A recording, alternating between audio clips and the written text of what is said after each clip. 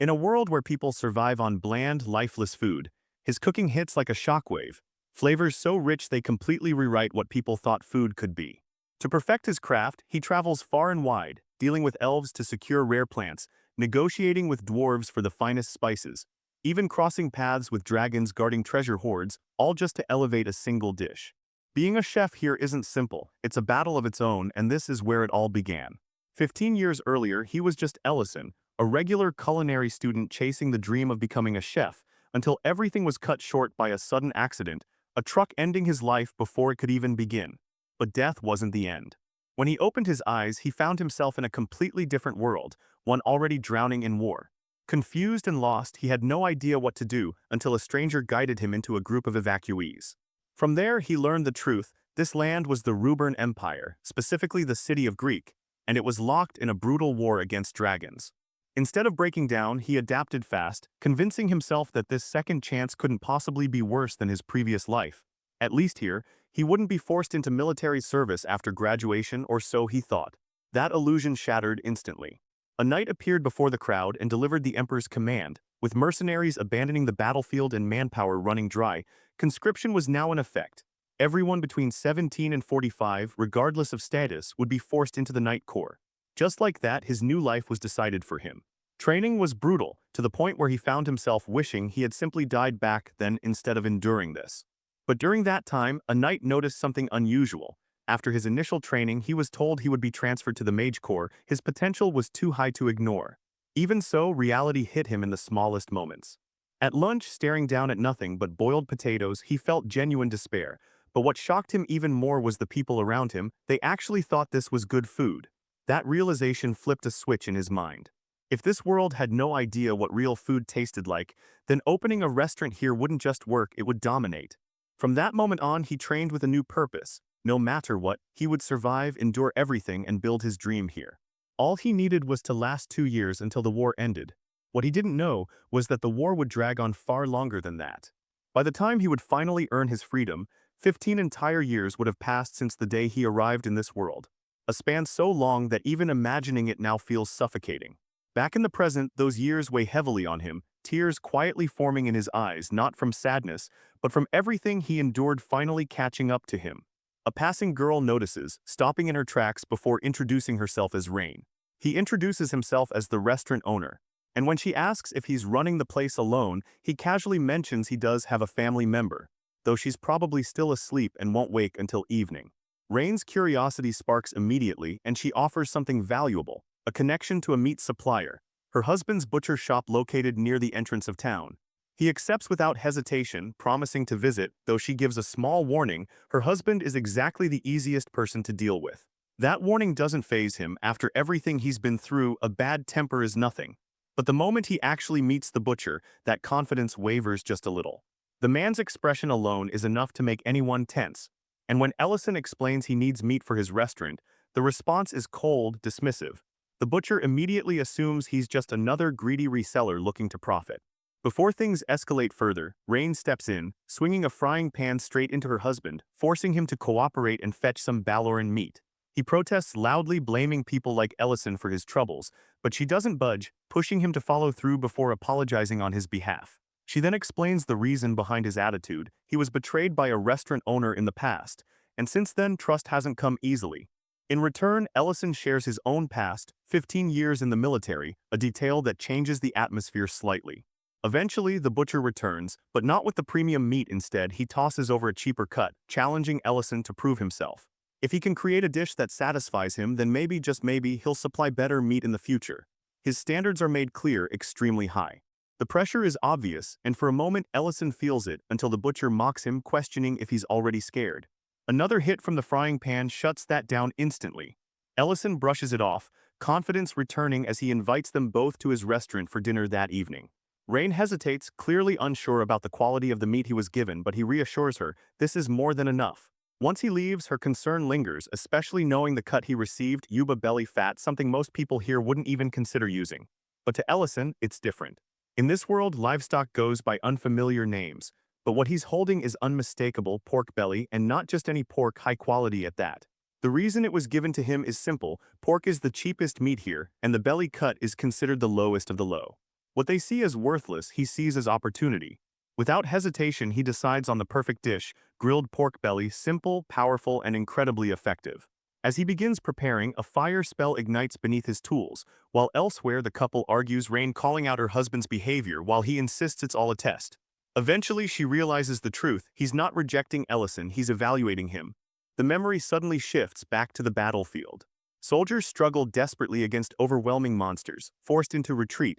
One man left behind with an injured leg, moments away from death, until Ellison steps in, unleashing a blade spell that cuts through the monster effortlessly, saving him. That same spell now returns in a completely different form. Back in the present, inside a quiet kitchen, he uses that very magic not for combat, but for cooking, slicing through the meat with precision so the seasoning seeps deep into every layer. Soon after, the couple arrives at the restaurant, greeted warmly. Rain is immediately impressed by how clean everything is, while her husband remains skeptical, only calming down after a silent threat from her frying pan. In the kitchen, Ellison moves with complete control, oiling the grill, adjusting heat, carefully turning the meat as it cooks, letting it crisp perfectly while locking in flavor. A light sprinkle of salt enhances everything, and once done, he slices it into bite-sized pieces, pairing it with a fresh salad. He considers adding more complexity, but knowing his audience, he keeps it simple. When the dish is finally served, the reaction is instant. Rain takes the first bite, and the shock hits immediately. It's unmistakably pork, yet it tastes completely different, rich, balanced, perfectly paired with the salad. At the same time, Ellison hears something even more important. The butcher declares he'll supply him.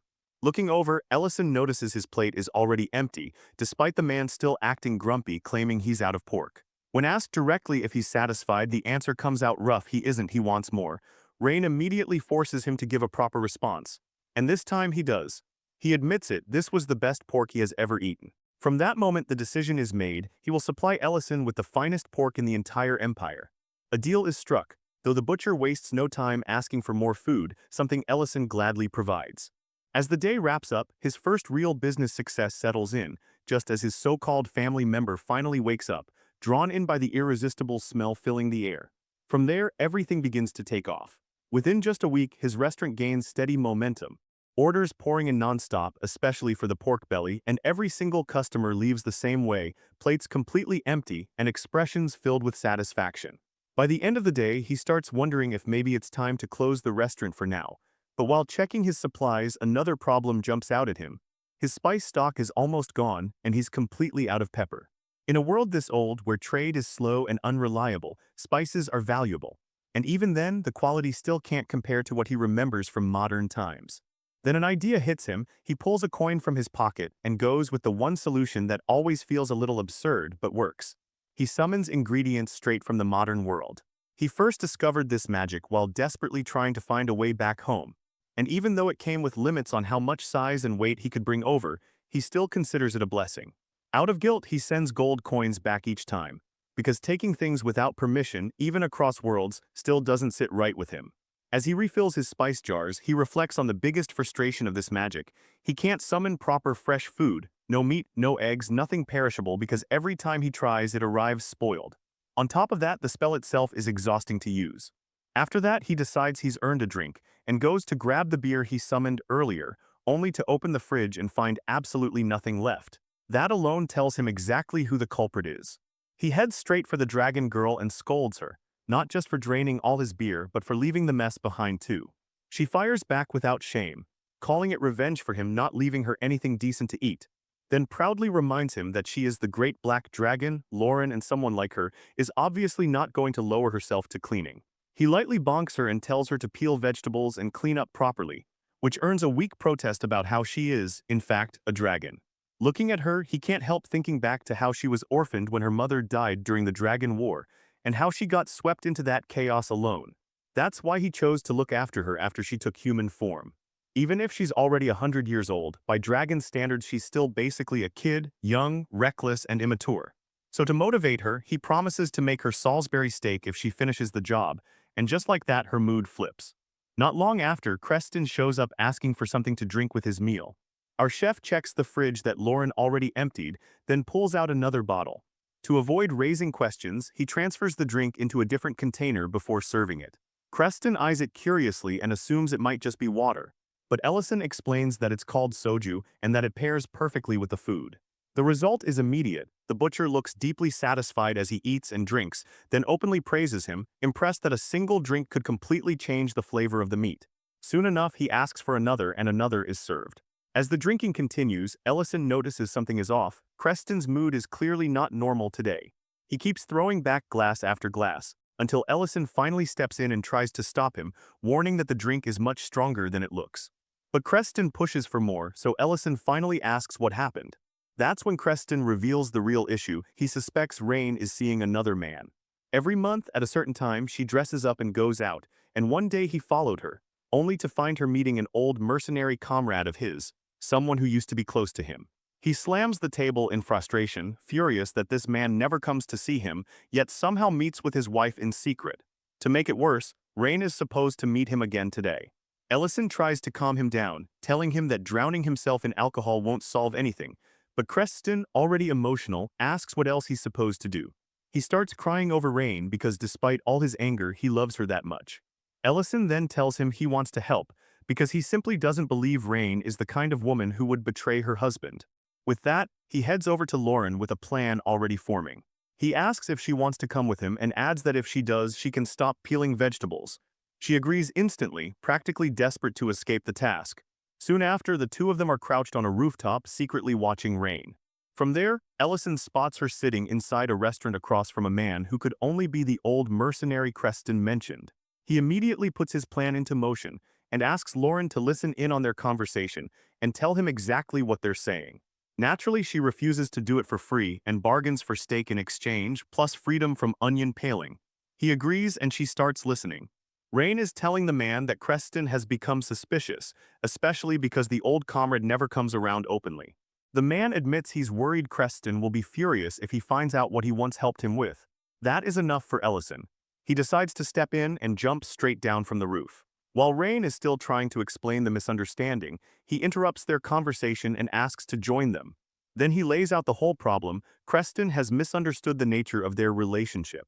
Before long, both Rain and the old mercenary are standing in front of a completely drunk Creston, who takes one look at them and sarcastically comments on how good they look together. They try to explain, but Creston lunges at his former comrade before they can get the words out. His punch never lands though, because Ellison instantly throws up a shield in front of them. After that, he pushes them to clear everything up properly. The truth finally comes out. This man had helped Creston financially so he could start the butcher shop in the first place, which leaves Creston stunned. Holding a basket filled with meat and vegetables, Ellison moves past them while telling them to sort this mess out, because in the meantime, he's going to make dinner. Since Creston is drunk, he decides on something warm and easy on the stomach, a soup-based meal. Rain had brought him high-quality Ballarin meat, so he chooses to make shabu shabu. He prepares the soy sauce dipping sauce first. Then once the broth comes to a boil, he strains out the solids and pours the clear broth into the pot as the meal comes together. Outside, Rain finally explains everything. The truth is that the man had given her his life savings so she and Creston could open the butcher shop. Now that their income is stable, she has been repaying him little by little every month. Creston had assumed the money came from some lord as a reward for catching a thief. But Rain admits that story was a lie, because if he knew the truth, he would never have accepted money from another man. After hearing that, the old comrade apologizes too, for not attending the butcher shop's opening, and for letting such a painful misunderstanding happen in the first place. Creston, looking crushed and confused, asks why anyone would lend their life savings to someone like him, especially money that could have supported him after retirement from mercenary life. But before the mood sinks any further, Ellison returns with the pot, sets it down between them, and tells them to eat before the vegetables turn mushy. When Creston comments on how thin the meat slices are, Ellison explains that he cut them that way so they would cook quickly in the broth. Both men fill their bowls, and after just one sip, satisfaction spreads across their faces, especially Mint, who is tasting Ellison's cooking for the first time. As they eat, the meal pulls them straight into old memories from the war, back when Creston once took a sword in Mint's place. At that time, food supplies had run dry, and they were forced to survive on miserable rations just to keep going. During that same period, Mint had managed to hunt a Ballarin and turned its foul-smelling meat into a soup that somehow became the best meal they had tasted in ages. Then Mint explains that he never really had any grand plan for retirement anyway, helping his friend mattered more than anything else. Hearing that, both men finally apologize to one another. Right after that emotional moment, Lauren points an accusing finger at Ellison and reminds him that he broke his promise to make her steak. He tries to dodge it by saying evening hasn't ended yet, so he still has time, but she grumpily fires back that it is already night. He ignores the complaint and instead asks Mint what he thought of the food. Mint praises the cooking, then asks if it would be possible for him and the rest of his mercenary group, who are about to leave on an escort mission, to come eat at the restaurant before they depart. Ellison goes quiet at that suggestion, because feeding an entire mercenary group is a very different level of problem. It seems he ultimately decides he needs chicken for the feast, but catching chicken in this world is somehow an exhausting nightmare. At one point, the struggle gets so ridiculous that he even considers burning down the forest just to catch one. Now he fully regrets confidently declaring that he would prepare chicken for the mercenary dinner. In a flashback, it's shown that he first demanded Creston supply him with chicken, only for Creston to tell him that getting one is nearly impossible because the livestock is so rare. When Ellison kept pressing, Creston finally mentioned hearing that some had been spotted in Lemon Forest. That is how Ellison ends up there, exhausted and annoyed, eventually asking Lauren to help. She agrees, but only if he does the dishes in her place afterward and he accepts the deal. Then in the very next moment she completely burns the chicken, which makes him jokingly praise her, saying she'd fit right in with them if she hadn't eaten dragon heart, something she is absurdly proud of. After the job is done, Lauren lounges around drinking beer like she worked herself to the bone.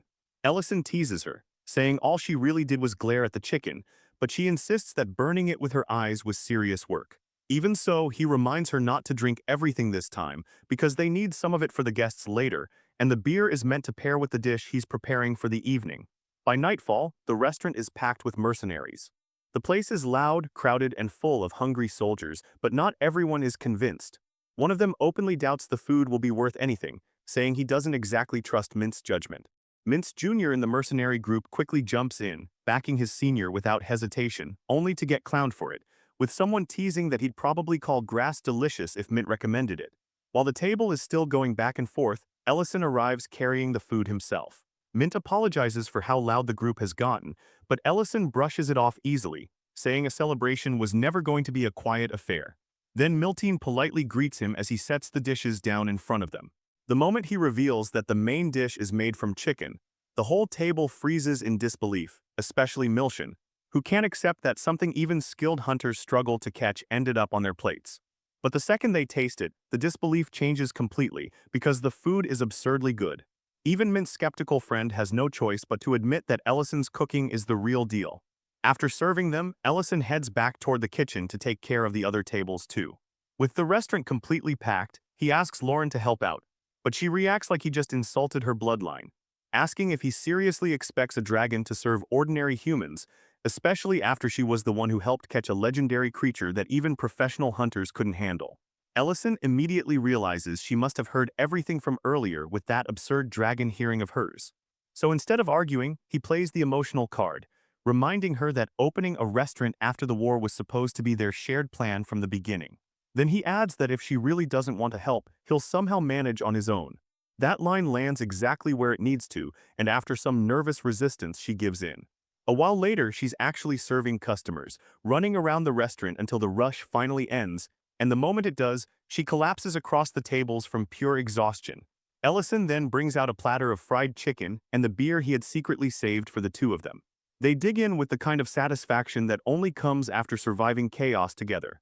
That's when Ellison notices something else. She didn't just help serve, she cleaned up too.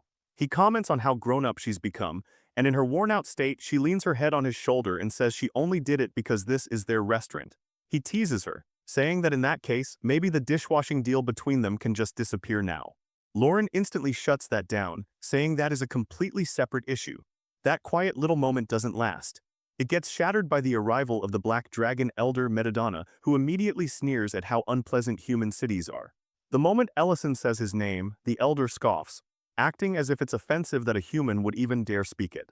Ellison asks why he came, but instead of answering directly, the Elder casually remarks on how Ellison has been managing in such a cramped little place while keeping a dragon around. Lauren instinctively moves behind Ellison, trying to avoid him, and Ellison firmly points out that if the Elder came for Lauren, no one ever objected to her being entrusted to him in the first place. The Elder agrees without hesitation, admitting that yes, he did come for her. Lauren immediately says she wants to stay with Ellison, accusing the elder of abandoning her. He corrects her, insisting he didn't abandon her, he was simply late. But Ellison cuts in and reminds him of the promise Lauren was given to him, and dragons are not supposed to walk back on their word. The elder acknowledges that the promise exists, but says there are older rules that come before it. Seeing their confusion, he explains the rule plainly. Among black dragons, once one reaches 800 years old, adulthood begins.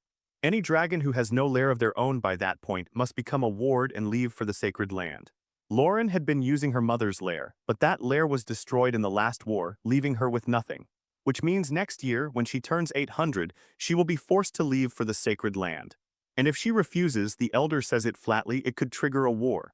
Ellison hears all of that and stays completely unfazed, saying the problem isn't nearly as impossible as it sounds. Without even flinching, he suggests building Lauren a dragon's lair. That answer stuns both dragons. Madamada erupts in anger, furious at the sheer audacity of a human speaking so casually about something this serious. To him, Ellison is underestimating the weight of black dragon power even after consuming Lord Hart. Sensing the tension rising fast, Lauren steps in and tries to stop things from getting worse. She assures Ellison that she's fine and keeps him from escalating the moment into open conflict. Ellison then calmly clarifies that he never meant anything reckless. He isn't talking about rebellion or some impossible fantasy. He literally means building her a lair. That explanation leaves both Lauren and Madamada stunned again, but Ellison keeps laying out the idea without hesitation. They still have a full year and they already have enough treasure to get started. Madamada remains deeply skeptical, but in the end, he gives Ellison exactly 1 year, then leaves the restaurant. And with that, Ellison begins the insane mission of building a dragon's lair. The problem is, building something like that needs a ridiculous amount of money and time. Then luck swings his way when rumors start spreading that his restaurant serves pale new meat. The place gets flooded with customers, packed to the point that he can barely move, let alone work on the lair. Even with help from the people around him, the workload becomes suffocating. Realizing this can't go on, he decides to fix the problem at its source. The next day he takes Creston into the forest where the pale new roam. Creston is confused from the start and asks what exactly Ellison is planning. Ellison explains it simply. Creston is about to become the only supplier of pale new meat in the Empire, which means his butcher business will attract endless customers. Creston immediately doubts the idea, saying even the best hunters can barely catch those things. But Ellison confidently tells him the hard part has already been handled. He reminds Creston that an entire mercenary group has already tasted the meat, then says he'll supply the pale new to him directly. Still, Ellison makes one thing very clear: this isn't charity, the profit gets split evenly between them. Creston is annoyed by the terms but reluctantly agrees. Then Ellison casts a massive barrier over the forest, a spell so huge and complex that it locks the pale new in place and keeps them from moving to another habitat. Creston can only stare in shock at the scale of it and finally asks the obvious question: who exactly is Ellison? Ellison gives him nothing but the same answer as always: he's just a restaurant owner. The plan works perfectly, and before long the restaurant becomes almost completely empty. Ellison feels relieved, but also weirdly let down that not a single customer remains. Lauren picks up on that contradiction immediately and asks if he's actually happy about this. Ellison admits that at the very least, now they finally have time to focus on the dragon's lair. Lauren then asks if that means he plans to live in the lair with her once it's finished. He rejects the idea instantly, saying his job is only to build the lair, not move into it. That answer triggers a full tantrum, and Lauren angrily declares that if that's the case, she doesn't even want the lair anymore. After going back and forth, Ellison finally calms her down by promising to build it nearby. They settle on a location in the hills below the restaurant, land that already belongs to him. The only issue is that the inside will need magical reinforcement or it could collapse. Lauren, suddenly fired up again, starts digging right away. Ellison, meanwhile, excuses himself by saying he can't leave the restaurant unattended for too long. Frustrated beyond belief, Lauren is left to keep digging while he heads back alone. At the restaurant, Ellison finally takes a brief moment to rest. But that peace gets interrupted when a young nobleman walks in and asks whether this is the place that once served the legendary pale new meat. Tired of hearing the rumor by now, Ellison tells him they no longer serve it and suggests he try the nearby butcher shop instead.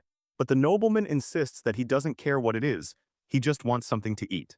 So Ellison decides to make him a hamburger, using the best ingredients available, including yuba meat.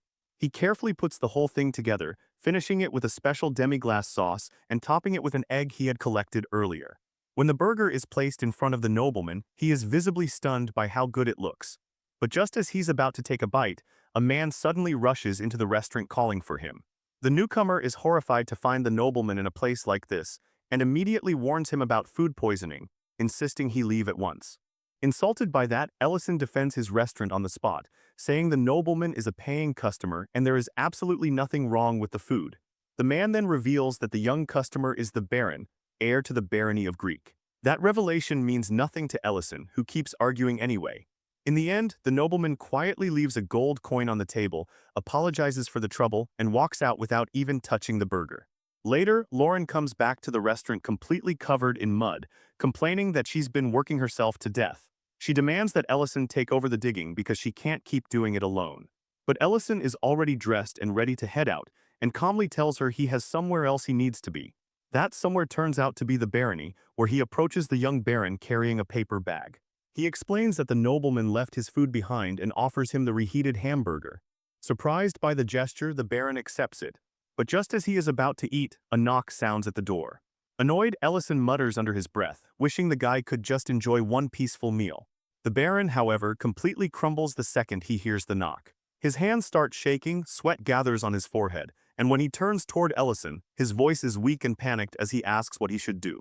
Ellison looks at him with mild amusement and tells him exactly what to do: take control, speak firmly, and declare that nothing is wrong. He says the baron needs to act like the rightful heir to the barony.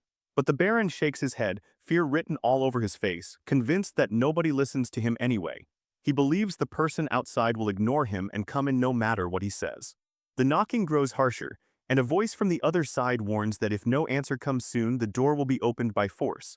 Watching all of this, Lauren rolls her eyes at the baron's complete lack of backbone and decides to step in herself. She perfectly copies his voice, then loudly speaks through the door with enough authority to make it completely believable, declaring that nothing is wrong and ordering the person outside to leave immediately. The baron stares at her in total shock. Then, just like that, the banging stops. The person outside apologizes, says they'll withdraw, and asks only to be called if anything happens. Ellison then remarks that this is exactly what he meant. The young baron suddenly drops to his knees and declares Ellison his master on the spot, leaving him completely stunned. Then the boy begins laying out the story of how he ended up like this. His mother died giving birth to him, and not long after his father remarried. His stepmother was strict, always pushing him to be careful, always reminding him to behave like the son of a lord, but even with that cold discipline he still loved her, because those days were somehow the happiest part of his life. Then everything started to fall apart when his father became bedridden from a serious illness. The baron admits that he always dreamed of growing into a great lord like his father, but under his stepmother's shadow, he feels completely powerless. The servants still treat him like a child, they restrict what he can do, ignore his authority, and never let him act on his own. With no one to confide in, he feels isolated, convinced that even if he inherits the title, nothing about his life will really change. But after what happened today, a tiny bit of hope finally sparks inside him, and he begs Ellison once again to guide him. Ellison listens, though he clearly finds the conclusion a little ridiculous. He points out that asking a restaurant owner to mentor a noble is definitely not normal. But he still recognizes the real issue right away. The boy has no confidence because he has been intentionally smothered for years. He tells the baron that he has been raised in a way that stops him from thinking and acting for himself, and from ever properly asserting who he is. So Ellison gives him simple advice, but the kind that actually matters. He tells him to look people in the eye when he speaks, and to stand by his own words and actions. He explains that being a good lord means listening carefully, thinking things through, and making the decision that feels right to him. If that choice works out well, then it was the right move, and if it fails, then he has to accept it, learn from it, and keep moving. Before he can keep going, Ellison suddenly gets up and casually remarks that his hamburger is getting cold. Left behind with those words, the baron sits in silence and thinks hard about everything he just heard. Then he takes a bite of the hamburger and something in him starts to shift. Meanwhile, Ellison and Lauren teleport outside the city. Curious, Lauren asks why he went that far just to help the baron. Ellison simply pulls out the gold coin and explains that this wasn't charity, it was business. The coin is worth 100,000 runes, way beyond the price of a hamburger. Lauren stares at it in complete disbelief, unable to process that anyone would pay that much. Ellison shrugs and says that for a price like that, proper service is only fair. He even says he hopes the baron becomes a regular customer, though Lauren immediately hates that idea, grumbling that it would just mean fewer hamburgers for her. Elsewhere, at a clinic on the outskirts of the city, the elf doctor Alina opens up to Rain, who listens like a close friend. Alina explains that she left her homeland because she genuinely wanted to help people, but instead of gratitude, she keeps running into prejudice and obsession. Many of the patients who come to her are less interested in treatment and more interested in staring at an elf. Some spread rumors and accuse her of seducing people, while others treat her like a curiosity instead of a doctor. Little by little, those experiences have made her feel like she doesn't belong, no matter how sincere her intentions are. Rain patiently hears her out and asks the important question, whether Alina still enjoys what she does. Alina admits that she does, even if the burden of everything around it keeps weighing on her. Rain then tells her to hold onto that part, the part she still loves, and suggests she visit the restaurant on the hillside. She says the place might give her a different perspective, maybe even remind her that there are still things in this life worth appreciating. At the same time, Ellison is working on the lair, and Creston has introduced him to his nephew while also telling him that Alina has arrived at the restaurant. When Ellison gets back, he walks into absolute chaos. Alina is on her knees in front of Lauren, and Lauren, wearing a smug little smile, is declaring that Alina must serve her like a subordinate if she wants forgiveness. Ellison freezes for a second, fist tightening from pure irritation, then immediately demands to know what Lauren thinks she's doing to a customer. A few minutes earlier, Lauren had been lying around on one of the restaurant tables when the door opened.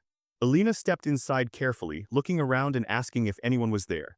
Lauren got up to greet her and mentioned that the owner wasn't around at the moment, but then her attention instantly locked onto something else. Alina was an elf. Lauren studied her openly and commented that elves really were beautiful, and that all the praise surrounding them wasn't exaggerated at all. Feeling awkward, Alina responded politely, saying Lauren was beautiful too and that she looked much younger than Alina expected. The second those words landed, Lauren's expression turned dangerous. She smiled, but not in a friendly way, and asked whether Alina was implying she looked young. Then she coldly explained that while she might be considered young among dragons, she was still far older than Alina, and demanded to know who had given her permission to speak so casually. In an instant, the air in the room turned crushing and terrifying, so heavy that Alina couldn't withstand it. Overcome by that pressure, she collapsed to the ground. That is the exact scene Ellison walks back into. After dealing with Lauren, he opens the door properly for their guest, apologizes for the commotion, and welcomes Alina inside. Lauren, now sitting there with a bump on her head after being scolded, miserably sulks and cries, and Alina can barely process what she's seeing. To her, it makes no sense. Dragons are monsters of overwhelming power, living disasters that can wipe out villages without effort, so seeing one act like a pouting child is completely beyond her understanding. Still shaken, Alina cautiously asks Ellison if he is really human. He hesitates for a moment, then realizes Lauren must have already exposed too much. In a lower voice, he confirms that yes, he is human, and yes, the girl in front of her is truly a dragon. Then he asks her to keep that information secret, explaining that the situation is complicated. Alina quickly assures him that she has no intention of provoking a dragon because she values her life far too much. Ellison tries to reassure her that she won't be harmed here, but he can already tell the first impression has been a complete disaster. Trying to recover the mood, he asks whether she is the Elf Council member Rain recommended. Alina confirms it, and that only makes Ellison more uneasy, because now he can fully imagine how terrible this place must look from her point of view. If this were Earth, he thinks, the restaurant would have been destroyed by reviews for that level of hospitality. Sensing the awkwardness, Alina mentions that she had heard good things about the restaurant's vegetable dishes. Ellison immediately shifts into full professional mode and asks if she has any dietary restrictions. Alina explains that it's not for moral reasons, but her body simply can't digest meat. With that in mind, Ellison heads to the kitchen to make something that suits her. After thinking it over, he settles on pasta. He sautés onions, garlic, and mushrooms in hot oil, layering the flavor with salt, sugar, and spices. Then while the sauce thickens, he boils the spaghetti and saves some of the pasta water so everything can come together smoothly. Once the dish is finished, he serves it to Alina and makes sure to tell her clearly that there is no meat in it. The moment she takes the first bite, her entire expression changes. The flavor is so different from anything she has known that she is left stunned. Until now, most of what she ate was little more than raw vegetables, so this completely rewrites her expectations. The pasta is so good that she quickly finishes it, savoring each bite with zero hesitation. Ellison notices how into it she is and approaches with a light comment about how much she seems to be enjoying the meal. Embarrassed, Alina covers her face and admits that it's just too good, she genuinely couldn't stop herself. He hands her a napkin and tells her there is no need to apologize. saying he's simply glad she liked it. Alina then explains that she almost never goes to restaurants because her appearance attracts far too much attention in the city, and most places don't even bother offering proper vegetarian meals. Even when they do, the food is usually bland and lifeless. Her face brightens as she admits that eating here has changed the way she sees things. She thanks Rain for recommending the place and says this was one of the most delicious meals she has ever had. Hearing that, Ellison finally feels relieved because at least in her eyes, the restaurant has managed to redeem itself. That calm moment gets shattered when Creston suddenly shoots to his feet, his voice full of anger, demanding to know what Nellen just said. Nellen repeats it, revealing that he has learned he is not actually related to his mother by blood. The entire atmosphere tightens instantly as he explains how badly the news has shaken him. Creston tries to talk sense into him, reminding him that his mother worked tirelessly to raise him even after losing her husband, and that taking care of a child who was even her own was something deeply noble. Nellen's voice shakes as he admits how badly he messed up. Earlier, overwhelmed by anger and confusion, he refused to eat the lunch she prepared and lashed out at her with insults. The second Creston hears that, he explodes, grabbing Nellen by the collar and furiously scolding him, telling him there are lines that should never be crossed. The situation gets heated enough that Ellison has to step in just to keep it from spiraling further. And just as things are starting to settle, Rain bursts into the room, pale and panicked, and announces that the mine has collapsed, and Nellen's mother is trapped inside. Nellen immediately asks what happened to her. Rain, still clearly shaken, says she isn't fully sure, but she thinks Nellen's mother went into the mine looking for him. That is all it takes. Crushed by guilt and fear, Nellen snaps into motion and rushes toward the mine without another thought, desperate to save her. Ellison and Alina follow right behind him, hoping they can help, and when they arrive, the scene is complete chaos. People are holding Nellen back with everything they have, because the moment he breaks free, he's ready to throw himself straight into the collapsed mine to save his mother. Everyone around him is shouting for him to calm down, warning that the tunnel could cave in again at any second, but panic has already taken over. Right then, Ellison and Alina arrive, and Ellison immediately steps in, telling everyone to stop panicking because he and Alina are going inside to bring Nellen's mother back. The crowd instantly objects, insisting that going in now is suicide, that another collapse could happen without warning and bury even more people. Ellison doesn't budge. He makes it clear that this is an emergency, and that Alina is a healer, which means there could still be injured people inside who cannot move on their own and need treatment immediately. After a lot of resistance, the people outside finally give in and let the two of them enter. As they move deeper into the mine, Alina thanks Ellison for choosing to risk himself for people who are not even his responsibility. She openly acknowledges how dangerous this is and tells him he doesn't have to be here. Before he can respond properly, the mine suddenly trembles and rocks begin falling from above, but Ellison reacts without the slightest panic, instantly casting a barrier that shields them from the debris. While continuing forward, he casually explains that when he was younger he happened to be a rather successful magician, though those days are behind him now.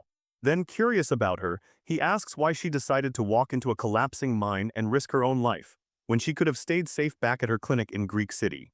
Alina hesitates, clearly unsure how to answer, but before she can say much, they reach a split in the tunnel. Since there is no time to check both paths one by one, Ellison begins chanting, and a spell summons light spirits that brighten the darkness of the mine before dividing into two groups and drifting down both routes. Alina watches in amazement as the spirits guide them toward a group of injured workers. One of the workers catches sight of the glowing lights and immediately thinks he's hallucinating, until Ellison and Alina step into view and prove that the rescue is real. Their injuries are not as bad as feared, so Alina quickly treats them with healing magic, allowing them to move safely, while Ellison uses his own magic to clear blocked passages and shift heavy stone out of the way. One by one, the injured are saved and sent back outside, but Nellen's mother is still nowhere to be found. Refusing to stop there, Ellison and Alina keep going until they finally find her collapsed on the ground, unconscious and badly hurt.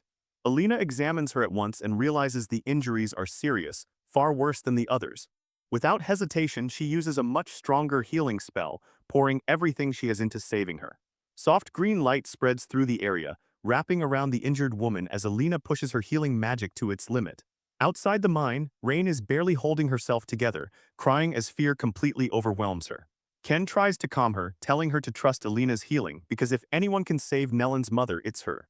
Ellison does the same for Nellen, who is frozen in helpless fear, assuring him that thanks to Alina, his mother is no longer in mortal danger. Exhausted but determined, Alina trembles as she explains that the head injury has been healed, and that the wound near the eye is not as terrible as it first looked. She even says that once the bandages come off, Nellen's mother should regain her sight. As Nellen looks at her lying there, guilt crashes down on him all at once. Then he sees the basket of breakfast she had lovingly prepared for him that morning, the same meal he cruelly rejected earlier, and the regret hits even harder. He starts blaming himself for everything, convinced that his own words led to this. Then, in the middle of all that pain, his mother stirs and weakly calls out, asking if Nellen is there. The second he hears her voice, he completely breaks. He drops beside her in tears, apologizing over and over, confessing that he was terrified his cruel words would be the last thing she ever heard from him. Tears stream from her eyes too as she answers, relieved beyond words to hear him call her mom again. She tells him that as long as he is safe, nothing else matters. Watching that reunion, Alina quietly reflects on everything that brought her here. She tells Ellison that she had been seriously considering leaving her clinic behind and returning to her hometown, worn down by too many bad experiences and too little trust from the people around her. But Rain encouraged her to look for reasons to love the place she had started to resent. Alina says that human lives may be short compared to those of elves, but they burn with a kind of emotion that is both inspiring and exhausting at the same time. Despite all her doubts, she has come to admire that sincerity, that passion. And she admits that those very qualities are the reason she opened her clinic and stayed in the first place. Then with a faint smile, she adds that she has recently discovered one more thing she likes about humans, their ability to make incredible food. But before she can say anything else, the strain finally catches up to her and she nearly collapses from exhaustion. Ellison catches her just in time. What follows turns a little awkward as he transfers magical energy into her to restore her strength. Alina feels that power moving through her and is instantly shocked, because the technique feels like the kind of magic normally associated with elves. When she asks about it, Ellison quickly brushes it off by saying he learned it from a friend named Bayon. The name alone stuns her, because Bayon is no ordinary elf, he is a legendary elven hero. She immediately asks how Ellison knows someone like that, but Ellison avoids the whole mess of explaining it and simply says that in his prime, he used to be a fairly famous magician. Meanwhile, back at the restaurant, Lauren is inside her lair, digging with pure frustration and complaining the entire time. She grumbles about how unfair it is that Ellison left her behind with all the dirty work, especially when she cannot openly use magic in front of other people. Just as her complaining reaches maximum volume, water suddenly bursts out and sprays all over her, soaking her completely. Later, Ellison returns to find the cave in total chaos. Mud everywhere, the ground torn up like a battlefield, and Lauren standing right in the middle of the disaster, covered head to toe in dirt, but somehow looking proud of herself. When he asks what on earth happened, she explains that water suddenly started shooting up from the ground. So naturally, she dug even deeper to find where it was coming from. Ellison is furious looking at the mess, but forces himself not to snap, reminding himself that she did not do this out of spite. After looking around, he quickly realizes what happened. She must have struck an underground water vein while digging. He points out that even with magic, it is not easy to see where underground water is flowing, and that she somehow dug much deeper than he expected. He reminds her that they already talked about reinforcing the cave walls so the place would not collapse. Lauren, completely unbothered, says she remembers just fine, and proudly adds that the cave is still standing because she has already been using barriers. Even so, Ellison can tell the structure still needs stronger support, so he starts gathering his magic and casting a much larger stabilizing spell over the walls. Watching him, Lauren quickly tells him to hold back, warning that if he loses control, he could blow up the entire mountain. Ellison actually listens, carefully refining the spell so it strengthens the cave safely, while Lauren adds her own magic as well, layering extra support into the structure. Once the reinforcements are finished, a loud sound suddenly echoes through the cave, and the water erupts with even greater force than before. Ellison studies it closely and confirms what Lauren accidentally found. It really is an underground water vein, and more than that, it is a natural hot spring, with warmth rising up from deep below the earth. Before Ellison can stop her, Lauren immediately jumps into the water to warm herself up, only to start panicking and yelling that it is way too hot and that she is about to get boiled alive. Watching her flail around, Ellison scolds her for rushing headfirst into things without thinking. Then he decides to fix the problem properly. Pressing his hand to the ground, he uses magic to reshape the earth, forming a smooth basin where the hot spring water can gather naturally. Little by little, the pool takes shape and begins filling with clear, warm water. Once the spring stabilizes, he removes the upper part of the barrier so the water can flow more freely. Then, without giving Lauren any warning, he simply grabs her and throws her back into the pool. She lets out a furious shriek as she hits the water, but the moment she sinks into it, her reaction changes. The temperature is perfect now, warm and relaxing, not painfully hot at all. Ellison had already adjusted it. After taking off his outer coat, he calmly joins her in the spring himself. As they sit there in the warmth, Lauren gets curious and asks where he went earlier, mentioning that she noticed him disappear and wants to know what he was doing. Ellison explains that a mine collapsed and he had to go save people. Lauren, however, barely reacts to the disaster itself and instead zooms in on the important part in her mind, whether he was with that elf. Ellison admits that yes, he needed Alina's help because healing magic is not his specialty. That answer immediately puts Lauren into a sulk, and she turns her back to him, muttering under her breath. She complains that while he was off somewhere with someone else, she was stuck digging through the cave by herself. And she also admits that she dislikes elves, along with most other races that are not dragons. Ellison quickly realizes exactly what this is: plain old jealousy. So instead of confronting it directly, he tries a softer approach. Using magic, he makes a cup of hot cocoa and hands it to her. Even while sulking, Lauren cannot resist it, and the second she tastes it, her whole mood starts improving. Seeing that, Ellison makes one for himself too. As the two of them sit together in the warm water sipping cocoa, Ellison starts explaining where it comes from. He tells her that cocoa powder is made from cacao beans, and that producing something that's simple looking actually takes a lot of work. Harvesting, drying, roasting, grinding, every step requiring time and care. He points out that behind even one cup of cocoa, there are many people working hard to create it. And from there, he continues reflecting on his own abilities. Even with enough raw power to wipe out an entire mine, Ellison admits there are things he simply cannot do. He can destroy, but he cannot heal the wounded. And even something as basic as stocking his kitchen becomes impossible without Creston helping him secure ingredients. Building something as massive as a dragon's lair is no different either. Because that kind of place cannot exist through magic alone, it also takes dwarves to shape the actual structure. So Ellison tells Lauren something important. Every person, no matter their race, status, or strength, has things they are good at and things they cannot handle alone. Dragons are no exception, and needing help does not make them lesser. Lauren listens in silence, still looking stubborn on the outside, but for once some of his words actually seem to land. After a pause, she answers in her own way, saying that even so, she sees him differently because to her, Ellison is special and nobody else can compare. Far away from that quiet moment, another problem is unfolding. A mercenary group on an escort mission is suddenly ambushed by bandits and the fight goes bad fast. They try to resist, but the pressure is too much and their leader, Mint, is ultimately defeated. One of the bandits drags him right over the edge of a cliff, sending him falling into the darkness below. Back at the restaurant, Ellison decides to close for the day so he can focus on other priorities. Lauren notices the sign immediately and asks why the place is not open. Ellison explains that when they had hot cocoa the other day, they had no milk to go with it. And that little detail made him realize something bigger. If he wants this restaurant to run properly, he needs a stable source of ingredients.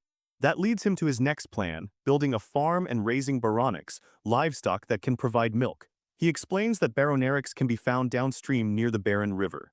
The second he mentions teleporting there, Lauren gives him a look, because unlike him, she cannot teleport accurately to places she has never visited. She reminds him that the last time she pulled it off was only because she followed the smell of his cooking all the way to the Lord's castle. Ellison still insists that giving her the general location should be enough, and tells her to trust her instincts. Reluctantly, Lauren agrees and the two teleport to the lower reaches of the river. The teleport goes about as badly as possible. The moment they arrive, both of them are suddenly falling out of midair. And somehow, even while plummeting, they still find time to argue.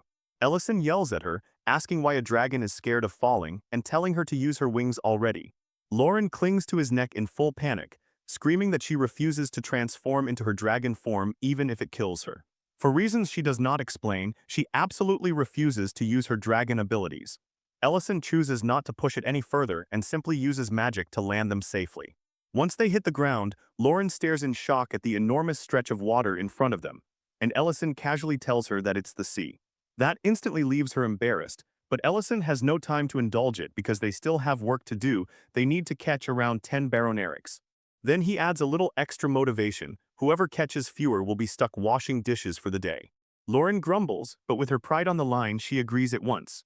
Meanwhile, back at the restaurant, 3 loyal customers are sitting outside the closed door looking like they are one missed meal away from collapse. Apparently, life without Ellison's cooking has become that serious for them. As they wait, the three start talking among themselves, sharing their misery and complaining about how long they have gone without food. Down by the shore, Ellison and Lauren find the Baronerics calmly grazing. Thanks to Lauren's dragon heritage, she uses mind manipulation to guide the animals into a temporary fence with surprising ease. Ellison comments that the fence is good enough for now, though he plans to build them a proper sleeping area later. Once the Baronerics are secured, he decides it is time to head back. But when they return to the restaurant, Ellison is shocked to find the three customers still waiting outside, now looking so hungry they might actually collapse. He gets there just in time to prevent that disaster, and quickly prepares their favorite dishes for them. While eating, Creston casually jokes that if Ellison had not come back that day, they probably would have dug 3 graves right next to the restaurant and written starvation as the cause of death. Ellison can only stare at him, halfway between disbelief and exhaustion. At the same time, Lauren, having lost their earlier bet, is stuck in the kitchen washing dishes. While she works, Creston notices Ellison's plans for raising the Baronerics and asks the obvious question: how exactly is he planning to manage them when he is already short on help? Ellison admits he has been thinking about the same thing and says the answer is to hire employees. Since the meadow and livestock will need proper care, he cannot just bring in anybody, so he decides to post a recruitment notice and hold interviews. Creston immediately finds that entertaining and mentions that elves are said to be able to sense people's true intentions. He adds that the young baron should also learn how to judge whether a person is honest on his own. Even so, Creston offers his help too, claiming that years of mercenary work have made him good at reading people. Alina and the baron also volunteer, saying they want to help Ellison choose the right person.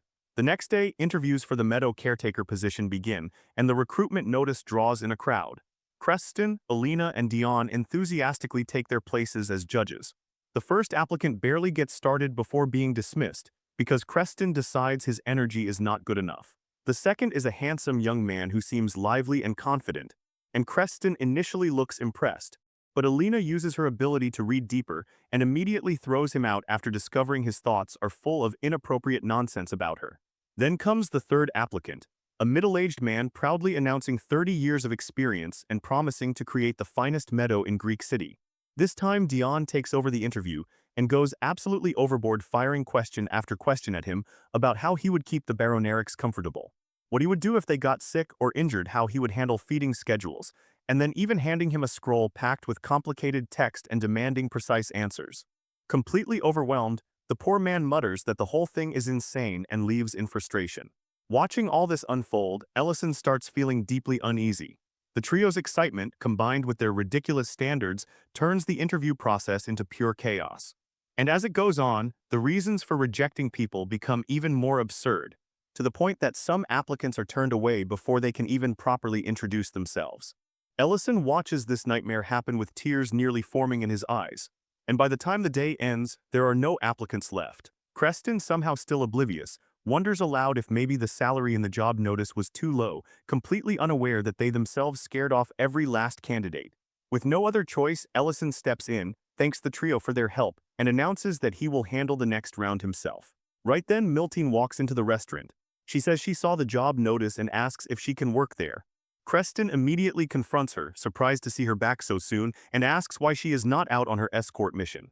Miltine explains that their group was attacked by bandits, and that Mint fell off a cliff while protecting her. Creston's mood instantly darkens, and he demands to know why Mint never told him any of this. Miltine then reveals the part that matters most: Mint survived. But one of his legs no longer works, and he has retired from mercenary life because of it. Her expression turns grim as she recalls how, even though Alina wanted to help, too much time had passed for healing magic to restore his mobility. All Alina can do now is continue checking on him from time to time. Hearing this, Lauren bluntly asks why Miltine is the one looking for work when Mint is the injured one. Ellison immediately scolds her, telling her to show some consideration, because Miltine is already carrying enough stress without being hit with that on top of it. Still, even Ellison cannot deny that Lauren voiced the same question he was quietly wondering himself. For a mercenary like Miltine to leave that life and come here looking for work feels unusual. Blushing awkwardly, Miltine explains that she is not only searching for work for herself, she is trying to find a job that would suit Mint as well. As she says it, her face turns even redder, and suddenly everyone in the room understands what is really going on. Creston stares at her in disbelief and asks how old she is. When she answers that she is 29, he nearly loses it and shouts that Mint is 13 years older than her. Miltine does not back down at all, saying age means nothing to her. Alina, confused by the reaction, wonders why that gap matters so much, especially when for elves, 13 years is almost nothing. Ellison steps in and explains that human lifespans are far shorter than elven ones, which makes age differences carry a different weight in human relationships. Even after hearing that, Miltine stays completely firm. She says she has already made up her mind. She has left the mercenary guild and she intends to find work here, even if the alternative is starving on the street.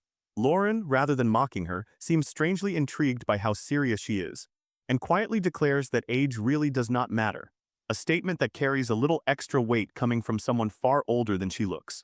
Ellison acknowledges Miltine's resolve and genuinely appreciates that she is willing to work alongside Mint, but he also points out the obvious: they still have not heard what Mint himself thinks about any of this. Miltine blushes all over again and admits that she has not spoken to him yet. Her plan was to secure the job first, then tell him afterward. She explains that Mint was the one who taught her everything from the proper way to hold a sword to how to care for her weapons. And now she wants to prove that she can handle farm work too, that she can stand on her own and support him in this new stage of his life. Alina finds the whole story touching and openly admires Miltine's determination to stay at Mint's side, though she quietly wonders if the words being used are maybe not fully capturing what this really is. After thinking for a moment, Ellison speaks up and tells Miltine that once she manages to collect her first bucket of milk from the ranch, he already knows the perfect dish to celebrate it with Mint. Then he officially welcomes her aboard, clearly looking forward to working with her. The next morning, Miltine arrives early, ready for her first day. Her first assignment is simple on paper: take the baronerics out from the fence and let them graze. As she carefully approaches the first one, she is struck by how calm and gentle the animals seem. She has no idea what kind of magic or training keeps them this docile, but she assumes the task should be manageable. That confidence disappears almost instantly. One tiny shove from a baroneric is enough to send her tumbling straight to the ground. She tries again and again, testing different approaches, but the result does not improve. She gets knocked over repeatedly and spends the day struggling just to keep up. By evening, frustration is starting to eat at her. While preparing dry hay for them, the baronerics crowd around her instead of going where she directs them, completely ignoring the fresh grass she is pointing out. Exhausted, she finally sits down and complains to herself about how drained she feels, already worrying that she might get fired before she even has the chance to work with Mint. Then, just when she starts slipping into despair, one of the baronerics walks over and gently nudges her with its nose. To her surprise, it feels almost like the creature understands. And then, even more unexpectedly, it allows her to milk it. Overjoyed, Miltine fills her very first bucket and rushes straight to Ellison to announce her success. Ellison is pleasantly surprised, even admitting that he expected it would take her at least a week. Smiling, he praises her effort and tells her to go change into clean clothes because they have another task ahead. Confused, Miltine asks what they are making, and Ellison reveals the plan: they are going to use that milk to prepare something special for Mint, a cheesy pizza. Ellison walks her through the process from the beginning, starting with pasteurizing the milk, then curdling it with vinegar. As he works, he explains why the curds have to be kneaded in warm water, how that helps remove the whey and turns it into mozzarella. Watching the whole process, Miltine comments that what she is seeing does not resemble any cheese she knows. Ellison reassures her that it is simply a different type. Then, almost too casually, he tells her that a special dish like this is the perfect way to confess her feelings to Mint. That line hits hard enough to turn her bright red, and she immediately protests that she has not even thought about confessing yet, though the thought clearly plants itself in her mind anyway. Meanwhile, Ellison, busy with the dough, starts bragging about how popular he supposedly was in his younger days. Curious to spite herself, Miltine asks whether he has a lot of dating experience, only for Ellison to admit that he has never been on a single date in his life. Somehow still undeterred, he hands her the finished pizza and gives her his grand advice anyway: honesty always works. He tells her to pour her heart into the dish, because Mint will definitely notice the sincerity behind it. Miltine rolls her eyes at his self-declared expertise but still takes the pizza, ready to go see where her feelings will lead. Once everything is prepared, the group heads over to check on Mint's condition. Miltine, meanwhile, lingers shyly outside with the pizza in her hands. After some time spent catching up, Ellison introduces Alina to Mint, explaining that she is an elf who runs a respected clinic and is widely known for her healing ability. Mint looks slightly surprised and maybe a little intimidated by that introduction. Then Miltine finally steps forward, face flushed red, and nervously asks how he is feeling. At that point, Mint seems to realize why everyone has really come to visit him. Alina calmly gets to work on his injured leg. Her magic cannot fully undo the damage, but it is enough to help with rehabilitation and ease some of the burden on him. Once the treatment is done, Mint turns his attention back to Miltine and reminds her that she seemed like she had something important to say. His tone makes it clear he is waiting for her to finally say what is on her mind. Miltine's heart starts racing, sweat building as everyone silently roots for her to go through with it. But at the last second, panic wins. She abruptly changes the subject and asks if he is hungry, suggesting that they eat first, hoping the food will give her the courage to speak afterward. She repeats Ellison's advice to herself: honesty will work as long as her sincerity reaches him. Then she presents the pizza she worked so hard to make, with the toppings carefully arranged into a heart. In a nervous voice, she explains that it is called pizza, that she made it herself with some help from Ellison, and that it is something special. Then she asks if he thinks it looks nice. Mint, however, completely misses the deeper meaning and simply suggests that they eat. Without hesitation, he reaches for a slice. Once everyone joins in, Mint takes a bite and is visibly surprised. He admits that he always thought cheese was just that smelly stuff sold in markets, but the cheese on this pizza is actually delicious. The flavor and texture win him over immediately. While the others enjoy the meal, Miltine eats quietly. Afterward, Mint compliments her cooking and says he had no idea she could make something this unique and good. Gathering her courage again, Miltine asks whether he has thought about what he wants to do with his future. The serious shift in her tone makes Mint pause. He admits that he has not really thought about it. That is when Miltine suggests he come work with her at Ellison's ranch. Mint is surprised and asks what ranch she is talking about. So Ellison steps in and explains that he recently acquired one and would be honored to have Mint work with them. Mint looks taken aback, and once he learns that Miltine is already working there, he asks what happened to her mercenary work. Embarrassed, Miltine looks away, then forces herself to say it plainly: she left the guild right after Mint did because she wants to stay by his side in the future. She blurts it out before she can stop herself, unable to keep her feelings hidden any longer. Mint smiles warmly and agrees to work at the ranch, and that answer fills Miltine with happiness. The others look pleased too. Then Mint casually says the one thing that destroys the whole mood for her. Since she is no longer with the mercenaries, he says, maybe now is a good time for her to start meeting some younger men in town. He even adds that she is old enough now to start thinking seriously about dating. Miltine freezes on the spot, completely speechless. Ellison, realizing instantly what just happened, scratches the back of his head and understands that Mint has completely missed the point. Meanwhile, Mint, utterly unaware of the emotional wreckage he just caused, keeps talking about when he will be able to start working at the ranch. Ellison gently tells him to focus on recovering first and not rush anything. As the group gets ready to leave, Ellison apologizes quietly to Miltine, admitting that he really thought her plan would work, that sincerity alone would be enough. On the way back, he tries to comfort her, but Miltine brushes it off and says that now that they will be working together, there will be plenty of chances for them to get closer. She forces a smile and says she is not upset, that she is looking forward to working with everyone. But once she drifts a little apart from the group, the mask slips and tears finally spill down her face.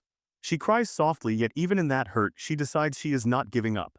The others watch her go, feeling bad for her but not knowing what to say. Back where he is, Mint sits alone in thought, and it feels very much like he understood everything from the beginning, but simply is not ready to face it. The very next day, Crown Prince Leon of the Loving Empire arrives in the area. He wears a polite smile, but the faint displeasure on his face makes it obvious that he is not exactly impressed by the rural surroundings.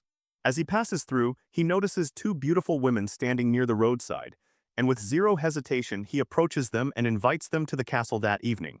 Nearby, Porgo watches the prince's behavior and asks Madrini what exactly is going on. His expression darkens further as he complains about the complete lack of a proper welcome from the Lord of Greek City. At the same time, Dion prepares himself to meet the prince alone, since his mother is unwell and unable to attend. Seeing how tense he is, the steward encourages him, reminding him that he now stands in place of his family and represents his people who still believe in him. Dion enters the room where both the prince and Porgo are waiting, takes a breath, and silently asks his father for strength and guidance. Once he reaches the table, the atmosphere is immediately stiff. Porgo asks about Count Greek's condition, and Dion's expression darkens at once.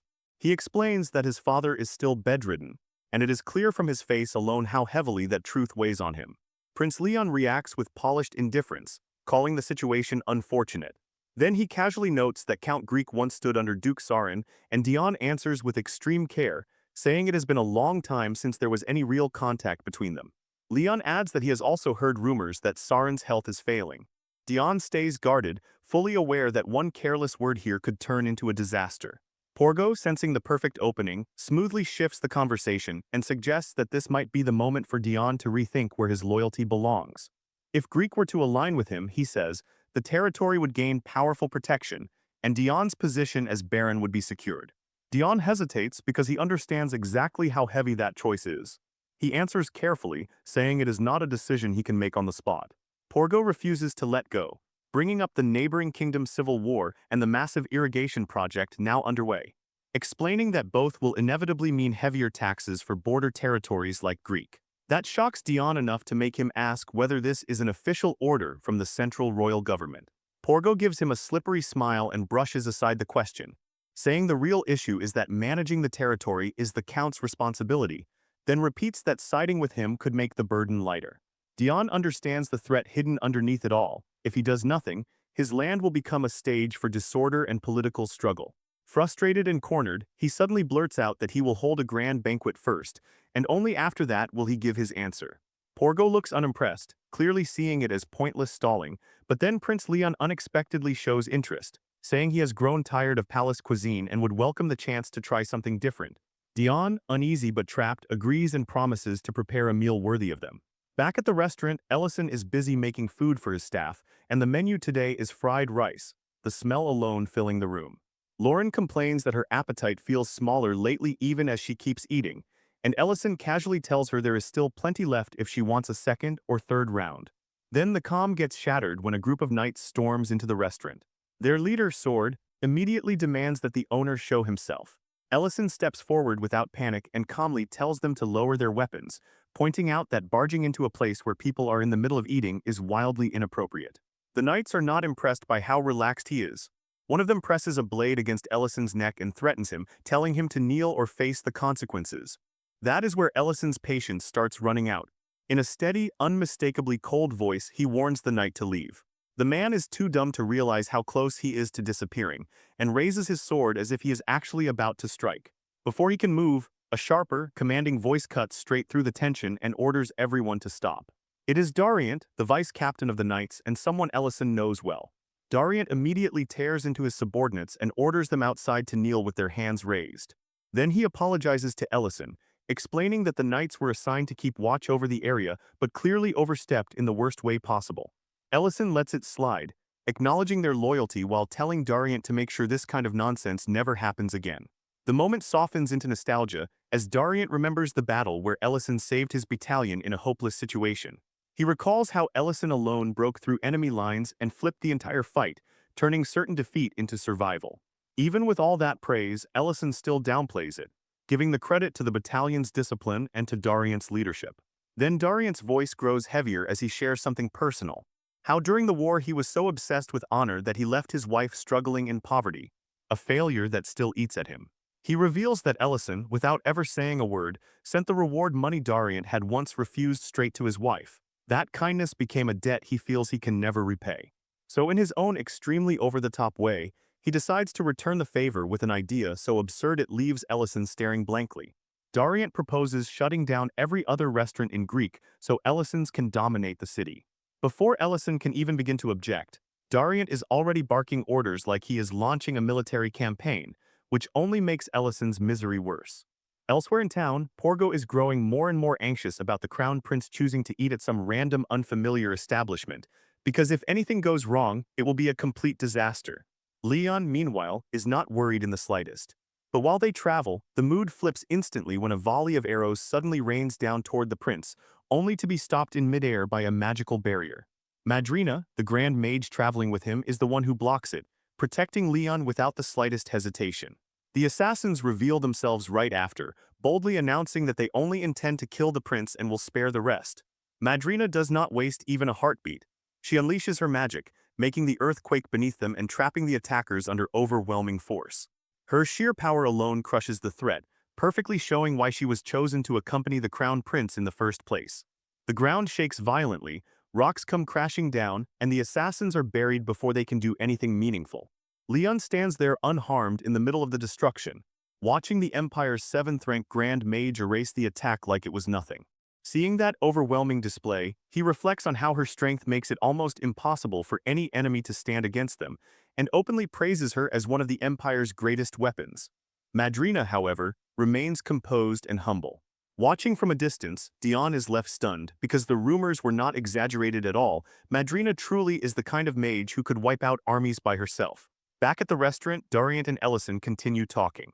Ellison teases him for his usual habit of charging into situations before thinking them through, and Dariant awkwardly admits that the description is painfully accurate, promising he will start fixing that flaw from now on. Ellison laughs and brings up another time Dariant's recklessness caused trouble for everyone, and Dariant can only laugh awkwardly too and promise to do better. Then their conversation abruptly stops when Dariant notices someone approaching. His whole demeanor changes, and he immediately orders the knights outside not to move. He explains with urgency that the crown prince is coming. Ellison, by contrast, stays calm and finally understands why the First Knight Order has been so active in Greek City lately. When Crown Prince Leon arrives, Ellison greets him respectfully, though he remains cautious, fully aware that this visit matters. Among the prince's entourage, Ellison's eyes are drawn to Madrina, specifically because she is wearing an old Royal Mage Corps uniform. Leon notices that too and immediately recognizes the connection, pointing out Ellison's ties to the Corps. Ellison casually replies that he still wears the uniform because it is comfortable, even though he was discharged long ago. Leon lights up at the discovery and excitedly introduces Madrina as a 7th-rank Grand Mage, assuming Ellison must have at least heard of her back in his service days, then calls her over with clear enthusiasm. Madrina freezes the moment this happens. Porgo, already impatient, calls her name again, snapping her out of it. She slowly gets off her horse, removes her helmet, and approaches, visibly tense. Leon proudly presents her to Ellison, completely unaware of how nervous she is. Madrina struggles to keep herself together, thinking about Ellison's overwhelming presence and how badly one wrong move could go for her. Then Ellison gives her a calm, almost pleasant smile, and she instantly recognizes it for what it really is, a warning. So she follows his lead and nervously claims that this is their first time meeting. Leon believes her, though with a hint of disappointment. Madrina, on the other hand, understands exactly what Ellison is doing, pretending not to know her so that unnecessary trouble does not explode right here. She immediately uses that opening to shift the conversation and announces that the group will be holding a banquet at the restaurant, formally asking Ellison to prepare a grand meal.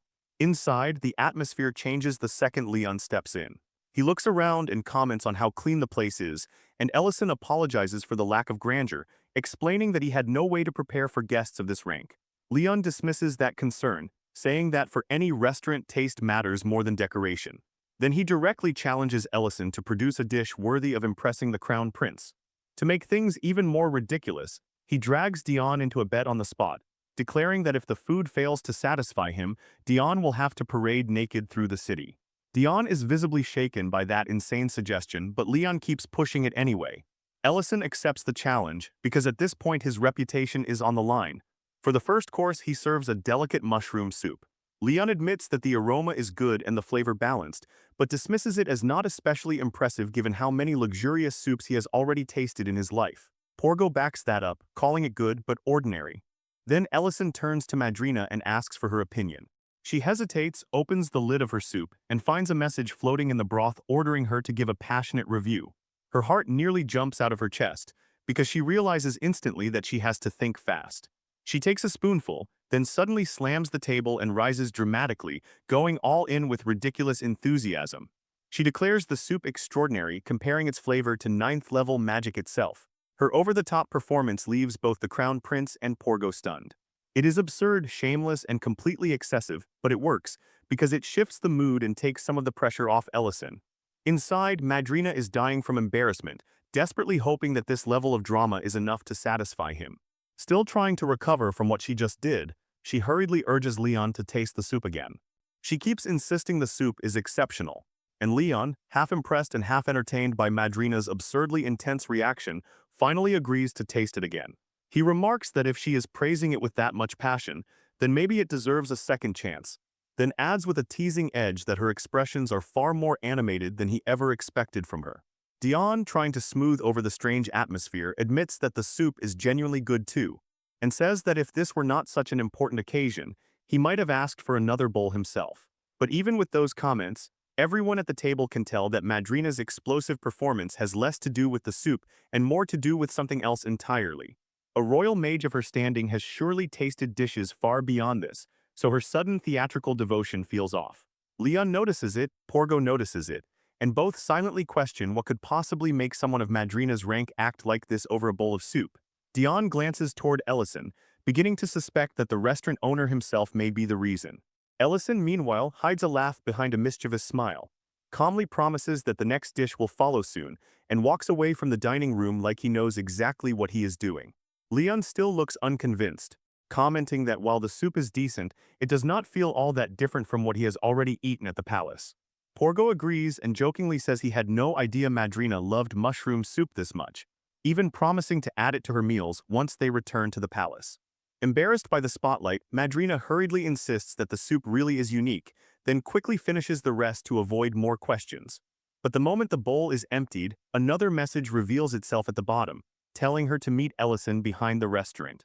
Realizing she may have just made a mistake by drinking everything, she panics and spits out what little remains in her mouth, coughing hard enough to draw Leon's attention. He quietly leans toward Porgo and notes that Madrina is acting unusually unstable today. Desperate to escape the moment, she excuses herself and heads to the back of the restaurant. Ellison is already waiting there, leaning casually against the railing like he has all the time in the world. Madrina approaches carefully and nervously asks whether he was the one who called for her. Then, without warning, a rainbow-colored magical barrier forms around them. The moment she recognizes it as a soundproofing spell, she understands that whatever happens next will stay between them. Ellison turns to her wearing an innocent, almost pleasant smile, greets her warmly, and remarks that it has been a long time. He even compliments her earlier performance, though he says it came off more like comedy than genuine praise. The comment somehow feels like a compliment and a scolding at the same time, leaving her completely unsure how to respond. Before she can even try, Ellison reminds her that he once warned her never to cross paths with him again. His smile thins and the atmosphere around him shifts as a heavy, ominous magical aura begins pressing down on the space between them.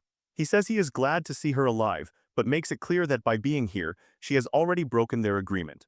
Panicking, Madrina blurts out that she had no idea he was in this city. Ellison is not remotely impressed by that excuse and immediately demands to know why she is accompanying Leon. She explains that she is only following orders from Duke Tamurin, who is expanding his influence across multiple territories, and that their visit is meant to strengthen his position in the royal court. Ellison cuts her off right there, saying he does not care about Tamurin's ambitions. What he wants is Leon's real purpose. Under the pressure of his gaze, Madrina starts visibly sweating. Ellison then lays out Leon's reputation himself, describing him as corrupt, indulgent, and morally rotten, someone who manipulates people through his status while pretending to have no interest in politics at all. His tone darkens further as he says Leon's behavior, including the way he is exploiting Dion, is part of something much bigger. Then he demands the one answer she clearly does not want to give. What is the Crown Prince ultimately trying to do? Trembling, Madrina insists that she cannot say. She pleads with him to believe that even under torture, she would not be able to reveal secrets like that. Ellison's expression goes cold as he tests whether she means it. In the end, all she can admit is that she just wants to leave. Some time later, Madrina returns to the banquet table looking pale and badly shaken.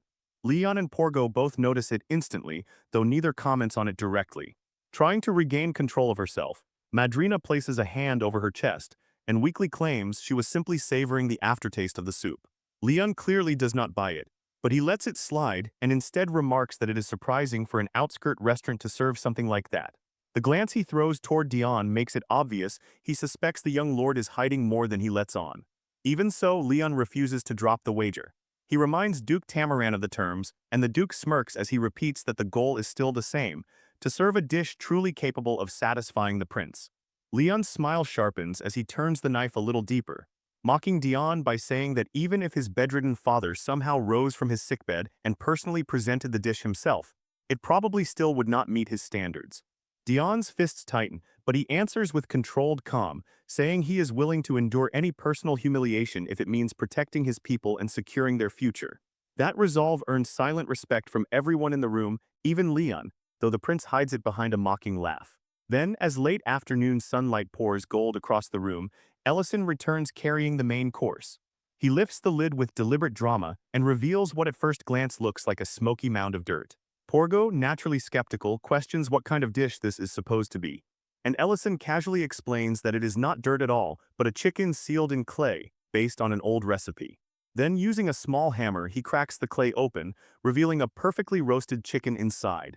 The aroma that bursts out instantly captures everyone's attention. As he slices into it, Ellison explains the meaning behind the dish, comparing it to something precious hidden beneath an unremarkable shell, beauty concealed under an ugly surface. His words do not just describe the food, they carry a deeper edge, like he is quietly criticizing Leon's manipulative nature without ever saying it outright. For the first time all evening, the Crown Prince is left speechless. Ellison notices the reaction but remains composed, adding one final remark about how appearances can deceive for a while, but the truth eventually comes to light. Those words hang over the table long after he finishes speaking. From there, the conversation shifts into something far more dangerous. Holding a broken piece of clay in his hand like it is evidence in a trial, Ellison calmly suggests they talk about the current state of the Ruburn Empire. He says the empire has weakened badly after years of dragon war, and that the king's fading authority has given the counts room to expand their power unchecked. The room goes quiet as he speaks, because his observations are far too sharp, almost like he has been studying the empire from the shadows this entire time. With each sentence, Leon's unease grows. Ellison points out that royal authority is at its lowest point, leaving the crown prince in an extremely unstable position. Then he says something even harsher, that in such a fragile moment, the safest path might be to give up all claim to power entirely. Sweat starts forming on Leon's brow and his carefully relaxed image begins to crack. He notes how Leon has carefully lived as a man of indulgence, hiding behind the image of a useless fool. Porgo, clearly infuriated now, glares at Ellison and repeatedly warns him to stop, his voice growing harsher as he demands to know whether Ellison understands the consequences of speaking like this. Ellison stays perfectly calm and simply asks everyone to listen a little longer. Then he raises the stakes again, saying Leon's aimless appearance is not aimless at all, that it is a calculated mask, and that beneath it he is preparing to strike back at the nobles and reclaim the royal authority that slipped away from the king. That is the point where Porgo finally explodes. He slams his hand down on the table and calls for Deputy Commander Darient. The whole room tightens instantly as Darient enters, visibly tense and unsure what kind of disaster he is walking into. Porgo fixes Ellison with a murderous stare and warns him that he has gone too far. Ellison, on the other hand, looks almost amused. He lets out a quiet chuckle, completely untouched by the threat, and even taunts Porgo by implying that getting rid of him would not be nearly as easy as he seems to think. Porgo's face twists with rage, and he orders his men to execute Ellison immediately. But before the situation can erupt into violence, Leon suddenly moves. He picks up his fork, takes a bite of the roasted chicken, and the exaggerated sound of him chewing cuts through the room hard enough to steal everyone's attention. Then he laughs, slams his hand on the table, and tells everyone to sit down and eat. The sudden, almost theatrical shift leaves the room stunned. No one is quite sure how to react, but one by one they reluctantly follow his lead and begin eating, even though the tension never really leaves. Leon, however, now seems almost delighted. Between bites, Leon casually remarks that pretending to be a fool has taught him more than people realize. Then he turns his eyes toward Porgo, smiling wider, and makes it clear that a truly clever man knows exactly when to play along and when to keep his real hand hidden. That shift catches Porgo completely off guard. For the first time, he does not look angry, he looks uncertain. A moment later, Leon declares the matter settled and announces that Dion has won the bet, leaving the young lord genuinely stunned.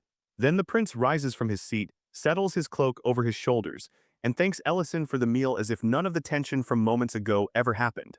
With one careless wave, he orders his knights to prepare for the return to the capital. Only once the group finally leaves does the pressure in the room begin to fade. Ellison keeps his composure until the door shuts behind them, and only then does he exhale, wiping the sweat from his forehead. Dion, still trying to process the whole surreal dinner, asks how Ellison managed to steer things so cleanly. Ellison just smiles and tells him that not everything needs to be fully understood. Sometimes the real trick is knowing when to move, and when to let events unfold on their own. The return trip to the capital is strangely quiet. Porgo and Madrina walk in silence, heads lowered, each buried in thought, while Darient, still unable to make sense of everything that happened at the banquet, stares ahead like his brain is still catching up. Eventually, Leon breaks the silence and asks Madrina about Ellison, reminding her that she had mentioned him before and wanting the full truth now. She hesitates, but eventually admits that yes, Ellison is the man she once warned them about. Porgo scoffs at the idea, unable to believe that a restaurant owner could truly be that dangerous. Leon, however, no longer shares that dismissive view. If anything, the prince seems impressed, even amused, because Ellison's refusal to bend only proves how strong he really is.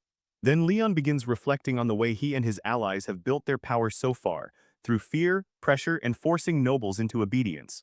But now, for the first time, he starts to wonder whether trust might actually be the stronger path. Back at the restaurant, Ellison is checking over a small barn he built himself outside.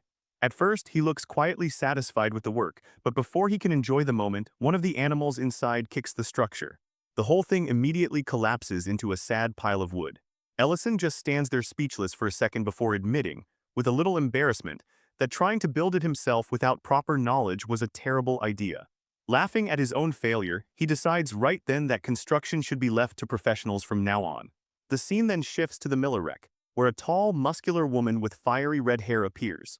This is Serena, the Scarlet Dragon Guardian, and she arrives with a dangerous grin, ready to confront whoever has entered her territory. At first, she carries herself like a proper threat, all heat, confidence, and menace.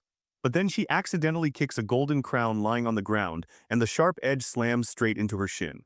She yelps, grabs her leg, and starts hopping on one foot, instantly destroying the terrifying image she had just built up. Her confidence wobbles on the spot as she wonders how she is supposed to punish intruders while barely holding herself together from the pain. On the other side of the mountain, Lauren is grumbling about how much she hates mountains while Ellison walks beside her, trying to calm her down by reminding her that they are almost at their destination. She questions, not unfairly, why they did not simply hire human architects instead of putting themselves through all this trouble. Ellison explains that what he needs built has to meet very specific standards, and dwarves are unmatched when it comes to that kind of craftsmanship. Lauren starts imagining what the dwarf village must look like, expecting some incredible masterpiece of engineering. But when they finally get there, what they find is the complete opposite. The gate is enormous but cracked and smothered in moss, and the entire place feels abandoned. Beyond it, skeletons lie scattered across the ground, silent proof that something violent and terrible happened there. Lauren immediately shifts into a defensive stance and starts scanning for danger, asking who could possibly have done this. Then debris bursts upward, and from the shadows emerges a red dragon. Its voice drips with contempt as it looks down on them, clearly disappointed that it did not get a more satisfying audience. Not a fully grown dragon, just a young one and a human. The dragon mocks them openly, belittling both of them as intruders not even worth proper attention. Ellison, however, stays completely calm. He drops his bag to the ground, making it obvious that he is ready to fight if needed. That alone surprises the dragon because it is clearly not used to humans standing there without fear. Offended by his audacity, it prepares a scarlet dragon's roar, a destructive blaze capable of wiping things out in an instant. Flames burst from its mouth, but the moment the attack comes, Ellison responds with magic. Lightning arcs from his hands, and his spell crushes the inferno down to almost nothing. The dragon is left stunned, barely able to process that its attack just got erased that easily. Then Ellison fires back with a spell of his own, one that scorches the dragon's scales and leaves it reeling in pain. The creature stammers in disbelief, no longer sure whether the human standing in front of it is even human at all.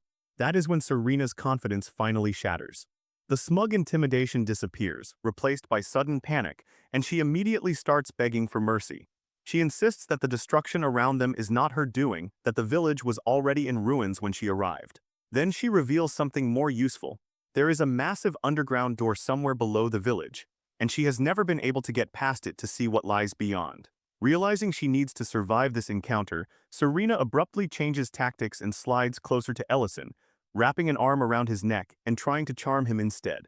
She suggests that traveling with her would obviously be much more enjoyable than sticking with Lauren. That flirtatious move immediately sets Lauren off. She steps forward in anger, declares her claim on Ellison without hesitation, and kicks Serena right in the shin. Once again, the red dragon folds in pain, clutching the exact same leg. Even through the tension, Serena finally gives up the location of the underground door. Ellison and Lauren head deeper into the mountain, driven now by curiosity as much as purpose. Eventually, they arrive at a massive door covered in intricate carvings and pulsing with faint magical energy. The moment they approach, a voice comes from the door itself, warning them to leave at once.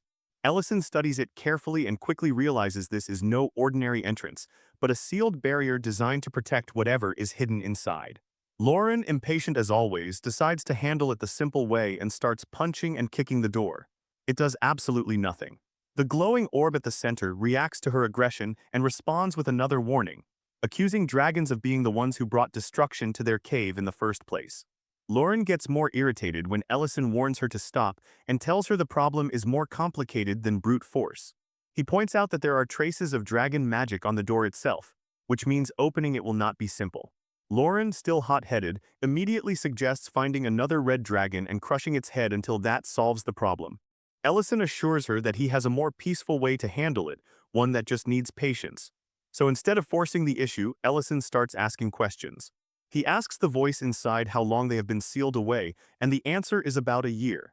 Hearing that, he comments that it makes perfect sense there would be serious problems by now, like running out of food. The voice inside remains suspicious, asking why they should trust him at all and whether he might be a servant of the Red Dragon. That question instantly triggers Lauren, and she furiously protests that they are nothing like that dragon's servants. Ellison quickly covers her mouth and tells her to calm down, then speaks to the voice again with respect, saying he understands their caution and had only hoped to help. Since the door stays shut, he changes tactics entirely. He starts stacking stones and uses magic to make a fire. Lauren watches him with a mix of confusion and disbelief as he explains that if they are going to be stuck here a while, they might as well eat. The people behind the door, starved after a year, are immediately drawn in by the smell of the sausages cooking over the fire. They ask what he is doing, and Ellison casually says they are just preparing for the trip back. That only makes them protest harder, demanding to know why he would cook and eat right in front of starving people. Ellison answers with total shameless calm, saying it is too far to go all the way back for food, so eating here is simply more convenient. By now Lauren has caught on and pulls out a string of sausages herself. As the scent of sizzling meat spreads through the air, both she and Ellison grab sausages and crack open cans of beer. Toasting to their efforts like this is all perfectly normal. And that is the final straw. The door creaks open and the leader of the dwarves appears, lured out by the smell. Ellison smirks, fully aware that his strategy just worked. Then the door opens wider, revealing a group of thin, starving dwarves behind it. The dwarves who step out are painfully thin, clearly starved for far too long, and the moment they catch sight of the sausages, the entire group practically loses control. Ellison sees their condition immediately and tells them not to rush, to slow down and actually enjoy the food. One old dwarf with a white beard bites into a sausage and is so overwhelmed he tears up on the spot, while another shouts that the flavor is even better with beer. Ellison quietly notes to himself that giving alcohol to hungry people is usually a terrible idea. But in this case, dwarves can handle their drink, and they are not so far gone that one cup will drop them. Their leader, still wary even while starving, asks about the taste, and Ellison simply reassures him that it is something special. That finally earns a booming laugh from the chief, who admits that after a meal like this, they owe Ellison more than they can repay. Ellison, still perfectly polite, offers to share the rest of the sausages with the others, then casually asks about a dwarf named Geltzar. The chief visibly reacts and asks how he knows that name. Ellison explains that they have met before and that he needs to speak with him. Once the chief realizes Ellison is connected to people of real importance, he agrees to take him there. They head down into the underground mine, a dark, twisting place where what remains of the dwarf settlement is hidden. Only 20 or 30 survivors are left living down there, and as Ellison walks through it, he cannot help wondering how a clan that once flourished ended up reduced to this. Eventually they stop at a particular tent, and the chief calls out to announce Ellison's arrival. Inside, Geltzar, silver-haired and long-bearded, welcomes him warmly and recognizes him at once as an old acquaintance. Even in these miserable conditions, Geltzar carries himself like the true leader of the dwarves, wise and steady. He apologizes that they have to meet again under such grim circumstances, then turns his sharp eyes toward Lauren and immediately senses what she is. He asks whether she is the Almighty One, and Lauren, flattered, responds with her usual proud attitude. Ellison does not waste time with pleasantries. He asks directly what happened to the dwarves, how their once thriving mine ended up like this. Geltzar hesitates, clearly pained by the memory, but eventually tells the truth: it was the red dragons. The dwarves fought as hard as they could, but against dragons they never stood a chance. Only a handful survived, retreating underground to protect the last thing they had left. Ellison, feeling that there is more to the story, presses further and asks specifically how many dragons attacked. Geltzar reveals it was not one but a group. That confirms Ellison's suspicion immediately. The marks on the sealed door were the result of a coordinated assault, and that raises an even worse question: what kind of larger problem is forcing dragons to work together like that? As Ellison is processing that, Geltzar reaches beneath the table and presses a hidden switch. A bookshelf slides aside, revealing a secret passage, and he leads them into a concealed chamber. There he explains that the dwarves have survived dragon attacks for generations, not through luck, but because they always had a guardian protecting them. Then he takes out a gem glowing with a cold blue light, and the chamber brightens just enough to reveal something massive: the skeleton of a dragon. Geltzar introduces it as Kullert, the noble golden dragon protector of the dwarves. The sight leaves Ellison speechless. Just from the scale of those remains, he can tell Kullert must have lived for at least 500 years, and the weight of that sacrifice hits hard. Geltzar quickly explains that the dwarves never worshipped him with offerings or tribute. Kullert protected them simply out of kindness, defending them, teaching them, helping them survive, but even a dragon like that could not escape time forever. Ellison and Lauren stand there in stunned silence. Then Geltzar reveals the real reason the red dragons keep coming: an ancient marble, a condensed essence of magic, a sacred gem capable of creating a dragon lord. The dwarves have guarded it for generations, and Kullert served as its protector. Geltzar explains that a dragon lord is a being who can command all dragons, and if dragons ever united under such a ruler, they would become a force no one in the world could resist. At that point, the world itself could be destroyed on that lord's command. He adds that only an extremely rare dragon can produce one of these ancient essences, which is why Kullert protected it from anyone who would use it for evil. What he still does not know, however, is how many essences are required to awaken a complete dragon lord. As Geltzar speaks, Lauren can barely stay still. His words drag her straight back into old memories from when she was just a little dragon, memories of her mother comforting her, and before long, tears start running down her face. The sight of her like that makes Ellison move immediately, pulling her into a hug to calm her. Through her crying, Lauren explains the missing piece. It takes 3 essences to awaken a full dragon lord capable of ruling the world. Hearing that, the dwarf chief apologizes to her for forcing such painful memories to the surface. He then adds that he once tried to destroy the essence together with Kullert, but no matter what they did, they found no way to break it. That is when Ellison gives the answer that completely stuns Geltzar. He tells him that since he and Lauren are already planning to build a lair near Greek City, the dwarves should come with them and build a new village there instead. He points out the obvious: Lauren clearly has no intention of creating a dragon lord, and if they remain here, the attacks will only keep coming. Geltzar is hesitant, but Ellison cuts off any sense of pressure by telling him he is not forcing anyone. The final choice belongs to the dwarves themselves. After a pause, Ellison asks Lauren if she is all right. She says she is, then wonders whether they should take the ancient essence with them too. Ellison replies that he has already left a magical trap in place in case anyone comes after it. Besides, he understands that the dwarves cannot abandon this place instantly, not when so much memory is tied to it. As they begin to leave, another dwarf approaches Geltzar, and the chief hands him the remaining food Ellison brought. He points out that the others have already started eating, because none of them could resist the smell. Watching his people finally enjoy a real meal after so long, Geltzar's eyes brighten, and that sight drags him into a memory. Back then, Kullert once called him over and asked if he did not find the place cramped and dark. Geltzar answered that it may have felt that way to a dragon, but not to dwarves like them. Kullert then told him he should leave one day, because the dwarves were bound to that place only because of the essence.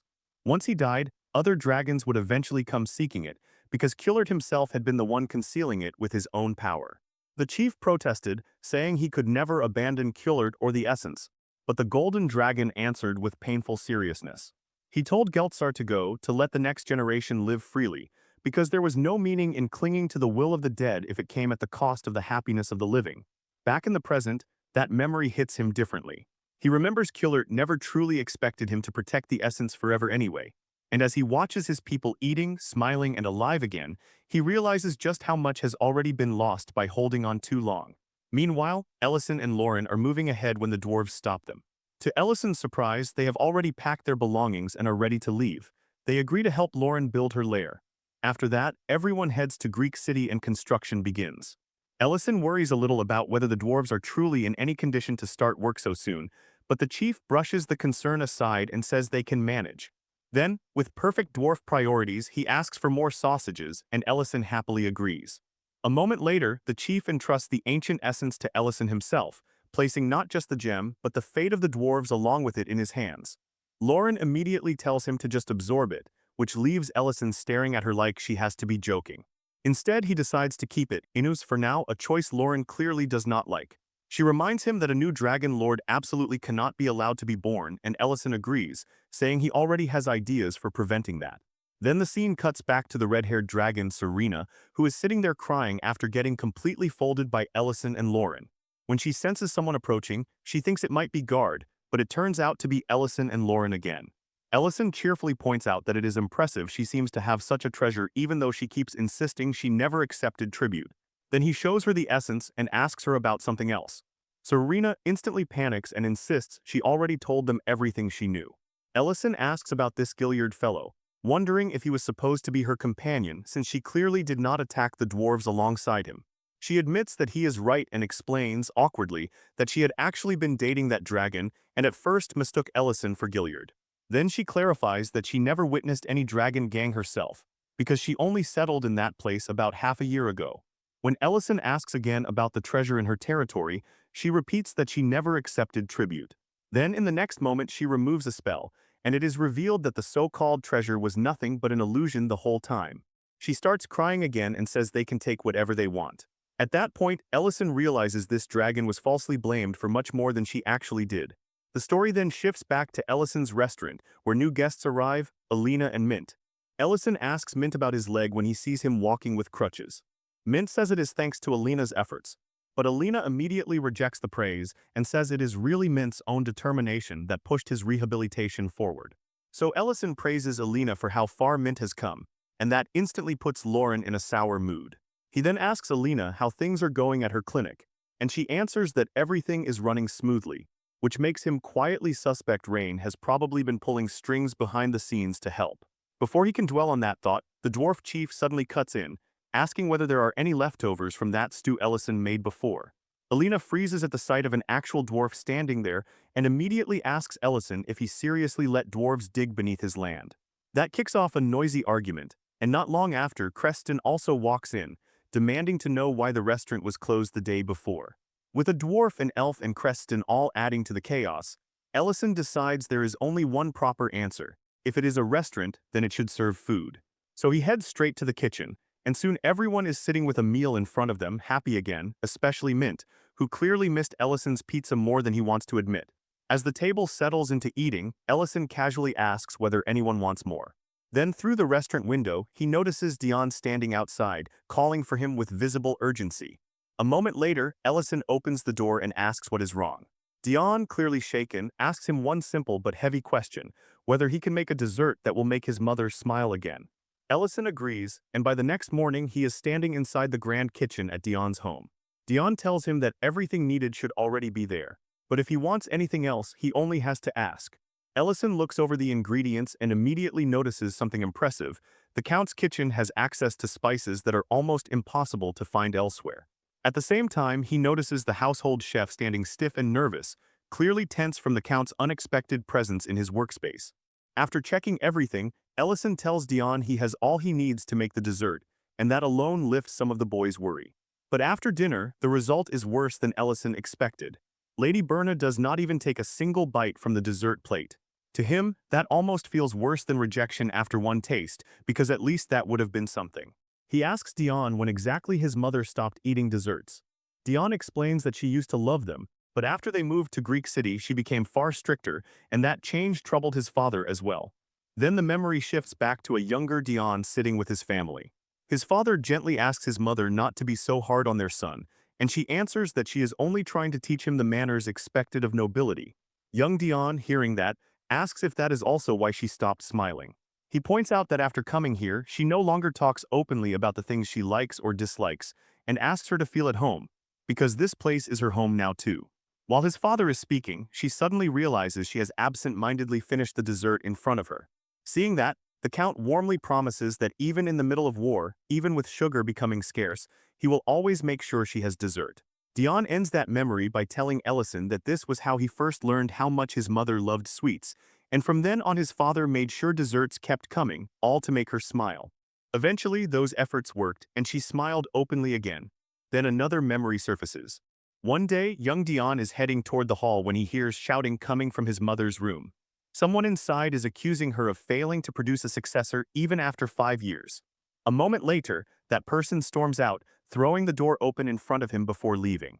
His mother steps out after that and tells him not to worry.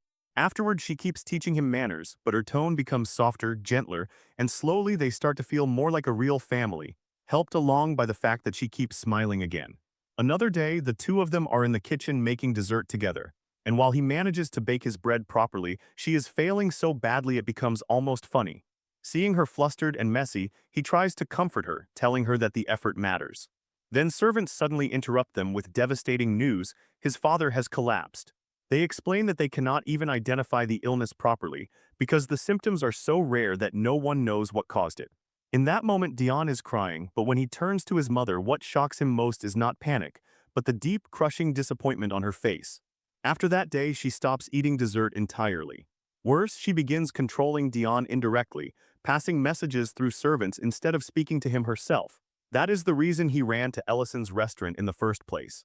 Finally breaking down, Dion admits what he really wants: to laugh and eat together with his family again, even though now that feels impossibly far away. After leaving Dion's home, Ellison walks back to the restaurant thinking hard about everything. The Countess's behavior makes no sense on the surface. She controls Dion's life, yet keeps him at a distance. If the issue were simply that he is not her biological son, then why did she ever open up to him so warmly in the beginning? Then Ellison suddenly stops in his tracks because the answer hits him all at once: guilt. That is what has been twisting her behavior this whole time. He rushes straight to Lauren, who is drinking beer, and instantly tries to hide it the moment he barges in. Without giving any context, he abruptly asks what it would mean if someone collapsed, and after that another person stopped eating dessert forever. Lauren looks at him like he has lost his mind and says he sounds drunk. At the Count's residence, Lady Berna is feeding her sick husband and caring for him when someone opens the door to announce preparations, along with the arrival of Count Dedrin. She immediately leaves the room, and the second she is gone, Ellison and Lauren slip inside and look over the bedridden Count. Ellison wonders out loud whether he can still be cured. Lauren says that is beyond what she can judge. When he asks if she can at least tell the cause of his illness, she says too much time has passed for that. Then she asks why he is really here. While searching through drawers, Ellison answers that he wants to know Lady Berna's true intentions. In the middle of that search, he notices the Count staring toward something, clearly trying to signal them. Following that look, they find a piano. They search it and discover hidden documents inside. The contents are explosive, records showing that Lady Berna has been embezzling not just taxes, but resources from Greek City as well. Then Ellison sees the name of the one who compiled those documents, and his expression hardens instantly. He immediately tells Lauren to go to the imperial capital and bring someone back. Meanwhile, Lady Berna enters another room of the estate and finds her father waiting there with a smile that feels more poisonous than warm. This man is Count Dedrin. Not long after, Ellison enters Dion's room and jokingly says he is there with a hamburger delivery. Then he hands over the secret documents. Dion is stunned when he reads them and sees that Greek City's taxes have been flowing to Lord Dedrin. Ellison quickly warns him to lower his voice because the man in question is literally inside the house. The realization makes Dion tense up immediately. He wonders who could possibly have gathered such evidence, and Ellison tells him to look more closely. That is when Dion sees the shocking truth. The one who confessed everything in those documents is Lady Berna herself. Completely bewildered, he asks why she would ever make that kind of confession. Ellison then shows him a very specific type of magic, the kind only used under very particular circumstances, and tells him to come along if he wants the truth. Elsewhere, Lady Berna coldly asks her father what he is doing there. Dedrin casually says he simply wanted to see his daughter, and she fires back that there is no such affection between them. He then mentions the news that when the Crown Prince and Duke Tamaran entered Greek City, it was Dion who welcomed them. She tries to act uninvolved, but Dedrin suddenly begins shouting. Then, in an even colder tone, he says that if Dion is starting to gain confidence on his own, then he may have to make the son's condition mirror the father's. Her face darkens the moment she hears that confession, and she demands he repeat himself. She shouts in fury, but Dedrin is already moving to the next step. One of his men comes forward to seize her. Hidden nearby, Ellison and Dion hear the whole conversation, including Dedrin's order to lock the Countess underground. Dion immediately wants to call the soldiers and take control of the situation, but Ellison stops him. He points out the real danger. The soldiers may already be aligned with Dedrin, because it was likely through those very soldiers that his father was poisoned in the first place. Dion then begs Ellison to help catch them. Ellison answers that catching them is easy, proving the poisoning is the problem. If they move now, the only charge they can confirm is kidnapping, and if they use Lady Berna's documents as evidence, she will be arrested too. They need a setup that will produce undeniable proof against Dedrin himself. At that exact moment, Lauren tears open a portal and steps through, holding a woman in one hand while announcing that they now have someone with rank, status, and enough authority to help collect proper evidence. Dion can only stare, utterly baffled by what he is seeing. Ellison tells him to play along for now, because he already has a plan. The next morning, Dedrin visits his daughter and puts on a fake face of sorrow over her condition before ordering her to come with him. She screams at him to leave Dion out of this, saying he already has what he wants. Dedren coldly reminds her that because she never produced an heir of her own, Dion's position as successor only became stronger, and then reveals that his original plan had actually been to poison Dion first. Then he shows her that he has already given him breakfast, implying the poisoning has already begun. She is horrified when she sees Dion lying in the same state as his father. In that moment, all restraint breaks, and she screams through tears that it disgusts her to share blood with a man like Dedren, all while crying out for Dion. At that exact moment, a servant brings in the evidence Ellison and Dion uncovered earlier, proof strong enough to corner Dedren completely.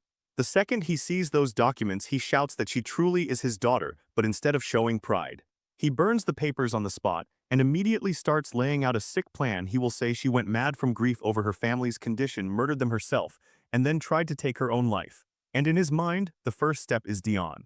But the armored soldier standing behind him is not one of his men at all. It is Ellison in disguise. And before Dedren can do anything, the attack aimed at Dion is stopped cold by a defensive spell. In the very next moment, Chief Magician Madrina steps in and openly accuses Dedren of attempted murder. Then Dion drops the act and declares that it is over. The Countess is so overwhelmed to see her son alive and unharmed that all she can do is thank the heavens. Dedren, on the other hand, is completely shaken to realize the table has turned against him. Madrina orders him to submit quietly to the imperial order, but he quickly tries to twist the situation, claiming the dagger in his hand was only for self-defense, that it simply fell out while he was walking, and that he had no intention of killing anyone. Madrina, clearly having expected exactly this kind of lie, summons the poisoned breakfast meant for Dion and calmly tells him to eat it if he wants to prove his innocence. For a second, dread flashes across his face. He reaches toward it, then throws it away instead. Realizing he is cornered, he lashes out by exposing his own daughter too, revealing that she had been embezzling the taxes of Greek city. But the move fails when Dion presents the ashes of the destroyed documents, proving that Dedren has nothing left to tie the blame to his mother. Then Madrina turns to the soldiers standing nearby and asks if they intend to keep watching without acting. They answer that they are only following the Count's orders. Her response is merciless. There are laws in this empire that no one is allowed to break, no matter their rank, and a mere Count has dared to cross that line. She kills one of the soldiers on the spot, then commands the imperial soldiers to seize Dedren's men. Dedren, seeing everything collapse, explodes in rage and screams at Dion. Before long, every man standing with Count Dedren is arrested. Once the threat is contained, Ellison turns to Lady Berna and frees her. She starts asking who he really is, but Dion cuts through the moment first, and the only thing that matters to her is whether he is hurt. He reassures her that he is all right, then sits beside her and asks the question he has carried for so long, why she cannot look him in the eyes. With nothing left to hide, she confesses everything, the crushing guilt she has been carrying, the misery that has spread through their family because of her, the shame that made her believe she deserved no forgiveness. Dion answers with surprising clarity, saying there is no reason for her to ask forgiveness because none of this is her fault. Dedren is the one to blame. Then for once, he lets his anger show and tells her that instead of secretly leaving evidence behind, she should have trusted them enough to tell them the truth openly, because they would have stood by her and helped her. That finally breaks the wall between them. She pulls him into a hug and promises she will not do this again. Elsewhere, Dedren is still screaming at the soldiers arresting him, ranting that they have no idea who he is and threatening to kill them all the moment he is released. Then Ellison steps into his path. Dedren asks if he is some palace mage sent to deal with him, but Ellison answers in a colder way, saying that Dedren already had a vast territory of his own, and yet greed still drove him to reach for Greek city too. So as punishment, Ellison tears down the castle around him, forcing him to watch the destruction of everything he built with his own hands. At the same time, outside the estate, Dion has arranged a dessert bouquet with the help of his friends. Everyone is stunned by the sight of so many sweets gathered together, but the joyful atmosphere is interrupted when Madrina points toward Dedren's territory. They all look up and see his castle hanging in the air, suspended for only a moment before Ellison turns it into nothing. Dedren shouts in horror as he watches his home vanish, and Ellison casually tells him he is simply giving him fireworks to look at, since he will not be seeing that kind of light again for a very long time. Meanwhile, Dion asks Lady Berna what she thinks of the fireworks. She answers through happy tears while eating dessert, saying this is the finest banquet she has ever had. Everyone around them is enjoying the sweets. When night finally settles, Lady Berna sits alone in her room with a peaceful look on her face, saying it has been so long since she truly enjoyed dessert. She also admits that she always saw this castle as a prison, but now that prison has finally broken apart. Then she feeds her husband and gently comforts him about Dion, promising that she will not hide away anymore. That promise draws a smile from him. After that, she tells him there is something she should have said much earlier. Holding his hand, she confesses that she loves him. Outside the room, Dion hears everything, and that confession brings a quiet smile to his face too. Far away from that warmth, Dedrin is being pelted with stones by his own people, miserable, humiliated, and forced to watch the ruin of both his land and his pride. At the same time, Dariant reports to Ellison that they captured as many spies as they could, though he warns him not to lower his guard yet. Ellison thanks him, then apologizes for kidnapping Madrina in the middle of the night. Dariant tells him Duke Tamaran was shocked at first, but after learning it was all part of Ellison's plan, he went silent. Maybe, he says, Tamaran now wants to come see for himself how things develop. As he falls into thought, Dariant is struck again by how powerful Ellison has become, even stronger than before. Unaware of that silent admiration, Ellison simply says that he has done all he can and now hopes Greek City will finally know some peace. But the next day, peace arrives in the form of rain. Lauren immediately starts complaining because she had just hung the laundry, and Milteen's work gets interrupted too. After listening to them grumble for a while, Ellison shuts it down and orders them not to work outside. When they protest, he redirects them toward helping inside the restaurant instead. Then he helps dry Lauren off so she will not catch cold, while Milteen and Mint stand nearby with towels, completely baffled by the sight. That awkward moment gets interrupted when Banan walks in, saying the weather has him craving something warm. Ellison serves him a bowl of knife-cut noodle soup with chicken. Banan reminds him that he once said he had stopped serving chicken, and Ellison explains that since so many customers are now getting theirs from Creston, he decided to bring chicken dishes back. Then he asks how Banan's orchard is holding up in this rain. Banan jokes that Ellison would probably love it if the orchard failed, since he once offered to buy it for a price way above market value. Ellison admits he would be disappointed if Banan gave up too easily, and the two share a good laugh. Banan then adds that staying at the orchard all day would not stop the rain anyway, then takes his first sip and hums with satisfaction, saying the trip was worth it for this alone. Lauren grumpily asks Ellison why he stopped drying her hair off halfway. He tells her he has a guest now, then serves Banan a drink as well. Watching the odd little exchange between Ellison and Lauren, Banan asks whether Ellison has ever made a decision he regrets so deeply that he wishes he could go back in time and change it. The question makes Ellison pause. Seeing that expression, Banan assumes that must not be the case for him and says he can tell as much from the way Ellison interacts with his wife. Ellison immediately corrects him, saying Lauren is not his wife. With a strangely peaceful expression, Banan begins talking about the girl he loved in his youth, the woman who held his heart for 30 years, Meal. He says no other woman ever came close. Curious, Ellison asks whether he ever confessed to her. Banan admits that he never did, because he always assumed they would naturally end up together after spending so much time by each other's side. But once they grew older and she began talking about marriage, he finally resolved to take her on a date in the outskirts and confess properly. He never got the chance. That day, the dragon attack happened. Ellison's expression darkens, because he realizes this was the exact same period when he himself was dragged into this world and the war with dragons exploded. Banan continues, saying that in that moment he ran away like a coward. After that, he never saw her again, and now, 15 years later, he has finally caught sight of her in the city. Ever since then, he has been haunted by that lost moment. He admits that he was too afraid to meet her and stopped going out, yet he still misses her terribly. Then he tells Ellison to treat his wife well so he will not carry the same kind of regret into the future. Before Banan leaves, Ellison corrects him again. Lauren is not his wife. But once night falls, Ellison still finds himself thinking about Banan, a man who has carried love for 15 human years, which in dragon terms feels almost like 150. The next day, Ellison asks Rain about Meal, who apparently recently became friends with her. Rain tells him Meal has just opened a repair shop and has troubles of her own. When he asks what kind of troubles, Rain reveals something that catches him off guard. Meal carries the exact same regret as Banan. Curious, he asks what they talked about. Rain explains that when Meal first met her, she asked why Rain did not seem to recognize her face. Rain answered that she had only recently settled in this city with her husband. Then Meal opened up. She said she once loved someone deeply, and when the time finally came to confess, she also ran away like a coward. She had heard that 15 years ago, that man came to meet her carrying a bouquet of flowers. Back in the present, Ellison grimly reveals that the man Meal loved was Banan. He shares everything Banan told him the night before, and together he and Rain realize the full tragedy. Both Banan and Meal went to the meeting place. Both were interrupted by the dragon attack, and both fled in fear, each assuming the other had abandoned them. For 15 whole years, both of them carried that same wound alone. The realization leaves both Ellison and Rain deeply sad.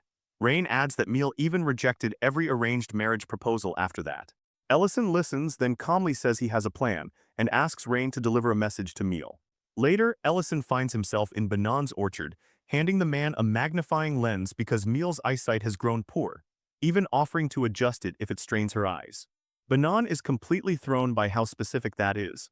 But before he can even process it, Ellison tells him to go outside Greek City, to the exact place where he was supposed to meet her 15 years ago because she will be waiting there. Confused and shaken, Banan asks what he means. Ellison makes it simple, making one mistake is human, but clinging to that same mistake for 15 years is something else entirely, and deep down, Banan already knows that. That evening, Banan goes anyway, his head flooded with doubt, fear, and every possible reason to turn back, but beneath all of that, he still wants to see her. Then he spots her standing near the tree. She turns, sees him, and recognizes him instantly. For a moment, both of them just stand there, overwhelmed by the weight of 15 lost years. Meal is the first to speak, saying there is something she has wanted to say ever since that day. Banan answers that he feels exactly the same.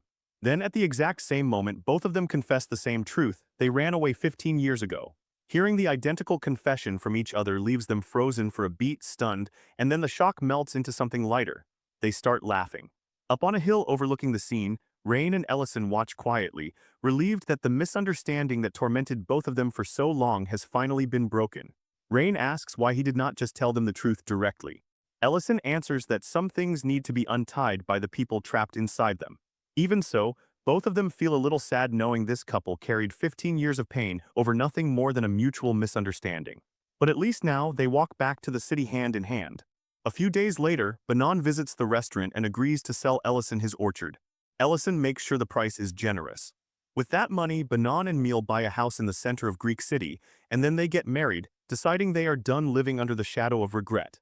Ellison is happy too, because the purchase gives him land for the dwarves. Lauren, meanwhile, is perfectly satisfied that the dwarves are living inside her lair, though she remains annoyed that Ellison still plans to stay in the restaurant even when her lair has more than enough space. Seeing her expression, Ellison remembers what Banan said and tells her that once construction is finished, he will live with her there. That answer hits Lauren like pure sunlight, and she lights up instantly. Ellison confirms it again, and even adds that he might build a passage connecting the lair directly to the restaurant. At that, Lauren suddenly declares that she feels very excited about the lair now.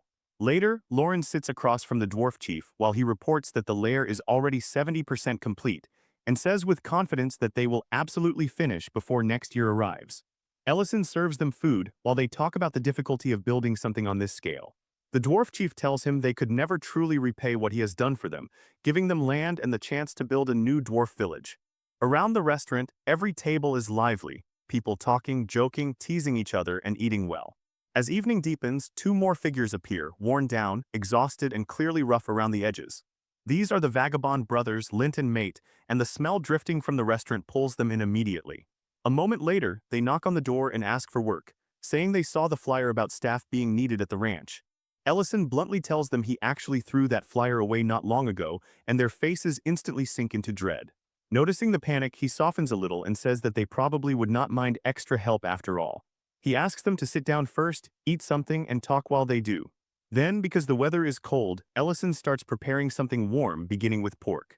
In a separate pot, he builds a proper stew with all the important ingredients, even finishing it with MSG. After a while, the pork stew is ready. The brothers hesitate when the meat is served to them, but Ellison eases their concern by saying there are plenty of leftovers, and that is enough to make them dig in. The moment they taste it, they are stunned, tender meat, rich broth, warmth spreading straight through their bodies, and for a moment they look genuinely happy. They thank him sincerely, saying it is the best meal they have ever had. Ellison warns them not to eat too fast, guessing they were already close to starving before they got here. Then he asks why they want to work at the ranch. Mate answers that they genuinely love animals and are persistent workers, even if they do not actually know much about ranching yet. Ellison then turns to Alina with a serious look and asks for her judgment. Alina replies that yes, they are persistent, but they are clearly hiding something. Hearing that, Ellison orders the brothers to show their wrists. With no real choice left, they do. The moment the shackling marks are revealed, everyone's expression turns grave. Mate quickly shouts that yes, they were imprisoned, but it happened because of something he did for his brother. Then, after apologizing for the lie, he stands up, already assuming the job is gone. As he moves to leave, Lint tries to stop him, pointing out that the people here seem kind enough to hear their story if they would just explain themselves. But Mate is already too disappointed and says that no matter the reason, a crime is still a crime. He refuses to make excuses, even if he does not regret what he did. He is just about to walk out when Lint's voice stops him cold, asking why he is leaving without even finishing the meal. Inside, Lauren asks Ellison why he turned the brothers away. Ellison answers that they clearly have a story behind them, but they are not ready to tell it yet, and pushing them now would not help. Then he checks the spice supply and realizes they need more, so he decides to use summoning magic again since business has been so busy lately. But the moment he does, the strain visibly hits him and Lauren protests, clearly worried. Ellison admits he never really thought about this problem until after taking in Lord Hart, and now his condition is getting worse, because he is suddenly having trouble gathering mana properly. Then the magic slips from his control entirely, and before he can steady himself, he collapses to the floor, thinking only that even if it comes to this, he still wants Lauren beside him. When he opens his eyes again, Lauren is right there, crying and demanding to know if he is alright. He tries to brush it off, saying he only exhausted his mana, but that answer just confuses her more, because he is supposed to be a 9th circle archmage. He reassures her that he is fine, and then she asks if there is anything she can do for him, promising she will do whatever he needs.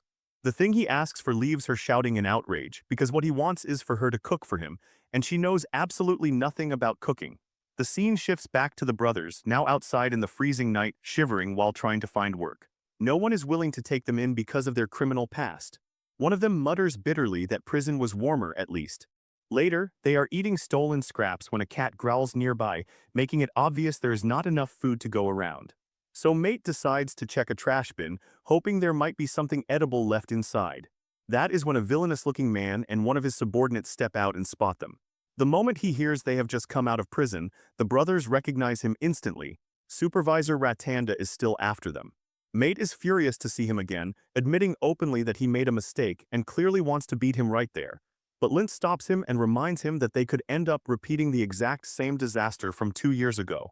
The memory flashes back. At that time, Ratanda was a construction supervisor harassing a poor woman whose husband worked under him. Then the brothers interrupted him with urgent news. Support in Section 3 had collapsed, and someone had been injured. The woman immediately ran outside in panic to check on her husband, and Ratanda, furious that his prey had slipped away, blamed the workers for the collapse. Mate argued back, saying they had followed the blueprint exactly. Then the brothers did something even riskier. They accused Ratanda himself, saying the materials were faulty and that was what caused the accident. That set him off. He beat them brutally and reminded them that he was the one who hired these orphans in the first place. Then he fired them on the spot, declared that the damage would be taken out of their wages, and said that once those wages were gone, they would simply owe him instead. Lint tried to beg for mercy, and Ratanda, seeing his desperation, turned disgusting, suggesting Lint could always earn money by ending up in some noble's bed. That was the moment Mate snapped. He attacked Ratanda, and even though Ratanda's lackeys tried to stop him, Mate was strong enough to beat Ratanda half to death. Back in the present, Lint tries to calm him down, saying he is always picking fights, but right now they need to focus on finding somewhere safe to hide. Ratanda, meanwhile, is still raging and desperate for revenge. He orders his men to drag the brothers out. One subordinate tries to warn him that it is dangerous to cause trouble without Dedrin backing him.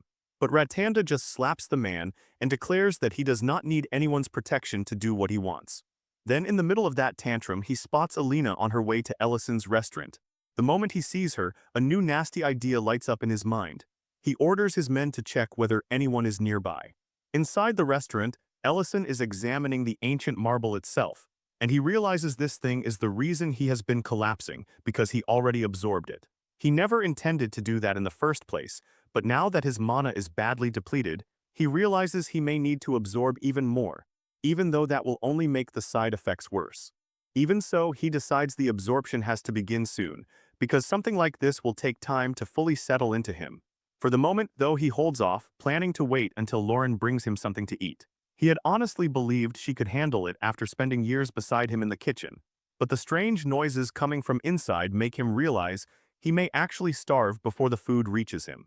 Inside the kitchen, Lauren stands there on the verge of tears, staring at the burnt disaster she made for Ellison. panicking that if he eats it, it might finish him off before his condition does. She wants to take care of him properly, so despite how much she dislikes the idea, she decides she has to go find Alina and ask for help. But when she cannot catch Alina's scent, her plan veers wildly and she almost decides to kidnap some random chef for Ellison instead. Then she stops cold, hit by an ugly realization she is always depending on someone else. She cannot use healing magic, she cannot cook, and when Ellison truly needs her, she cannot do anything on her own. Then his words come back to her that in this world not even a dragon can survive alone. That truth sends a chill through her, because now it feels brutally personal. At the same time, Alina is being grabbed by one of Ratanda's men, a disgusting fool who openly lusts after the fact that she is an elf and smugly claims he has visited her clinic many times before. He demands to know where Lint and Mate are, warning that if she does not cooperate, he will deal with her too. He assumes she might not even know those two brothers who just got out of prison, but Alina calmly says that she does. Then, without wasting another second, she activates her magic and tells him she still has no intention of speaking. He lunges after her in anger, ready to chase her down, but before he can move far, Mate's fist slams into his face. Mate can no longer stay hidden.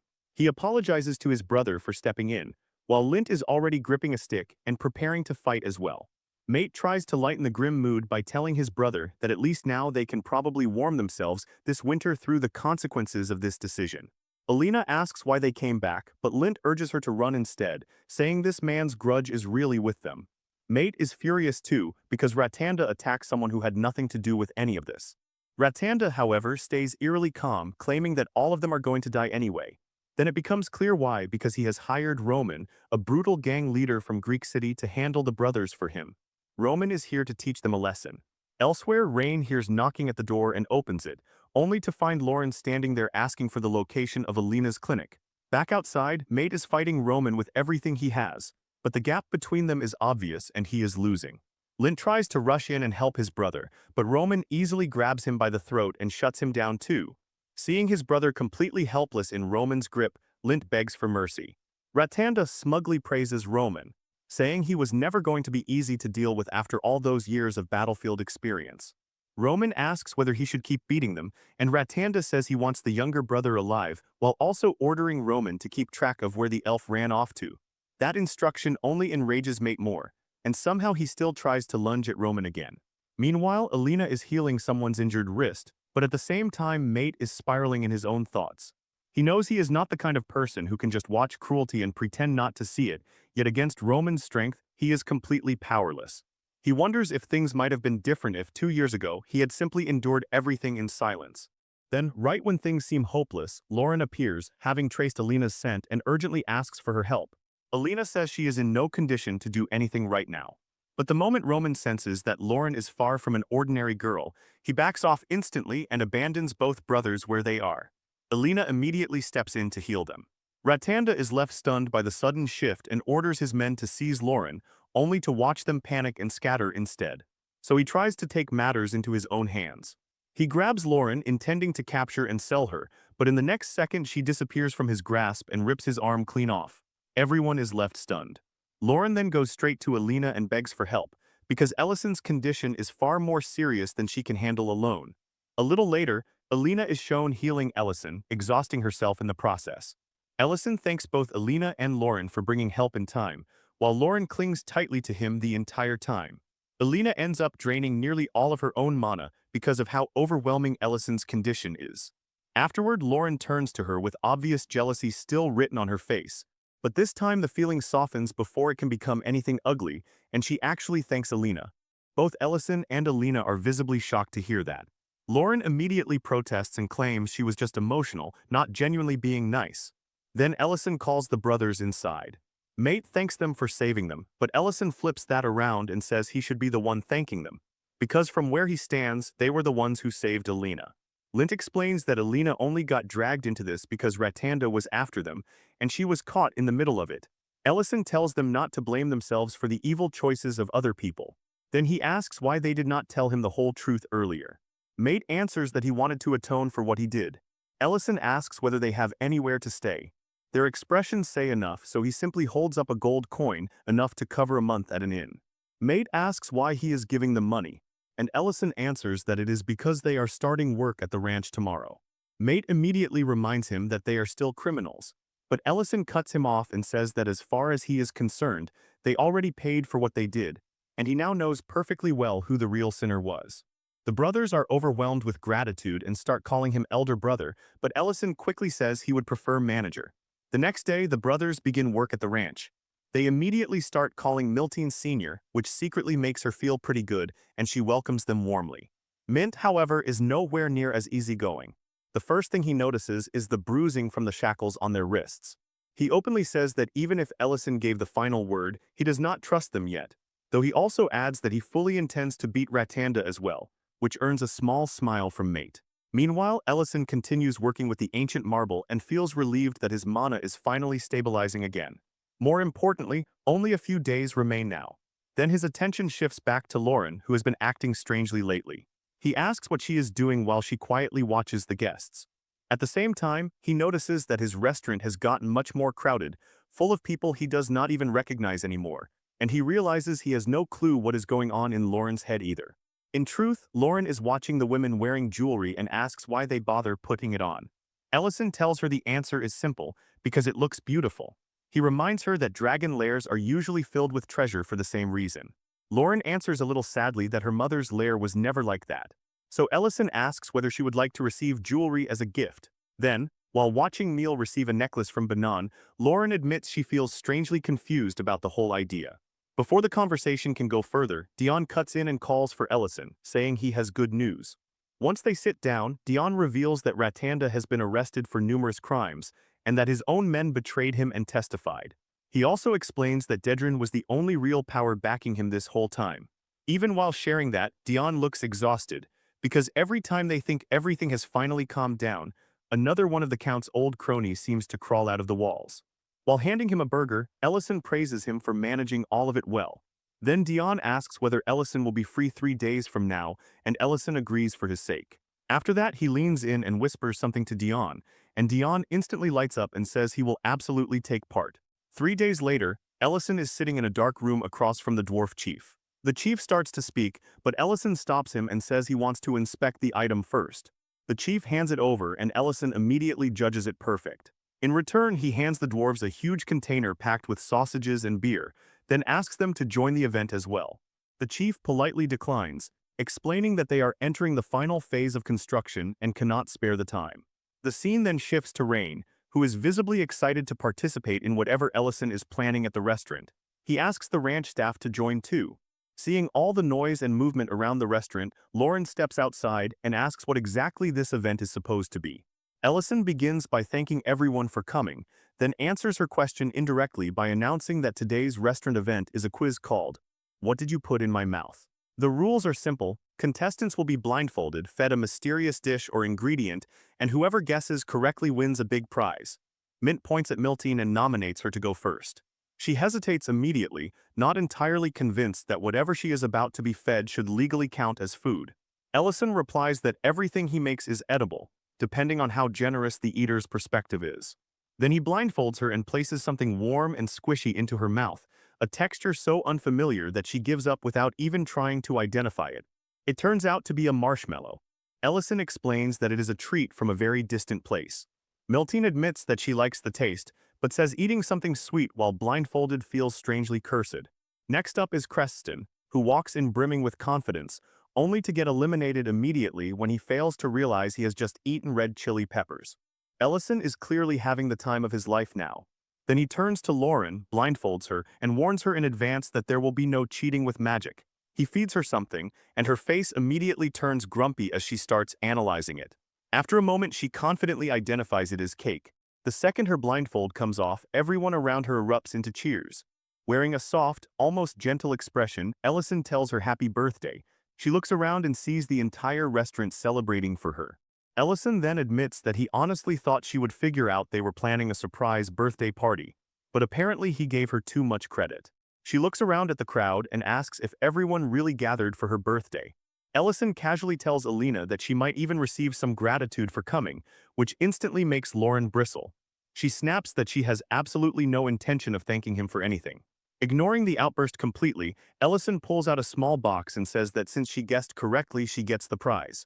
When he opens it, an earring crafted by the dwarves is revealed inside. Lauren pierces her ear with magic on the spot, puts it on, and asks what he thinks.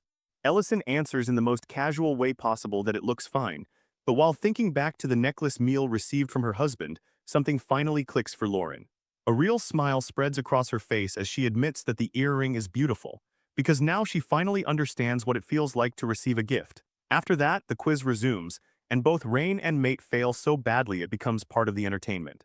Once the game winds down, everyone gathers around the cake. When the birthday celebration finally comes to an end, Lauren quietly says this is the first birthday of her life where so many people were around her. Ellison answers that since it is the last birthday before she comes of age, it should be a good one. Then they notice snow starting to fall outside, and Ellison offers to step out with her. On the terrace, the two of them sit with coffee in hand, watching the snow, and they both comment on how unbelievable it is that a full year has already passed since they came here. Ellison says it probably feels short to her, but for a human, a year is no small thing. Lauren reminds him that things are no longer normal for him either, not after absorbing Lord Hart. He calmly replies that he has no idea whether that will actually help him live longer, especially since he did not absorb the entire heart. Then a shooting star cuts across the sky, and Ellison tells her to make a wish. Lauren quietly says she already has one, to stay by his side a little longer, though when he asks, she refuses to tell him what she wished for. Seeing how serious she looks, Ellison teases her and says it sounds like something he might want too. Lauren avoids answering and tells him to make his own wish instead. Far away, inside the Black Dragon Shrine, Nye storms in with anger written all over his face and confronts his uncle Dihigma, who is seated on the throne. Nye complains that allowing a human to walk free is humiliating for the entire Black Dragon clan. Dihigma calmly asks whether this is really about ruin hitting the mark. Nye hesitates, then admits that it is, and Dihigma immediately scolds him, saying that if he truly cared about the girl, he should have treated her with kindness instead of bullying her. Nye tries to defend himself by saying this is not only about his personal feelings. The clan lost many young females in the last battle. Peace may not last much longer, and they cannot keep relying on an old promise forever. Dihigma warns him not to underestimate the human and reminds him that breaking promises would stain the clan's name. Nye pretends to accept the rule, as long as things look properly justified, and leaves with a sharp grin, clearly believing he has already found a loophole. Later in the freezing Arctic mountains, Lauren is wrapped up so tightly against the cold that barely any of her face can be seen. She looks at Ellison and asks why they are even there. Ellison, on the other hand, is visibly excited and tells her they are searching for rare mushrooms. Lauren, understandably confused, asks what could possibly make mushrooms this important. Ellison explains that these are extremely rare and could make him a fortune. He recalls hearing that nomads once found some with the help of pigs and sold them for ridiculous amounts of money. When Lauren asks how he expects to locate them, Ellison admits the mushrooms have a distinct smell, but since they grow underground, they are nearly impossible to find normally. That is why he needs her dragon senses. Lauren lets out a tired sigh, feeling used again, but reluctantly agrees. Then a loud howl cuts through the mountain air. Looking ahead, they spot a pack of goblins attacking a huge mutated cat near the edge of a cliff. Spears stab toward the creature as it trembles and cries in pain, clearly moments away from being finished off. Then a red flash tears through the scene, slicing into the cat's leg and sending it collapsing fully onto the ground. Before the goblins can close in, Ellison steps between them and the cat, raising a shield with magic and declaring that whatever reasons they might have for fighting, it ends here. Before the goblins can even decide what to do, Lauren's glare lands on them, and that alone is enough to turn their courage into dust. They drop their weapons instantly and flee without looking back, leaving the wounded cat behind in shock. Ellison glances at Lauren and remarks that the goblins definitely did not run because of him. This time, when Lauren gets praised, she does not act smug. She simply says she has more dignity than that. The cat slowly gets back up and comes toward them again, but with a strange, slightly hostile expression. Then, before either of them can react, it throws itself onto the ground and starts wagging its tail. The threatening image completely collapses. Seeing that desperate, needy behavior, Ellison cannot help thinking of Dion back at the restaurant when he begged to become his disciple. Wondering what exactly the cat is trying to say, he asks Lauren to translate. Reluctantly, she explains that the cat is thanking them for saving it and wants to repay the favor. The creature stares up at Ellison with sparkling eyes, waiting for his answer. Ellison mutters about repayment under his breath, and later, while the two of them sit at a round table watching two cats play together, Lauren asks what he even expects to get out of this strange encounter. Ellison says it was simply a precaution, because he suspects the cat might be able to help them find the treasure they came for. A moment later, the cat proudly returns carrying a pile of something. A horrible smell hits the air, and Lauren immediately clamps a hand over her nose and asks what kind of treasure smells like that. Ellison, however, instantly recognizes what the cat has brought, the mushrooms they were after. Somewhere else, in a place that looks more like a battlefield than a meeting ground, Nye arrives with irritation written all over him and demands to know what is going on. One by one, 3 black dragons appear, Daba, tall and long-haired, followed by Nu and Havind. Nye announces that he intends to bring Lauren back to the sacred land no matter what. Nu, naturally the one who enjoys stirring things up, jokes that Nye sounds more like he is searching for a mate, especially since Lauren is living with a human mage named Ellison. At the mention of Ellison's name, Nye's jaw tightens. He insists that Lauren will be taken back regardless of her relationship with a human or any promise made to that human, and claims Elder Metadonna has already given permission, as long as they can produce a valid reason to act. Daba, far more reasonable than the others, warns him that attacking humans is forbidden under the treaty, a rule created specifically to protect human life.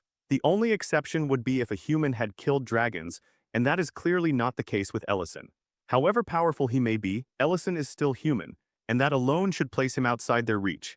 Daba still seems uneasy though, pointing out that despite Ellison's strength, it is still hard to imagine a human truly harming a dragon. Then the conversation is interrupted by a voice from inside an iron cage.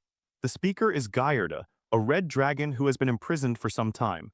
He offers to help, saying he knows of another red dragon near Greek City who could be useful to them. Back with Ellison, he is almost giddy over the cat's discovery.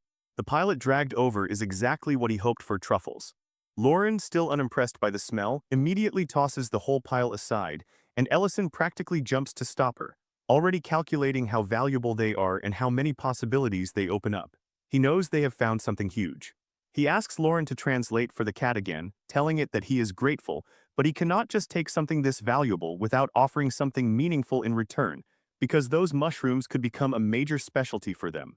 Lauren reluctantly passes the message along. Then Ellison explains his idea: the dragon lair needs a guardian and the cat could take that role. Lauren instantly objects, saying the lair was supposed to be for just the two of them, not for some pet. The cat, however, seems delighted by the offer and bows deeply in acceptance. Elsewhere, Serena sits alone in her empty village, brooding over the moment Ellison and Lauren stumbled into her treasure hoard. She remembers the embarrassment of her illusion being exposed and Ellison apologizing for ruining it, while Lauren mockingly pointed out how pathetic her lair looked, a comment that still stings badly. Bored and irritated, Serena decides she might as well go bother some humans for entertainment. Then she senses someone approaching and assumes it is Ellison and Lauren again. Instead, she is shocked to see Guard standing there. The sight of him instantly sends her anger flaring. Guard nervously stammers through a confession, saying he has realized she is the only one who truly loves him and that he wants to spend the rest of his life with her as her partner. Those words do not melt her in the slightest. They enrage her. In an instant, she transforms into her red dragon form and demands to know when exactly he became delusional enough to think that way. It all starts with a betrayal so rotten it makes Serena's rage explode. She demands to know exactly when Gyarda decided to cross that line. Was it when he vanished without a word, or when he helped raid a human village and abduct women? The answer barely matters now. Serena roars at him, calling him the trash he is, but Gyarda only grins, almost pleased that she figured it out. Then the ceiling above her suddenly caves in and he smugly announces that the time has finally come. 3 dragon heads crash through the broken stone, ready for war. The attack begins immediately. Serena is trapped in her own nest as chaos closes in from every side. 4 enemies are on her at once, and Gyarda, seeing his chance, smirks and tells her that if she keeps quiet, no one will ever know what happened here.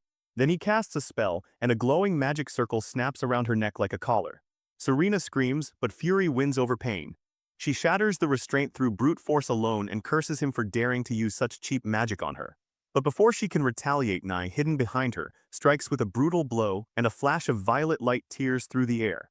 Far away from that ambush, in the dwarves' village, Geltzar stares in confusion at the enormous creature Ellison has brought. Ellison calmly introduces it and immediately starts discussing practical details, saying the room temperature needs to be lowered because these cats are native to colder regions. Lauren, of course, instantly accuses him of only bringing the creature along for the sake of those rare truffles. Ellison does not even try to deny it. If anything, he looks thrilled, already going on about how unique truffles are, how their aroma and flavor are unlike anything these people have ever tasted. Soon after, he hosts a feast so everyone can try dishes made with the mushrooms. The results are all over the place. Some people react like they just tasted magic itself, while others look personally offended by the experience. Lauren loudly declares that the flavor is unbearable, and even Miltine pulls a face. For the first time in a while, Ellison's confidence wavers, and he realizes truffles may not be everyday ingredients after all. Maybe, for now, they are something to bring out only on special occasions. Back at Serena's lair, things are already spiraling. Even though she is badly wounded, she manages to cast an instantaneous teleport spell at the very last second and disappears before her attackers can finish her. The precision of the escape catches them off guard, and they curse her for slipping away. Gallardo stammers excuses, calling it a minor miscalculation, while Nu laughs and says it does not matter, because Serena cannot stay hidden for long. He has already traced the magical residue of her teleport to Greek City. The group starts discussing what to do next, pointing out that Serena cannot simply jump to the sacred lands anyway, since as an outsider to the Red Dragon tribe, that path is closed to her. Even Gallardo, disdainful as he is, shows the faintest trace of pity for how alone she really is. Nu, who has no patience for that kind of sentiment, tells everyone to stay focused and hunt her down before she can recover. Gallardo quickly hurries off, eager to avoid blame. Meanwhile, Nai is already thinking ahead, insisting that the moment Serena dies, they will pin the murder on Ellison. And then Serena does the last thing anyone expects. She shows up at Ellison's restaurant. Despite how close to death she should be, she walks in looking almost absurdly composed, pulls out a chair, sits down, and asks for food like an ordinary customer. Ellison is left staring, unable to believe the audacity. Lauren, already irritated by her existence, demands to know why she came. Serena ignores the hostility and focuses entirely on the dish placed before her. She eats slowly, carefully, and comments on the flavor with a strangely reflective tone. As she keeps eating, her thoughts drift into loneliness, love, and all the failed attempts she made to fill the emptiness inside herself. She talks about her old relationships with humans and dragonkin, admitting that she once believed she understood human men well. Now, though, she sees all of it as meaningless effort, desperate attempts to fill a void that never stayed filled. There is something final in the way she speaks, like she already knows this is the end for her. By the time Ellison and Lauren realize how bad things truly are, it is already too late. Ellison notices the wound on her back, the sweat soaking her face, and then she collapses mid-sentence, coughing up thick blood even while still praising his cooking. Panic hits both of them instantly. Lauren grimly states the truth: the injuries are so severe that even a dragon should not be surviving this. Then a red portal tears open outside the restaurant. Heavy armored footsteps follow it, and a group emerges accusing Ellison of murdering a red dragon. Inside, Serena lies motionless with her life hanging by a thread. Outside, dragons are already preparing to strike. Ellison and Lauren understand immediately this is a trap. He tells Lauren to take Serena to Alina at once, because that is their only chance to save her.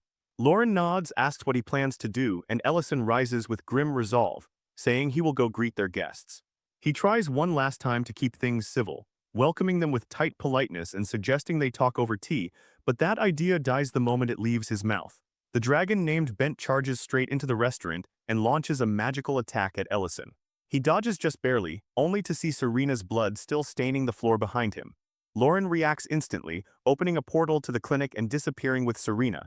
Ellison answers the intruders with sarcasm and defiance, but they are in no mood for reason. Magic circles flare all around the room as spells begin firing in rapid succession. Ellison turns fully toward them, military cloak shifting behind him as his expression hardens into the look of someone who is no longer playing around. Elsewhere, Nye and his group laugh in the shadows, clearly pleased by the magical turmoil they can sense from afar. Nye, smug as ever, remarks that everything is unfolding exactly as planned. The red dragons have been dragged neatly into the chaos. One of his companions wonders aloud who could have manipulated them this effectively. Meanwhile, inside the restaurant, one of the red dragons roars with fury, accusing Ellison of harming one of their own. He throws a massive fireball, but Ellison stays perfectly calm and erases it with a shield spell, scattering sparks harmlessly through the air. Then with a flick of his hand, he opens a portal and tells them to step through, warning that if they keep fighting here, innocent people will get caught in it. At Alina's clinic, she is startled out of her senses when Lauren rushes in carrying Serena, whose condition is far worse than anything she expected. Fear flashes across Alina's face, but she forces it down and gets to work immediately, channeling healing magic into the dying dragon. Bright light fills the room as she pours her strength into stopping the bleeding. Back on the battlefield, Ellison teleports the dragons away to a barren field, hoping distance will at least contain the damage. Bent mocks him and declares that this empty place will become his grave. Ellison, however, is already piecing the puzzle together in his mind. He suspects the whole thing is a setup designed to frame him. The only question is whether he is the direct target, or whether the red dragons are merely pieces being moved by someone else. If it is the second option, then maybe there is still a path to reason. So he calls out, telling everyone to calm down and think rationally for once. He explains that the blood they saw in the restaurant was not spilled by him, but the older dragon, already poisoned by Nye's manipulation, cuts him off and insists the blood itself is proof enough. Ellison continues anyway, saying Serena arrived already wounded, that she is still alive, and that he is trying to save her. Then Gallardo steps forward and adds his own poison to the lie, accusing Ellison of driving Serena from her lair and then killing her when she refused to leave. At that point, Ellison realizes exactly how central Gallardo is to this scheme, but the other dragons are already too enraged to listen. Bayant transforms into his true dragon form and unleashes a terrifying roar, his rage taking over. Ellison throws back attacks while asking the obvious: if Serena mattered so much to them, then why did they abandon her in the first place? Their answer is cold: he knows nothing about dragon law. That is where his patience starts to break. Their stubbornness, their refusal to listen, their blind commitment to nonsense, all of it pushes him over the edge. A surge of magical pressure bursts from him so intense that Gallardo drops in fear. And then, just when the chaos is already bad enough, Nye and his group finally arrive. True to form, Nye mocks Ellison the moment he appears. Bent asks why they are there, and Nye answers with fake civility, claiming they came only to help settle the situation. But Ellison recognizes him instantly the moment he senses the mana. He knows exactly who he is dealing with now, which means the battle just changed again. Meanwhile, Nye is clearly eager to put him in his place. Inside the healing room, Alina is reaching her limit. Blood keeps leaking onto the floor despite everything she does, and she is so drained she begins whispering apologies, convinced that she has failed. But Lauren refuses to accept that. She channels her own mana into Alina and tells her to keep going. Alina is stunned because now mana shortage is no longer the problem. Outside, the battlefield only gets worse. The black dragons join the assault as well, hammering Ellison with constant attacks meant to pin him down. He blocks them, but even for him, the pressure is becoming heavy. Golden magic rises around him as he lifts the ground beneath his feet, preparing for the full force of what is coming next. Then Nye orders his companions to support him, and another coordinated strike begins to form, enough to make even Ellison tense. And just before it lands, a voice cuts across the battlefield, sharp and absolute, commanding everyone to stop. Then the sky itself seems to split. 4 teleportation gates open at once, and from them step the elders, among them Metadonna and D-Dank, their arrival crushing the battlefield into silence. The atmosphere changes instantly. Even the dragons who were moments from tearing everything apart stop and stiffen. The elders demand to know what kind of chaos has broken out here, and Metadonna, stroking his chin with that old, tired look, dryly remarks that somehow Ellison always ends up standing in the middle of these disasters. Then he says he wants the truth, all of it. Ellison, relieved but still wearing that irritating calm of his, pulls back his hood and greets them with a mix of sarcasm and respect. Meanwhile, Nye thinks he finally has the board set exactly the way he wanted. In his mind, Ellison must be feeling safe now, assuming the elders came to shield him, but Nye sees only opportunity, especially with Lauren standing beside a human, something he considers a disgrace to the clan. This is the escalation he wanted, the kind that cannot be undone. He is certain that if he convinces the elders Ellison killed Serena, a red dragon, then Ellison's public execution becomes perfectly justified. In Nye's head, everything is lining up beautifully. What he does not realize is that Ellison already read the whole play. Even while Nye drowns in his own confidence, Ellison is betting everything on Lauren and Alina managing to keep Serena alive. At Alina's clinic, the situation is desperate. Lauren and Alina are working without pause trying to stabilize Serena. The bleeding has finally stopped, but that only means she has not died yet, not that she is safe. Lauren then prepares Alina for something far more dangerous. She reminds her of a similar moment from the past and explains that what she is about to do now is far more extreme. To save Serena, they have to synchronize completely.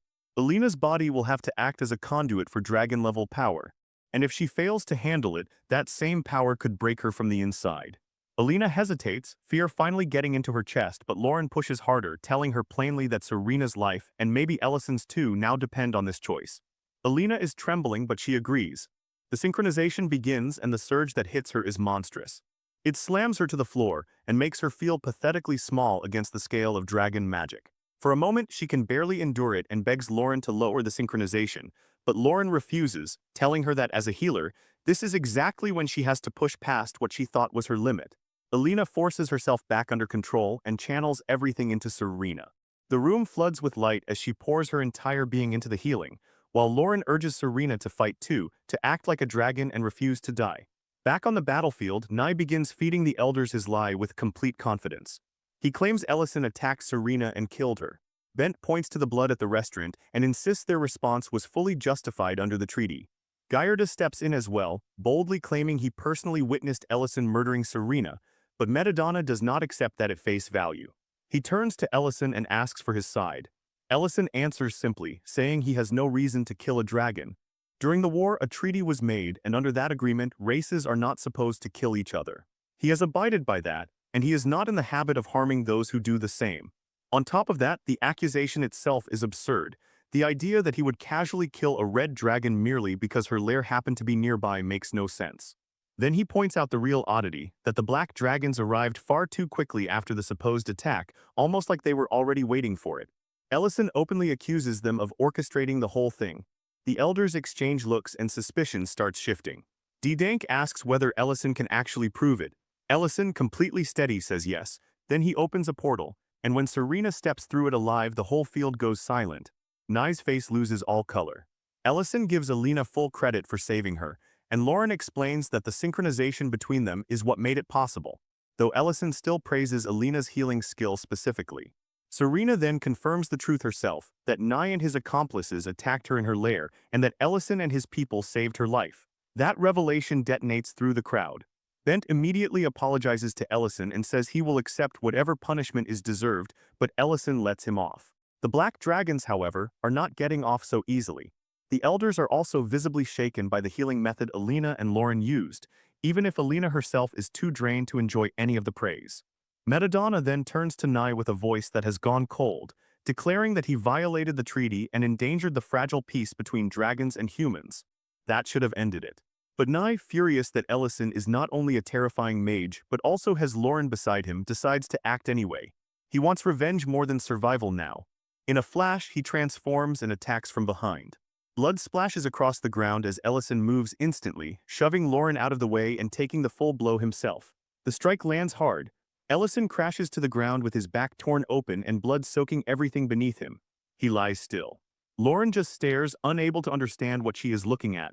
Then her voice cracks. She asks why he pushed her away, why there is so much blood, and then she starts sobbing his name. Bent is enraged and demands to know what kind of dishonorable coward ambushes someone from behind like that. Nye only laughs. He calls himself a hero, a savior of dragonkind, the one who preserved their future, and asks why they should keep a pact at all when someone like Ellison exists. Someone too dangerous to let live. While he rants, Alina is already beside Ellison, her hands shaking as she tries to heal him. Nothing works. She begs Lauren to synchronize with her again, the same way they did for Serena, but Lauren is frozen, staring at her own blood-covered hands while tears pour down her face. Nye mocks them all and says it will not matter, because Ellison's case is different from Serena's. Then Serena, watching from the side, lets out a sharp, bitter laugh that cuts straight through the panic. She calls Nye a coward and says this is not even the first time he has chosen the backstabber's route. Then she barks at Lauren to stop crying and actually look. When Lauren does, she sees it. Ellison's wound is not worsening, it is healing and fast. His strength is not disappearing, it is rising. Serena's words snap Lauren out of her paralysis. Hope flickers back into her eyes. Ellison stirs. And then he slowly lifts a hand and wipes Lauren's tears away, telling her softly not to cry. Then the battlefield is drowned in blue light. It erupts from Ellison's body and blinds everyone watching. Above him, the ancient marble begins to glow, radiating power in every direction. Metadonna watches with a grim face, recognizing immediately what that energy is. When the light finally drops, Ellison stands again. Behind him, luminous wings have unfolded. He faces Nye without hurry and explains exactly what happened. The ancient essence absorbed the force of Nye's attack and stopped him from dying. Nye, now consumed by rage, roars and transforms fully, body swelling, scales gleaming, power gathering for one final strike. He means to erase Ellison completely. Ellison does not even flinch. He raises one hand and stops the attack like it is nothing. Then, in a calm voice, he reminds Nye of the treaty, the one forbidding dragons from killing or attacking humans or other races. After that, with the faintest hint of a smirk, he invites Nye to justify himself. And then the sky answers for him. Flaming meteors begin falling from above, a storm of fire so violent it turns the battlefield into a burning hellscape. The earth shakes under every impact. Nye can only stare, his voice shaking as he asks how a human can possibly wield power like this. The flames swallow him whole. When they fade, nothing remains of him but ash. His followers stand there in silence, regret heavy on all of them now that it is far too late. Ellison then turns back to Lauren, and the hard edge in his face disappears. He gently takes her hand and tells her it is time to go home. Still trembling, Lauren throws herself into his arms and clings to him while crying without restraint. Madamada steps forward then and delivers judgment. The ones who conspired with Nye will be imprisoned for 3,000 years in the sacred forbidden grounds. Serena too receives compensation. Her destroyed lair is restored and filled with treasure. Later, Lauren sits with her back turned to Ellison, clearly upset. He approaches carefully and asks what is wrong. Without turning, she accuses him of being reckless, of taking a risk so stupid it nearly broke her. Ellison listens in silence, then gently wraps his arms around her and holds her close, apologizing and promising that he will think more carefully next time. The moment should have stayed quiet, but Madamada suddenly appears and interrupts them. Both Ellison and Lauren jump in surprise, and before Lauren even thinks, she instinctively punches the elder straight in the face. Madamada stumbles back, clutching his cheek in total confusion and pain. Lauren, still furious and startled, demands to know what he thinks he is doing there. And the elder, still holding his sore face, can only stammer out a reminder that he is, in fact, an elder. Ellison awkwardly scratches the back of his head and steps in before things get any worse, explaining that he was the one who invited Madamada here. Lauren turns toward him, still visibly thrown off, and demands to know why he would ever call the elder over. Madamada, still trying to recover both his dignity and his face, looks between the two of them and asks what exactly is going on. That is when Ellison's tone shifts. The joking ease drops away and he starts explaining the real issue, the awakening Madamada likely sensed, and how it connects directly to the ancient marble. Even while discussing something that dangerous, Ellison still slips into the role of host and offers Madamada a drink. The elder takes a sip and his expression changes immediately. He notes the depth of the whiskey's flavor, rich, refined, aged for decades, maybe 60 or 70 years. Ellison gives a small smile, clearly pleased that his guest judged it so accurately. Watching the exchange, Lauren reaches for the bottle herself out of curiosity, only for Ellison to smack her hand away and warn her that this is not beer, one sip would probably flatten her. Lauren protests, complaining that he never lets her drink anything stronger than beer.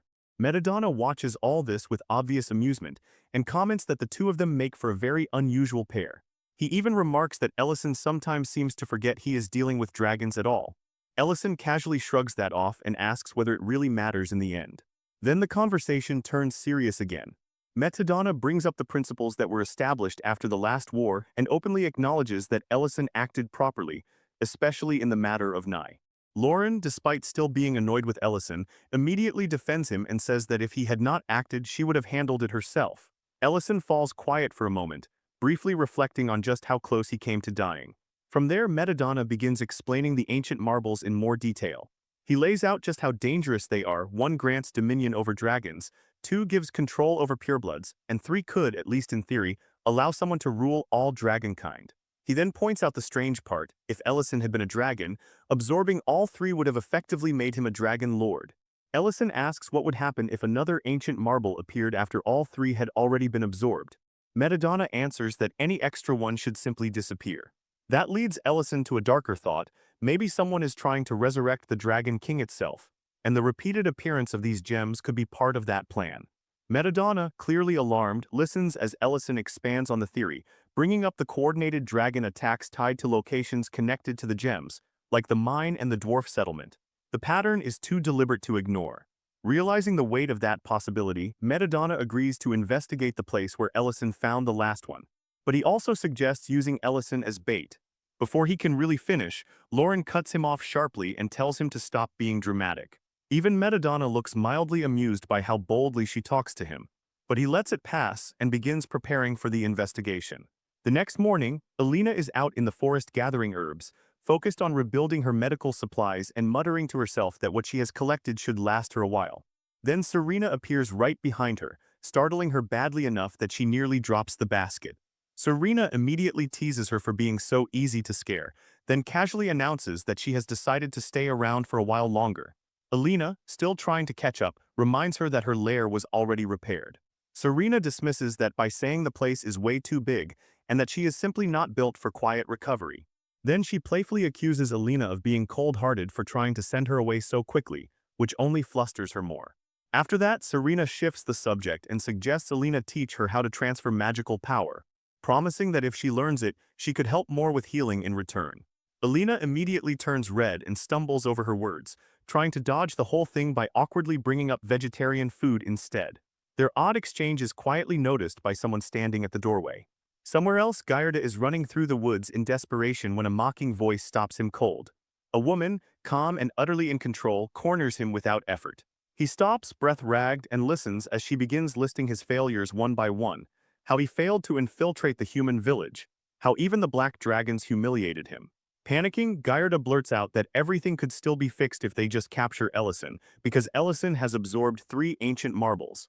The woman pauses for a moment as if considering it, then dismisses the thought with contempt. A sharp gust of wind slices across Gyarda's neck, and his pleading ends there. She coldly mutters that there was never any reason to keep him alive.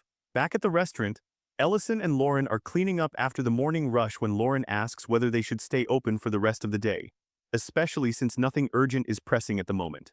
Before Ellison can answer, Nellen rushes in carrying a stone and excitedly shows it to him. Ellison examines it with interest. Lauren, curious in the worst possible way, decides to lick the rock, only to recoil instantly and complain about how violently salty it is. Ellison identifies it as rock salt and is suddenly dragged into memory. He mentions how similar stones helped him endure his early military days, and then laughs at Lauren's reaction as his mind slips back to the beginning. He remembers how terrifying those first days in this world were, how soon after arriving he was dragged into military training, how even his original name was abandoned because the people here could not pronounce it, leaving him as Ellison instead. He had been frightened, homesick, and completely out of place. But somehow worse than the fear, worse than the training was the food. Sitting in the mess hall, staring down at the same tasteless sludge day after day, he could not understand how anyone ate it without complaint. 2 full weeks of that misery passed, and the one thought that never left him was how just a little salt would transform everything. Surely he was not the only one thinking that. Even worse, he overheard instructors complaining about the food too, yet they still ate it like it was nothing, which only deepened his frustration. By the time another 2 weeks passed, the training itself had become slightly less brutal, but the food remained an ongoing nightmare. Ellison realized that before he could ever chase a dream like opening a restaurant, he first had to survive this camp. Then came the moment that changed everything.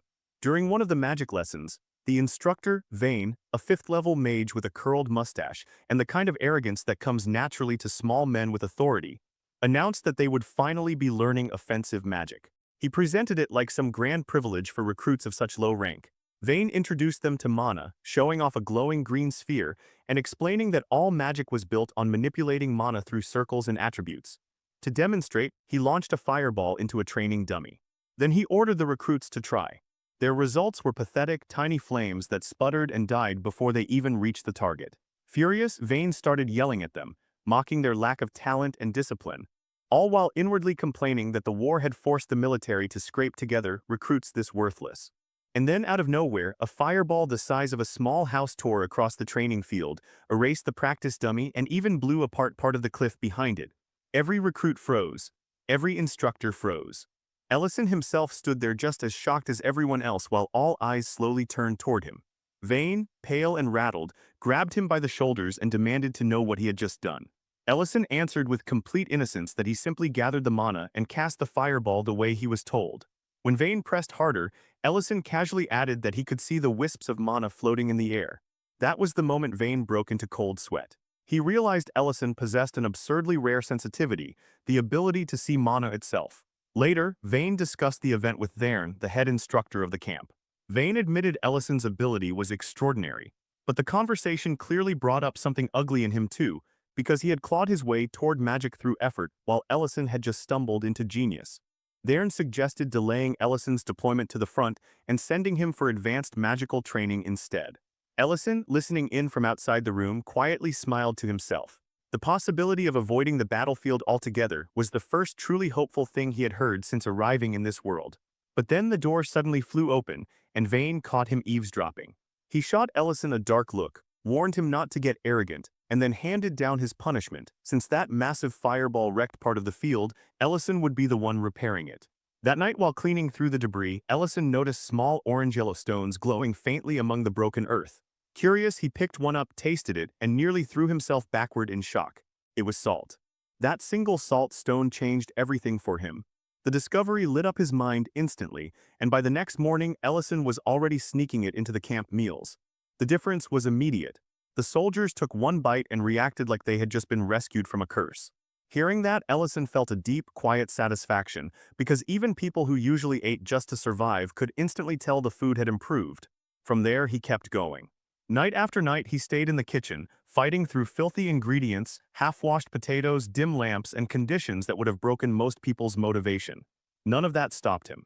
He kept preparing, testing, improving, driven by a stubborn need to make food that could at least meet his own standards. There were nights when he stood over a pot with tears in his eyes and still kept stirring. Then one night, while finally eating, an instructor appeared behind him out of nowhere and told him to report in once he finished. That was enough to make Ellison tense up immediately. By the time he stepped into Thern's office, the silence alone felt heavy enough to crush him. Thern studied him for a while, stroking his chin, then finally acknowledged the obvious: Ellison's magical talent was extraordinary. Ellison, still gloomy, could only admit that much. Thern said that kind of talent could massively improve a soldier's battlefield value, which sounded good for exactly 1 second before the conversation turned. Then Thern mentioned a rumor. Someone had apparently been sneaking into the camp kitchen late at night, slipping out before the chefs arrived at 5 in the morning. He casually added that catching the culprit had been difficult, but if that person were found, the punishment would be severe. At that, Ellison's whole body stiffened. Thern noticed the reaction, softened slightly, and smiled, saying that the real reason he had called him in was to congratulate him on his progress in magic training.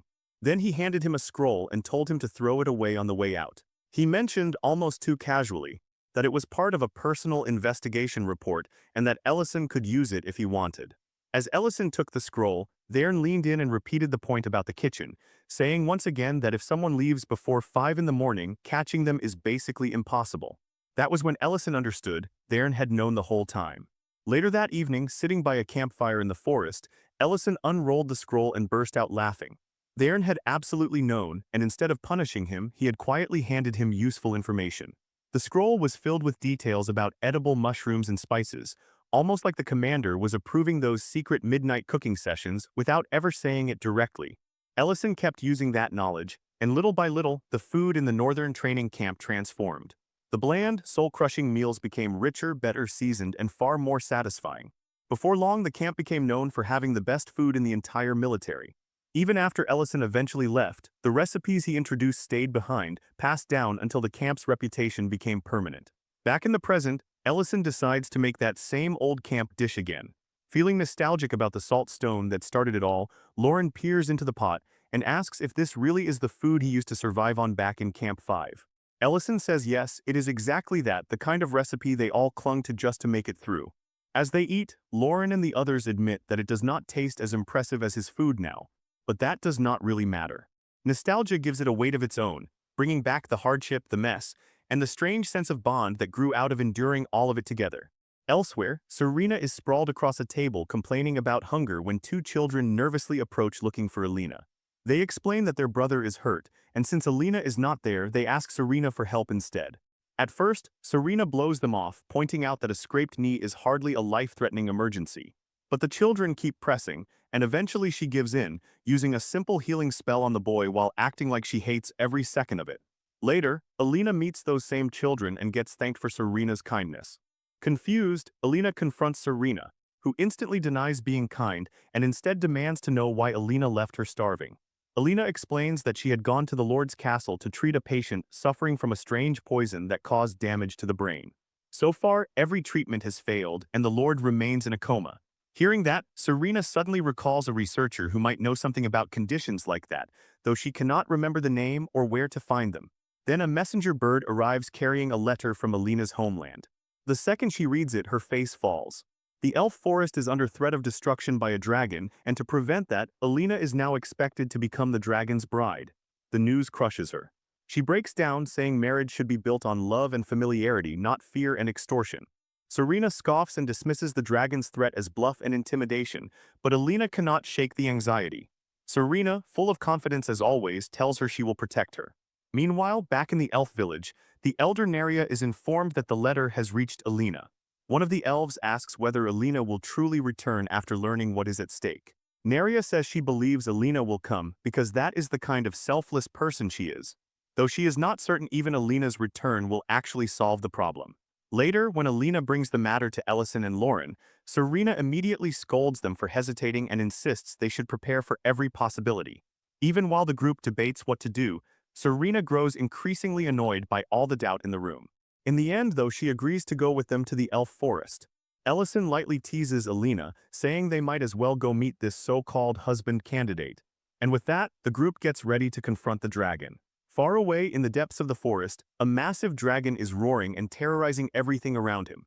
Back with Ellison's group, they stop at the forest's edge, where the path ahead already feels oppressive, especially since teleportation is useless there. Ellison comments on the time, while Serena suggests flying instead to make the trip easier. Alina explains that the elf forest is protected by a magical system that shuts down teleportation completely, which is why none of that will help. Before they can think further, a sharp voice cuts through the moment. An elf named Lilia appears with her bow already drawn, warning them not to move unless they want to be shot. A whole squad of elves steps out around them, fully armed and on edge. Lilia demands to know why they have come. Sensing how dangerous the tension is, Alina quickly steps forward, identifies herself, and assures Lilia that they are here with her. Even then, Lilia stays cautious, saying their identities still need to be confirmed. She turns to Ellison and asks his race and purpose. Ellison grimaces but answers honestly, saying he is human and came to help Alina. Lilia notices a brief flash in his eyes, something strange, a rare trait tied to thought-reading that normally belongs only to elves. When she turns to question Serena next, Ellison casually cuts in, introduces himself like he is at a market, mentions that he owns a small but highly rated restaurant in Greek City, and even invites them to visit sometime.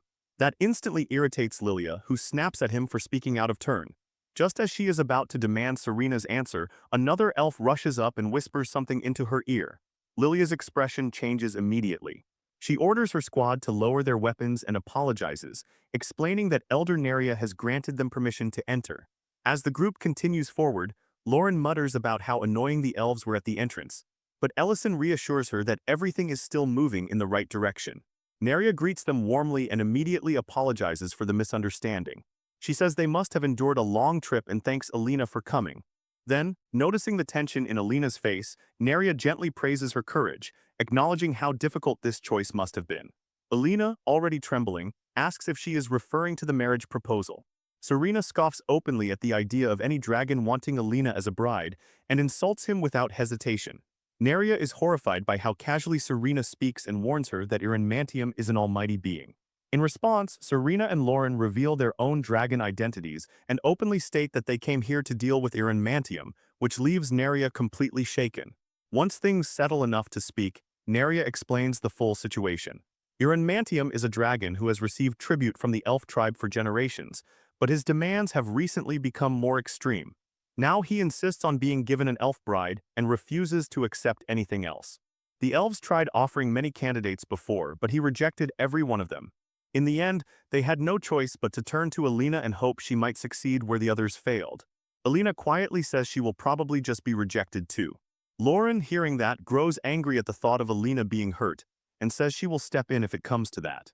Then Serena remembers something important about Mantium.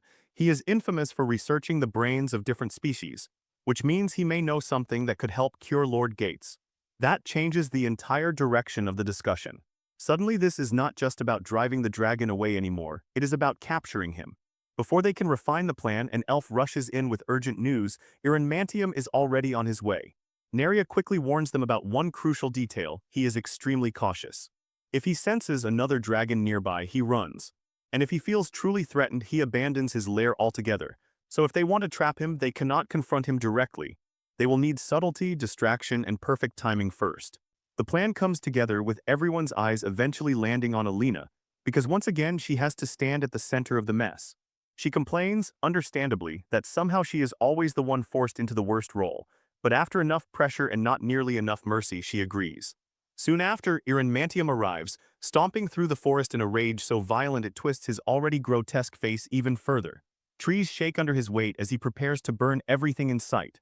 But before the fire can come, Neria steps forward and offers Alina as the promised bride.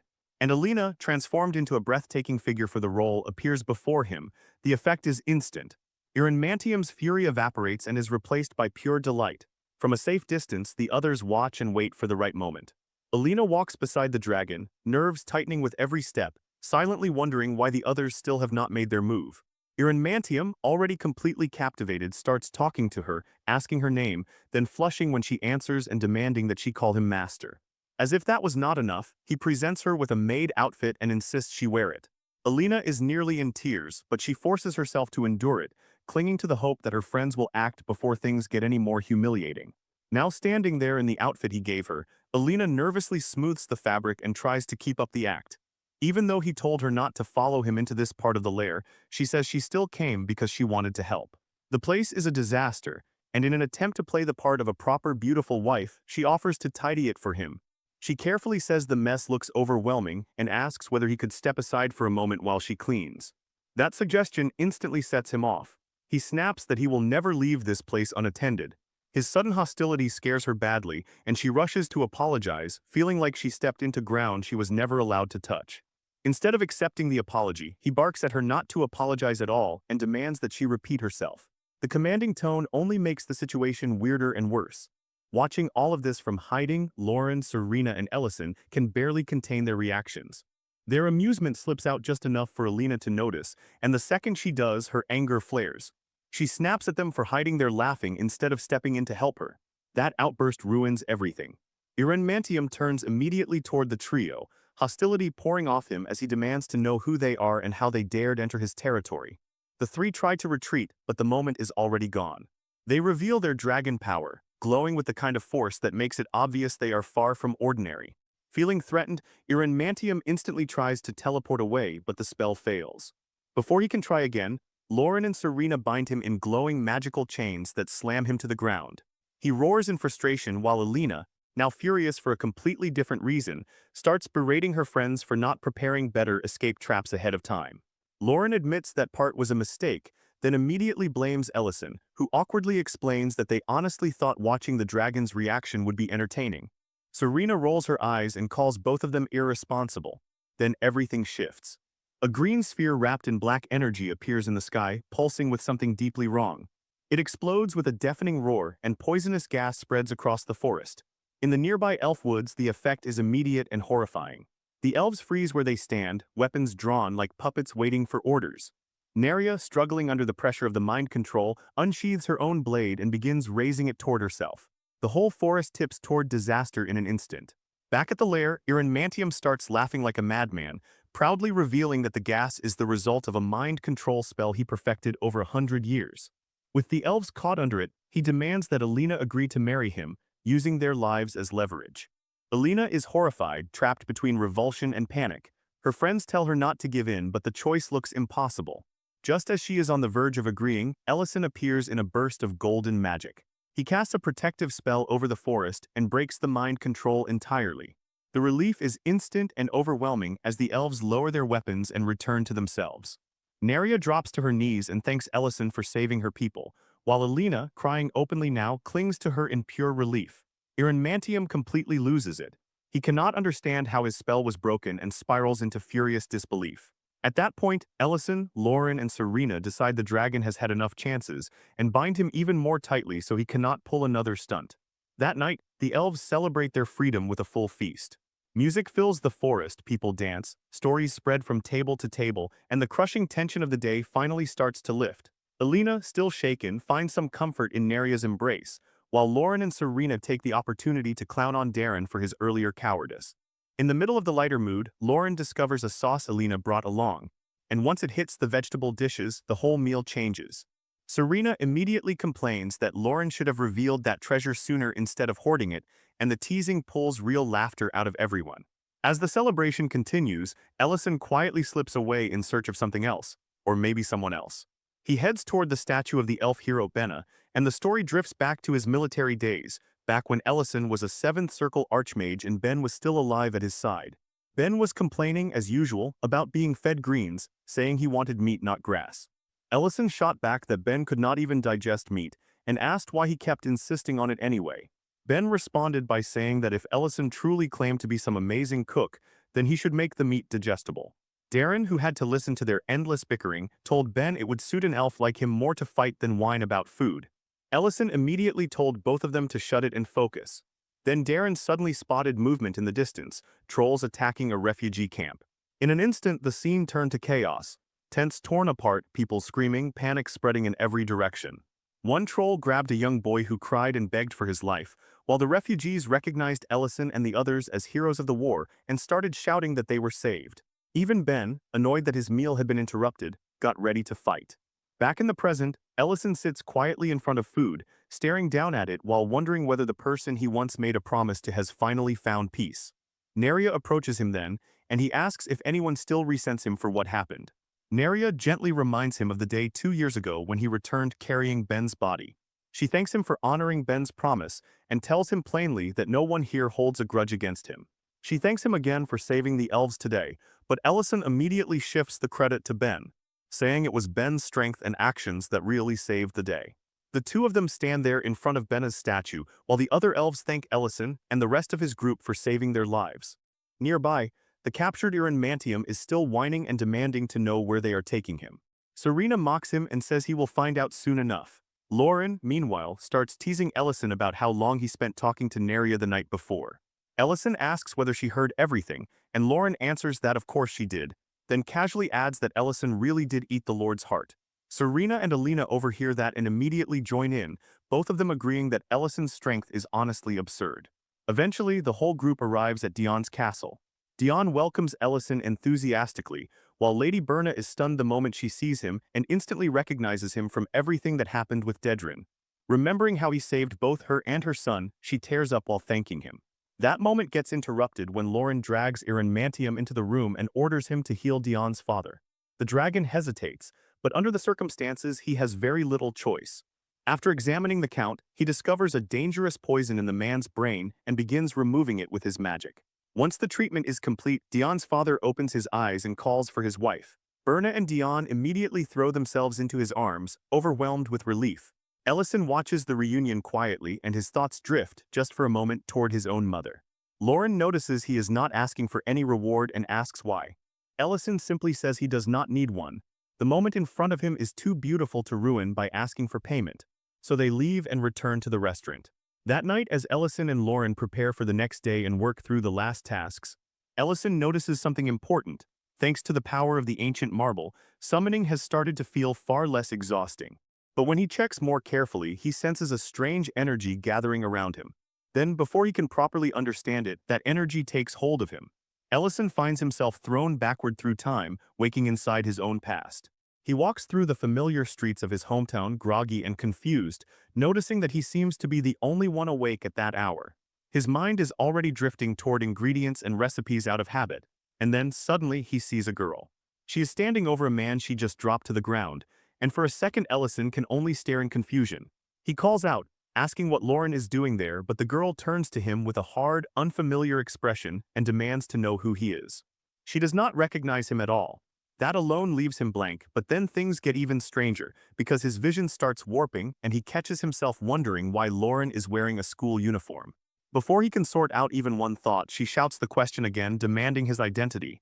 Then it starts hitting him. This place, this street, this air, he knows it. It is the world he lived in before everything changed. His mind races, and right then a truck comes barreling toward him. Then Lauren's voice cuts through his daze, shouting for him to get up. She looks just as confused as he is and asks what happened and where they are. That is when the truth lands fully. This is not a dream, he is back in his original world. A woman rushes over and asks if they are alright, suggesting they call 119. Lauren, having no clue what 119 even means, looks to Ellison for answers, but he cuts in quickly and tells the woman they are fine, that neither of them is hurt. Then the two of them immediately run off, leaving the woman staring after them and commenting on how strange Ellison's clothes look. Later, Lauren is stunned to learn that this place is Ellison's hometown. As they walk, she points out how completely alien everything feels to her, the iron carriages, the cars, the towering buildings, all of it. Ellison, though clearly overwhelmed himself, smiles faintly and admits it has been a very long time. If anything, the city looks even prettier now than he remembered. Lauren points out that if this is truly his hometown, he should know where they are. She asks where they should go, but Ellison is still trying to think through the time gap. Remembering the phone he saw earlier, he guesses time must have passed equally in both worlds. That would mean more than 15 years have gone by. Even if the buildings changed, he figures the roads themselves probably stayed similar. Still trying to hide how shaken he is, he tells Lauren he does not know the exact location. Lauren immediately calls him out, because a second ago he was claiming this was his hometown. Ellison, already thinking about his mother, tries to reassure her by saying he knows where they are headed and that money will not be a problem. Lifting up a gold coin like that somehow solves everything. Back in Greek City, morning is already moving. Link greets everyone brightly, saying good morning, while Mint comments in surprise that they arrived early. When the barn doors open, Miltine remarks on how freezing the morning is, though she also admits that if the dwarves had not rebuilt the barn, they would have been in serious trouble. Linty notices that the restaurant is still dark inside and figures they probably will not open early today. Mint is surprised by that, because Ellison was never the type to sleep in. Meanwhile, Lauren notices that the clothes Ellison is wearing now clearly belong to this world. Ellison explains that the old ones would have stood out way too much here. Still, he cannot hide his disappointment over the money situation. He expected much more in exchange for the gold coin. The man he dealt with only offered him 4 million won, and Ellison realizes that if he had been able to show identification, he could have gotten the full value in cash. Lauren asks what an ID is. The vendor, clearly confused by Ellison not having one, offers a compromise. In the end, Ellison agrees to take only half the coin's value as long as the man stops asking questions about identification. Lauren then asks whether he is not hungry. Ellison suggests finding a good restaurant nearby, and when he spots a Chinese place, he lights up. He tells Lauren that jjajangmyeon is the kind of food people always come back to. Lauren gets excited immediately, asking what they are going to eat, and Ellison eagerly agrees to start with that. After tasting it, Lauren says it is delicious and urges him to eat too. But when Ellison glances at the menu prices, he nearly breaks. The food is far more expensive than he remembered. Back in his day, jjajangmyeon used to cost only 4,000 won. Lauren teases him, calling him an ancient dragon for sounding completely out of touch with modern prices. Ellison brushes that off and insists this is not about saving money, it is about enjoying the food properly. Then he suggests they try jjambong too, and Lauren warns him not to regret ordering so much. Once she tastes the spicy dish, she says it feels like breathing fire. Ellison, loving every second of the experience, tells her to grab something to cool down. The two of them go on trying dish after dish, fully enjoying the absurdity of the moment. Back at the restaurant, Serena is furious.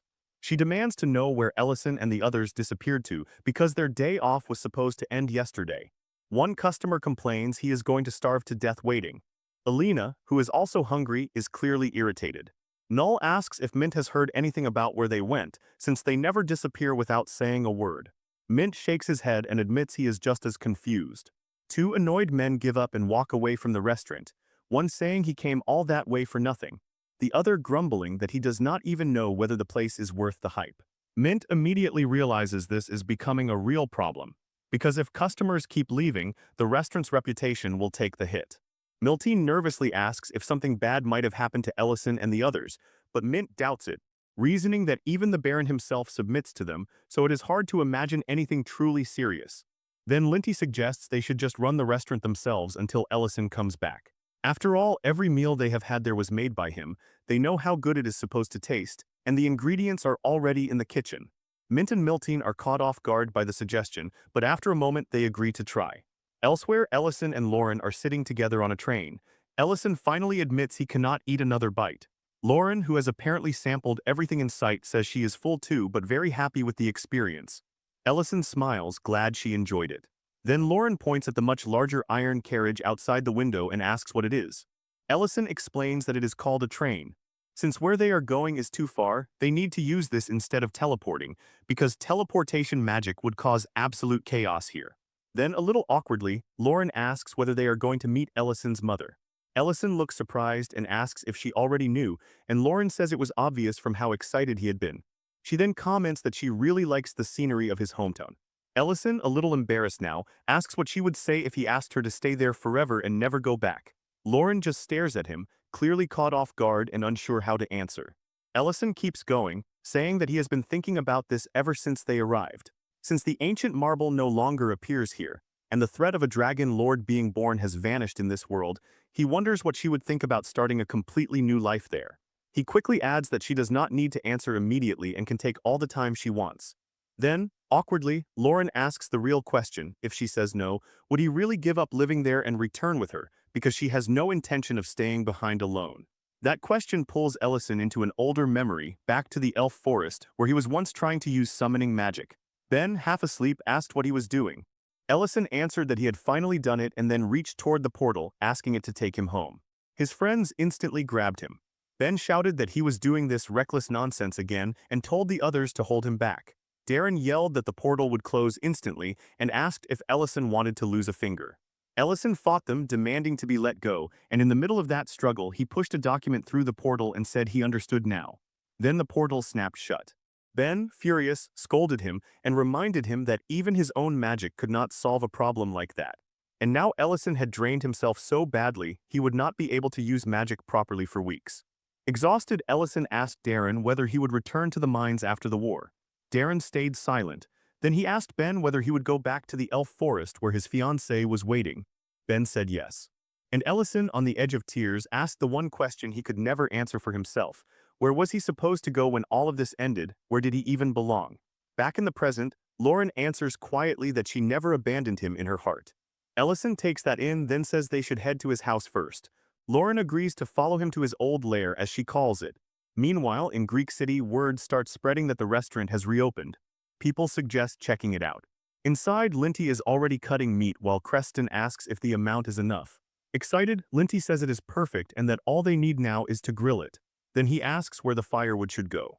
Miltine, surprised, says she thought everything in this place was done with magic. Creston watches in surprise as Alina uses fire magic, though Linty immediately says the flame is too weak. Alina defensively explains she only learned that amount for camping. Serena then tells them all to get out of the way and uses her own fire magic, saying they do not need to worry about the flame and should just focus on cooking. Linty, who still has no idea who she really is mainly relieved that the problem is solved. Smiling, Miltine says all the ingredients are ready now so they can start and officially open the restaurant.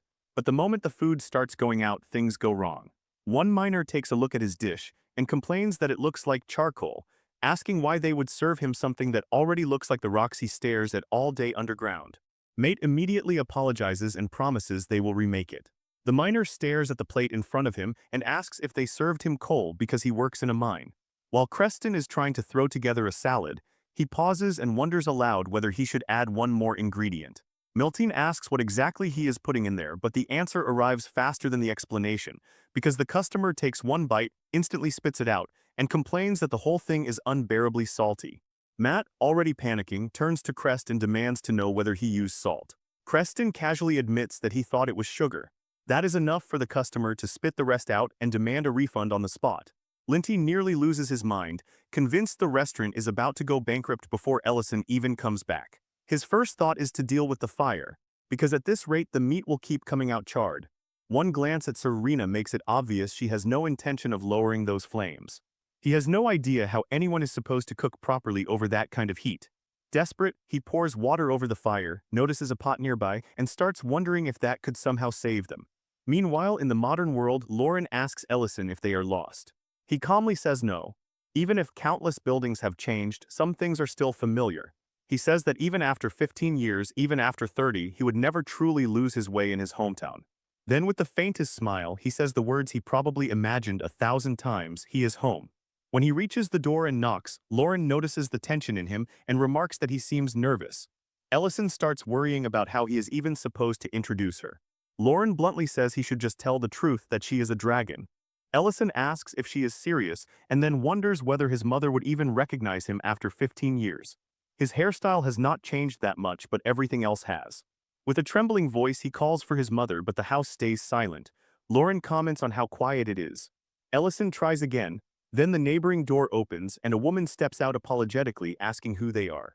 She says she has never seen them before and wonders if they recently moved in. Ellison quickly explains that he came to see the woman who used to live in 604. The neighbor's face changes at once. She asks if he is Mrs. Jong Hwa's son. The second he hears that, hope rushes back into him and he quickly confirms it, asking whether she knows where his mother is. But the woman's expression turns sad, and she quietly tells him that Mrs. Jong Hwa no longer lives there. Then she asks them to follow her. As they walk, the woman explains that she moved in 5 years ago and met Mrs. Jong Hwa then. She says his mother worked constantly, was always busy, and often lived on instant noodles, but even so she still found the time to cook for her, and the two eventually became close. She remembers how his mother constantly bragged about her son, saying he would probably be around the neighbor's age now. The woman mentions that she writes for a small website, but Ellison barely hears it. When he realizes they are heading into a small wooded area, he asks where they are going. The woman answers that Mrs. Jong Hwa missed him too much to ever put up missing posters, because she believed he would come back on his own someday. Then they stop in front of a grave, and the woman asks the question that tears straight through him: why did he come back only now? Why could he not have returned even just 2 years earlier? Ellison is completely frozen. The woman explains that his mother had been fighting stomach cancer for years. Even after a gastrectomy, she kept finding joy in cooking for other people, because seeing them eat made her happy. But 3 years ago the cancer returned, and from then on she was in and out of the hospital. This is not the reunion Ellison dreamed of. Every memory of happier days with his mother crashes into him at once, and none of it lines up with the reality in front of him. This is not how he ever wanted to say goodbye. The neighbor tells him that she does not really care why he came back now anymore, because it is too late and nothing can bring her back. But she says Mrs. Jong Hwa left something behind just in case he ever did return. Then she hands him an old envelope. Completely devastated, Ellison takes the letter, and Lauren immediately notices something strange. The paper is from the Ruburn Empire. The letter begins by begging his mother not to doubt what she is about to read, saying every word is true. He writes that he did not leave by choice, that he is in another world now, far from the one they knew. He explains that he used unstable magic to send this letter, that he is safe, that he has become a mage, and that he plans to open a restaurant. He adds that while he can send letters, he cannot receive any, and that eventually he gave up waiting for a reply. But when Ellison reaches the bottom, he realizes there is an answer written there in return. His mother had written that her son is a mage now, and that he should invite her when the restaurant opens. That one line crushes him. Tears start falling uncontrollably. He blames himself immediately, because once he later gained summoning magic, he could have sent another letter or another or more. Lauren wraps her arms around him and tries to comfort him, but Ellison can only speak through regret, saying there was more he could have done. Back in Greek City, the restaurant is completely packed the next day and the customers are happy. They praise the food loudly. Linty proudly explains that he solved the problem of the burned meat by using a special pan. Serena brags that her fire magic helped too, and Alina insists she contributed as well. Mint finally relaxes a little, because for the moment, everything seems to be working. The only real problem is that Ellison is still nowhere to be found. In the modern world, Lauren tells Ellison he needs to eat something because she is clearly worried about his condition. But Ellison keeps his head lowered and quietly apologizes, admitting that he lied to her. He tells her she does not need to stay, and that if she wants he will send her back alone. Lauren looks genuinely shocked, grabs his arm, and asks whether he truly believes there is nothing left for him there anymore. Then she reminds him of what he asked on the train, about making this world their home. She says she never meant to leave him behind, and that they can stay as long as he wants, but then asks the question that matters: what about all the people still waiting for them back in the Empire? That finally reaches him. At the same time, back in Greek Castle, Baron Leiden asks why Ellison is not at the restaurant. The soldiers explain that someone else is handling things for now. Leiden says they still owe Ellison proper thanks and decides he should go visit. At Lauren's lair, construction is still going strong. Lord Geltzar reassures everyone that Ellison would never abandon them. Back in the present world, Lauren continues, telling Ellison that humans, dwarves, elves, even dragons, all of them are waiting for him. She reminds him that the 15 years he spent there were not lost years. Her words hit him hard. Thinking again of the letter, he asks whether his mother truly believed him when she read it. Lauren answers that of course she did, because parents always believe their children. Then she takes hold of him and says it is time to go back. 2 days later, the neighbor who handed him the letter still has not seen him again and is left wondering whether maybe she had been too harsh with him. Then Ellison suddenly appears in front of her, holding out a bag of gold. He explains that it is a thank you for taking care of his mother's grave.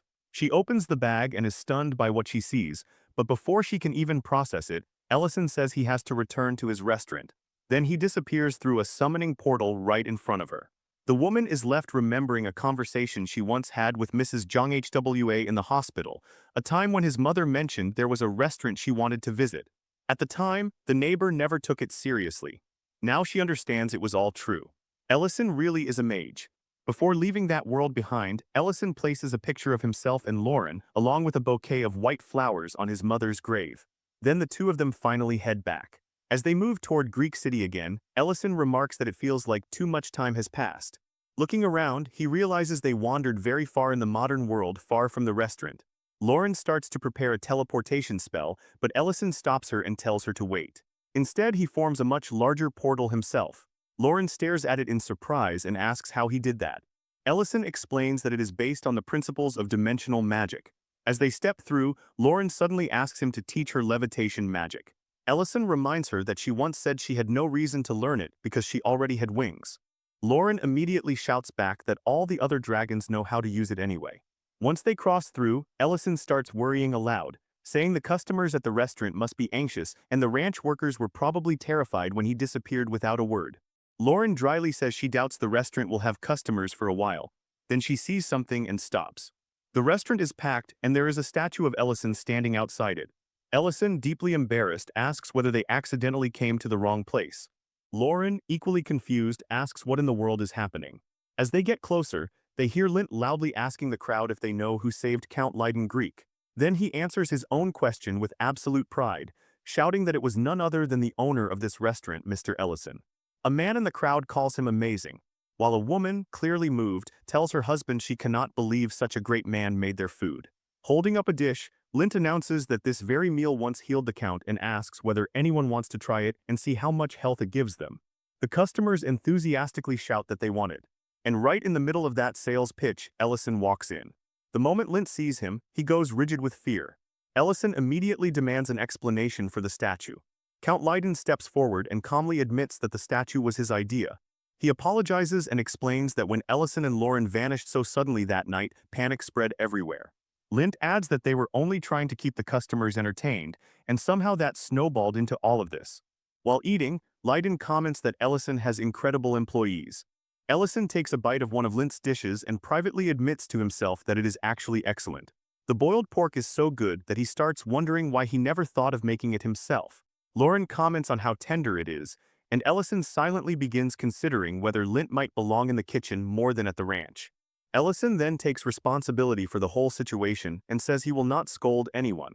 But after pointing directly at the statue, he asks again what that thing is supposed to be. Admiring it, Leiden proudly explains that it honors Ellison's achievements, and even assures him the Count's castle will help maintain it properly. Ellison awkwardly says that is not what he is worried about and asks what achievements Leiden is even talking about. Leiden explains that during the war against the dragons, there were stories about a legendary soldier who ignored orders, helped people anyway, and became known as the best mage but the worst soldier in the army. Then Leiden says the name attached to that legend was Ellison. Ellison just stands there stunned while Leiden continues, saying Greek City was one of the places that legendary man saved. Embarrassed, Ellison admits he never expected Leiden to figure out who he really was. But Leiden insists, saying Ellison saved the city, saved his family, and saved him too. Ellison understands the intention behind the gesture, but that does not change his answer. In the very next moment, he destroys the statue with magic and flatly declares that he refuses to let his restaurant be judged based on decoration. Worried, Leiden quickly admits the statue may have gone too far and promises he will deal with the rumors about Ellison's food somehow being miraculous medicine. Elsewhere, in a school corridor, two girls are talking when they accidentally bump into the Empire's royal mage, Madrina. Their books spill everywhere and they panic as they apologize, but Madrina casually lifts the books with magic and tells them it is fine, even wishing them luck with their studies while warning them to be careful with magic. One of the girls thanks her shyly, clearly impressed by how quickly she cast the spell. Then Madrina overhears them dismissing the rumors that she had once been kidnapped and tied up, and just hearing it makes her visibly miserable. When she returns to her room, she senses someone inside and immediately freezes, convinced for one awful second that Lauren somehow found her again. But when she opens the door, it is Prince Leon. Startled out of her mind, she instantly starts pleading not to be dragged around again and blurts out something about the rumors which only confuses him. Leon calmly assures her he is not the one spreading anything, then shifts to the real reason he came, asking about Dedrin's territory. Hearing about the rising crimes there and the deaths of every official sent to stabilize it, he says they need someone capable of handling that mess, someone who can do it without stepping into the spotlight under his real name. At the restaurant, Ellison is back to serving customers, and one of them happily says he can finally eat a truly good meal again after so long. In the kitchen, Ellison is smiling while working and announces that the Yuba rice bowl is ready, telling Lauren to carry it out. The moment Serena sees what she is served, she looks offended and asks where all the meat went. Lauren casually chews while saying this is simply how the dish is meant to be eaten. Serena immediately calls her bluff and demands to know who she thinks she is fooling. Lauren fires back that she should just eat what she was given. Lady Berna is there as well, and after tasting the food, she openly says how much she loves the restaurant. She asks whether Dion has really been coming here by himself that often, and Ellison answers that at this point he can probably be called a regular. A little awkwardly, Berna admits she had actually been against putting up a statue in the restaurant. Ellison tells her she does not need to apologize for that every single time she visits because the Lord already explained everything. Then she asks what today's dessert is. Right then, two disguised newcomers enter and ask about the menu. The woman is Madrina, and she requests 2 portions of the special dish. Ellison lets out a quiet sigh, says he will handle it, and tells them to wait. A little later, he serves them both, announcing that 2 plates of fried rice with yuba are ready. The man takes a bite and admits the taste catches him off guard. Madrina agrees, saying it is genuinely that good. Ellison then asks if he is surprised because he does not look like the type to be easily impressed. The man stiffens. He realizes Ellison has already seen through the disguise and knows he is Leon. Madrina, equally stunned, mutters that Ellison's eyes are as sharp as expected. Ellison then asks how exactly this was supposed to be the perfect disguise. Leon answers that apparently the lady sitting there did not notice anything wrong. Ellison asks what drove them to come in disguise at all. Leon says that first, he wanted to eat the food here again, and second, he pulls out a small vial and asks if Ellison knows what it is. Ellison studies it and asks what he is looking at. Leon replies that it is a poison, a very specific one, something capable of destroying the human brain. It is the same poison that left Count Leiden bedridden for years. That answer freezes Ellison in place. Leon goes on, saying the poison is slowly spreading through Dedran City, and while the Count waking up was practically a miracle, that outcome cannot be expected for everyone. Worse, the poison leaves no trace in the victim, making hard evidence almost impossible to obtain. Before he can say more, 2 thieves burst into the restaurant and order everyone not to move. They demand all the money and food at once. Berna is instantly terrified. One of the thieves snarls that anyone who wants to live should obey quietly. Lauren and Serena stop bickering long enough to glare at them with enough hostility to ruin a normal person's soul, while Madrina releases just enough of her aura to make the thieves feel like they walked into the wrong nightmare. Later, outside the restaurant, one thief is groaning on the ground, while Madrina coolly remarks that these men came from Dedran City. She is literally sitting on one while grinding the other into the dirt with her foot, warning them not to try anything. The thieves, now desperate, start apologizing and call her chief mage while begging for mercy. The compliment visibly improves her mood, and with a rather wicked grin she confirms that yes, she is the chief mage, and asks if they understand who exactly they picked a fight with. Back inside, Ellison, still holding the vial, asks if the real reason they came was to put him in charge of investigating Dedran City and finding whoever is producing the poison. Leon says that no matter how much they interrogated Count Dedran, he never revealed anything useful, and every general sent into the city ended up dead, leaving the territory in its worst condition yet. While Madrina continues to toy with the thieves, Leon adds that he is convinced the same organization is behind all of it, and that they are spreading through the city like rot. Ellison asks why the Crown Prince would entrust something this serious to nothing more than a restaurant owner. Leon answers by reminding him that not long ago, Dedran itself was torn apart by someone using magic in a frankly absurd fashion. Then he asks, with a smile that says too much, whether Ellison feels at least a little responsible for the chaos that followed. Ellison awkwardly asks who exactly told him about that. Leon immediately says he cannot reveal that, it has to remain an absolute secret. Ellison dryly remarks that the only person who could possibly have told him is the Empire's 7th-rank mage. The moment he says that, Madrina goes pale and rushes toward Leon in horror. Leon calmly says he will leave the matter in Ellison's hands, and if he needs anything, he only has to say so. Then he adds that this time, he intends to move forward with his own plan properly, and tells Madrina to come see him later. That night, on the outskirts of Dedran City, the situation is as ugly as the reports suggested. The place is unraveling, robberies everywhere, fear hanging over the streets. Ellison comments that things are even worse than he imagined. Lauren asks why they came, and he answers that they are here to catch the ones behind the poison used on the Count. She asks whether that poison is the reason the whole city is turning rotten. Ellison says it might be, though what worries him more is that all the generals sent here were poisoned too. He falls into thought, trying to figure out how to move. If he strikes too hard and sweeps them all up at once, the real masterminds may just vanish. But he cannot exactly walk around asking people where the criminal brain poison guild hangs out. Then he tells Lauren he has an idea but warns her she probably will not like it. Lauren just smiles and reminds him that he worries too much. She already told him she would do anything for him, so he should just explain the plan. A little later, Lauren is sitting behind bars, so that was the plan. One of the men overseeing the cell tells her not to get too close to the bars. A prisoner nearby comments that there is actually a girl in the cell this time. A huge, muscular inmate asks if it is someone's birthday, and the others start circling with ugly looks, asking whether she knows what happened to the last girl thrown in there. They say they are going to teach her a lesson. Lauren, visibly disgusted, says this dump does not even separate prisoners by gender. She is just about to turn her hand into dragon claws and rip the whole place apart, but stops herself, remembering that Ellison specifically told her to endure. Soon after, Ricardo, Dedrin's chamberlain, arrives and casually remarks that he heard they brought in a new useful item today. One of the men points to Lauren and explains that she was arrested for assaulting civilians in the street. Ricardo looks her over and says the rebellious ones always fetch a higher price. Later, inside the castle, Ricardo meets a man dressed as a count. He apologizes for making him wait. That man is Ellison in disguise, introducing himself as Count Rival and announcing that he will be overseeing the management of Dedrin City from now on. Ricardo quickly apologizes again and asks if he truly came straight from the Imperial Palace. Ellison smoothly says it is nice to meet him. Ricardo, trying to recover, explains that he was dealing with prisoners earlier and then mentions how absurd things have become around the Lord's castle lately. He says everyone is confused and hopes the new Count will be understanding. Count Rival says he already heard enough about the situation. Then he glances at the seal on the document and notes that it is indeed the Imperial Palace's seal. Ellison casually asks whether Ricardo thought it was fake. Ricardo immediately denies that, but says it arrived much sooner than expected. He adds that, for reasons no one can fully explain, the last 3 officials dispatched to this place all died, so he assumed no noble would willingly step into Dedrin. Apparently, he was wrong.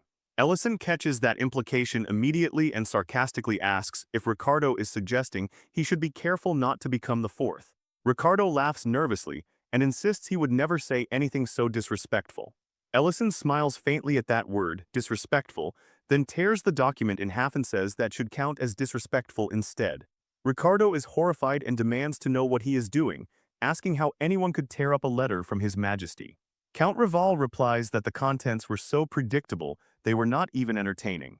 He says that even if the letter came from the Crown Prince, he could recite it with his eyes closed, improve public safety, take care of the people, eliminate corruption in Dedrin, the usual parade of boring responsibilities. Then he leans back with both feet on the table and says none of that interests him in the slightest. What he wants is to make this city a little more exciting to govern. He points out that Ricardo probably does not want to keep watching officials arrive only to resign or die one after another. Then he asks whether Ricardo does not think there might be areas where their interests overlap, especially given the kinds of rumors Ellison heard before arriving. Ricardo is completely stunned by the turn in tone and attitude.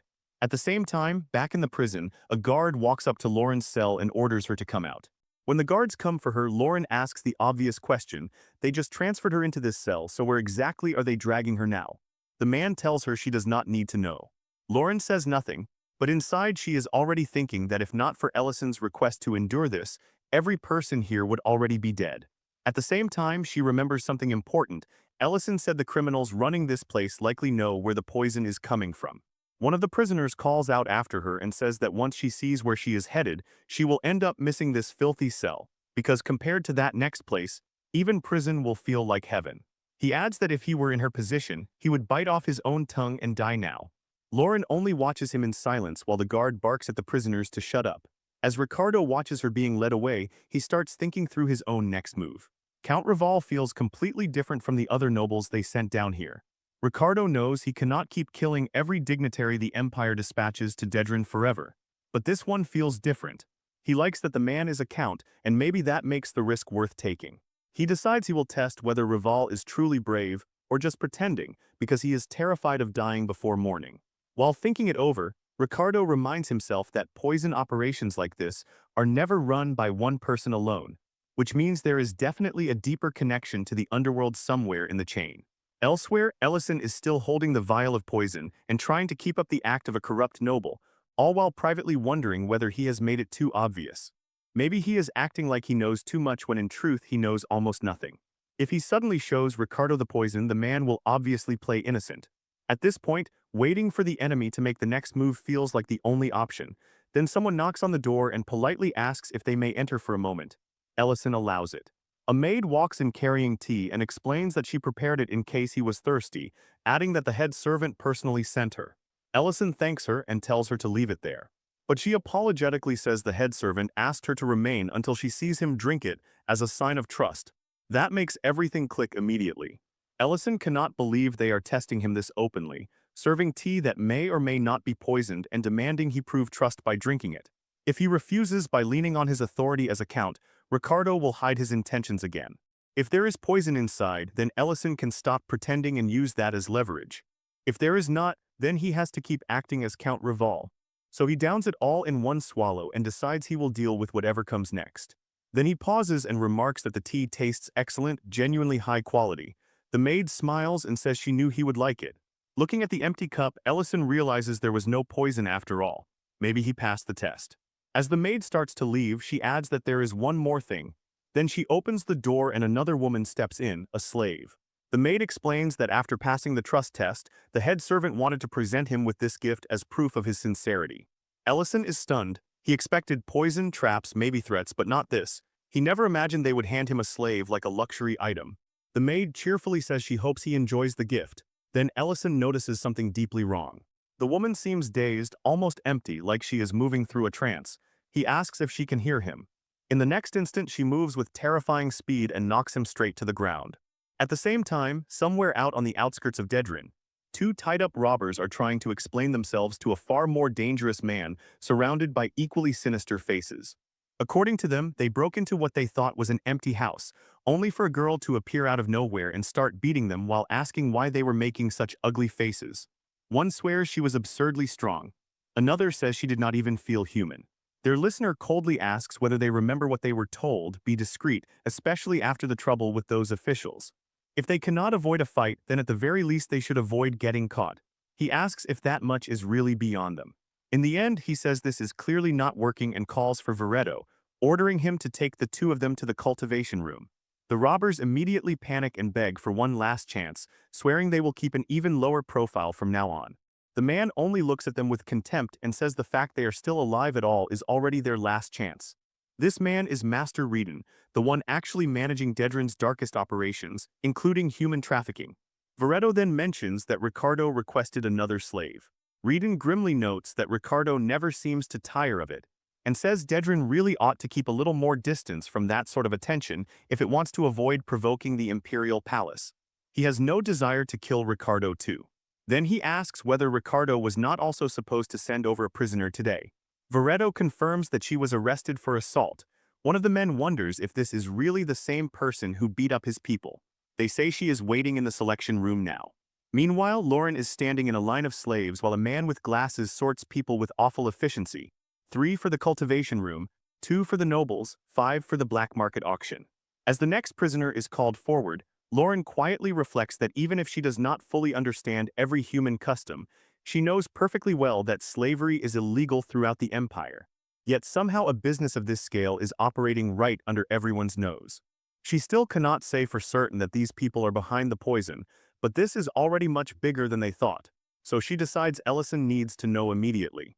Using the coordinates of his room, she opens a tiny portal and asks if he can hear her, telling him the situation is far worse than expected. But then she sees something through the portal that makes her expression change instantly. Ellison is standing there with a woman tied up in his room. Ellison reacts immediately, blurting out that it is not what she thinks. Lauren, visibly confused and already getting angrier, asks what exactly she is supposed to think. Meanwhile, the slave woman, still under whatever control they put on her, starts pleading for her master to give her orders, which only makes Ellison look even worse. He frantically insists that whatever Lauren is imagining, this is a complete misunderstanding. Lauren's dragon aura starts leaking out as she demands an explanation. Ellison points at the woman's condition and says that is the entire point. She is not normal, and he definitely did not summon her into his room himself. Lauren, still furious, tells him to investigate the place called the cultivation room immediately. She says they will settle this other matter later and he had better prepare himself. Then someone notices Lauren's odd behavior and asks what she is doing. She instantly answers that she is doing nothing, just that the handcuffs broke and she needs a new pair. The man asks how handcuffs could possibly have broken, and Lauren says flatly that they must have been defective. Elsewhere, Leon is speaking to one of his men, who asks whether they should interrogate someone directly. Leon says no, warning them that provoking that individual would be a mistake, because what they are dealing with is not human. He adds that they still do not understand its full purpose, but if they mishandle it, the whole operation could collapse. He orders the area cleaned up and says he has to go meet the creature himself. The next morning, Ricardo visits Count Rival and politely asks how his sincerity was received. Ellison answers that it was satisfying enough. Though he admits the whole thing felt like a test and mildly irritated him, he says he is willing to let that go. Privately, however, he is still annoyed that Ricardo managed to create such a ridiculous misunderstanding the night before. Ricardo apologizes for the tea incident and says that shaking hands too quickly in a place like this can be dangerous. Ellison brushes that aside, saying he already forgot about it. The slave woman lies unconscious on the bed nearby.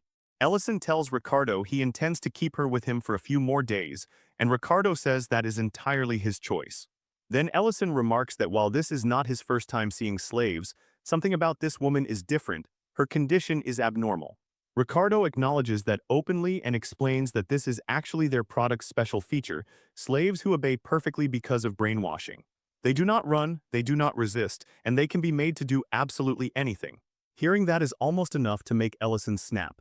For a moment he seriously considers wiping out the entire slave market right there. But he forces himself to hold back, reminding himself how badly things spiraled when Dedrin Castle was destroyed too soon. So instead, Ellison asks Ricardo if he has thought about expanding this market further, selling these products through elite connections, using Ellison's supposed noble status to move high-quality slaves directly to powerful aristocrats across the empire. Ricardo laughs and says that partnering with Ellison was clearly a brilliant decision. Then Ellison casually asks whether the slaves are tied to a place called the cultivation room. That visibly startles Ricardo, who immediately asks how Ellison knows about it. Ellison calmly answers that he came to Dedrin after hearing rumors, and that nobles are naturally cautious, which means it is only sensible to verify the distribution process before introducing products to serious clients. He adds that if showing it is too troublesome, Ricardo can always refuse, though that would obviously limit how far the sales route can spread. Ricardo responds almost instantly, saying there is no reason to hide it now that they are partners, and in fact, it is much closer than Ellison probably assumes. At the same time, Leon knocks on a door and tells the woman inside that a problem has surfaced that even he cannot solve on his own. The woman answers in clear surprise, noting that it is unusual for something to remain unresolved even with the imperial palace involved. Leon explains that there is an anomaly among the slaves, and says the suspicious energy surrounding Lauren feels too much like a dragon, one very similar to her. The red dragon Sydney narrows her eyes and wonders whether the black dragons have started sniffing around too, adding that reports of them digging into matters lately have definitely increased. Sydney remembers the name of the new overseer too, a young man called Count Revolk. Leon confirms that the dragon hidden among the slaves is a small black-haired woman, and the moment Sydney hears that, she knows exactly who it is, Lauren. She immediately orders the cultivation and sorting rooms to be cleared out. Deep underground in the cultivation room, Ricardo proudly presents the entire operation to Ellison and calls it Dedrin's pride. He explains that they grow all kinds of herbs and mushrooms there, mix them into drugs, and use the results to create slaves who obey their masters perfectly. Ellison looks around at the glowing magical lights and cannot help wondering how they managed to build something this elaborate beneath the mansion. The workers themselves look awful, exhausted, sickly, half dead from being forced to tend the poison plants. Ricardo lightly suggests they should not stay there too long. Ellison then asks very casually whether these ingredients could also be used to create a poison that leaves no trace behind. Ricardo does not answer directly. Instead, he asks if Ellison is interested in their other products too and says he was just about to show him anyway. That is the exact moment Leon arrives, following Sydney's instructions to observe what is happening. The second he sees the scene, he is furious. He cannot believe Ricardo exposed all of this to a new overseer who only just arrived. Ricardo immediately starts apologizing, but Leon cuts him off and tells Ellison that if he really intends to work with them, then this whole place will need to be cleaned up properly. Ellison answers in a way that makes it clear the game is over, saying Leon's suspicions were right all along.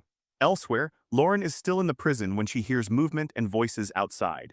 It sounds like something is being shut down, and she immediately suspects that has everything to do with Ellison's side of the plan. Then Sydney appears and comments that catching a dragon slave is quite the prize.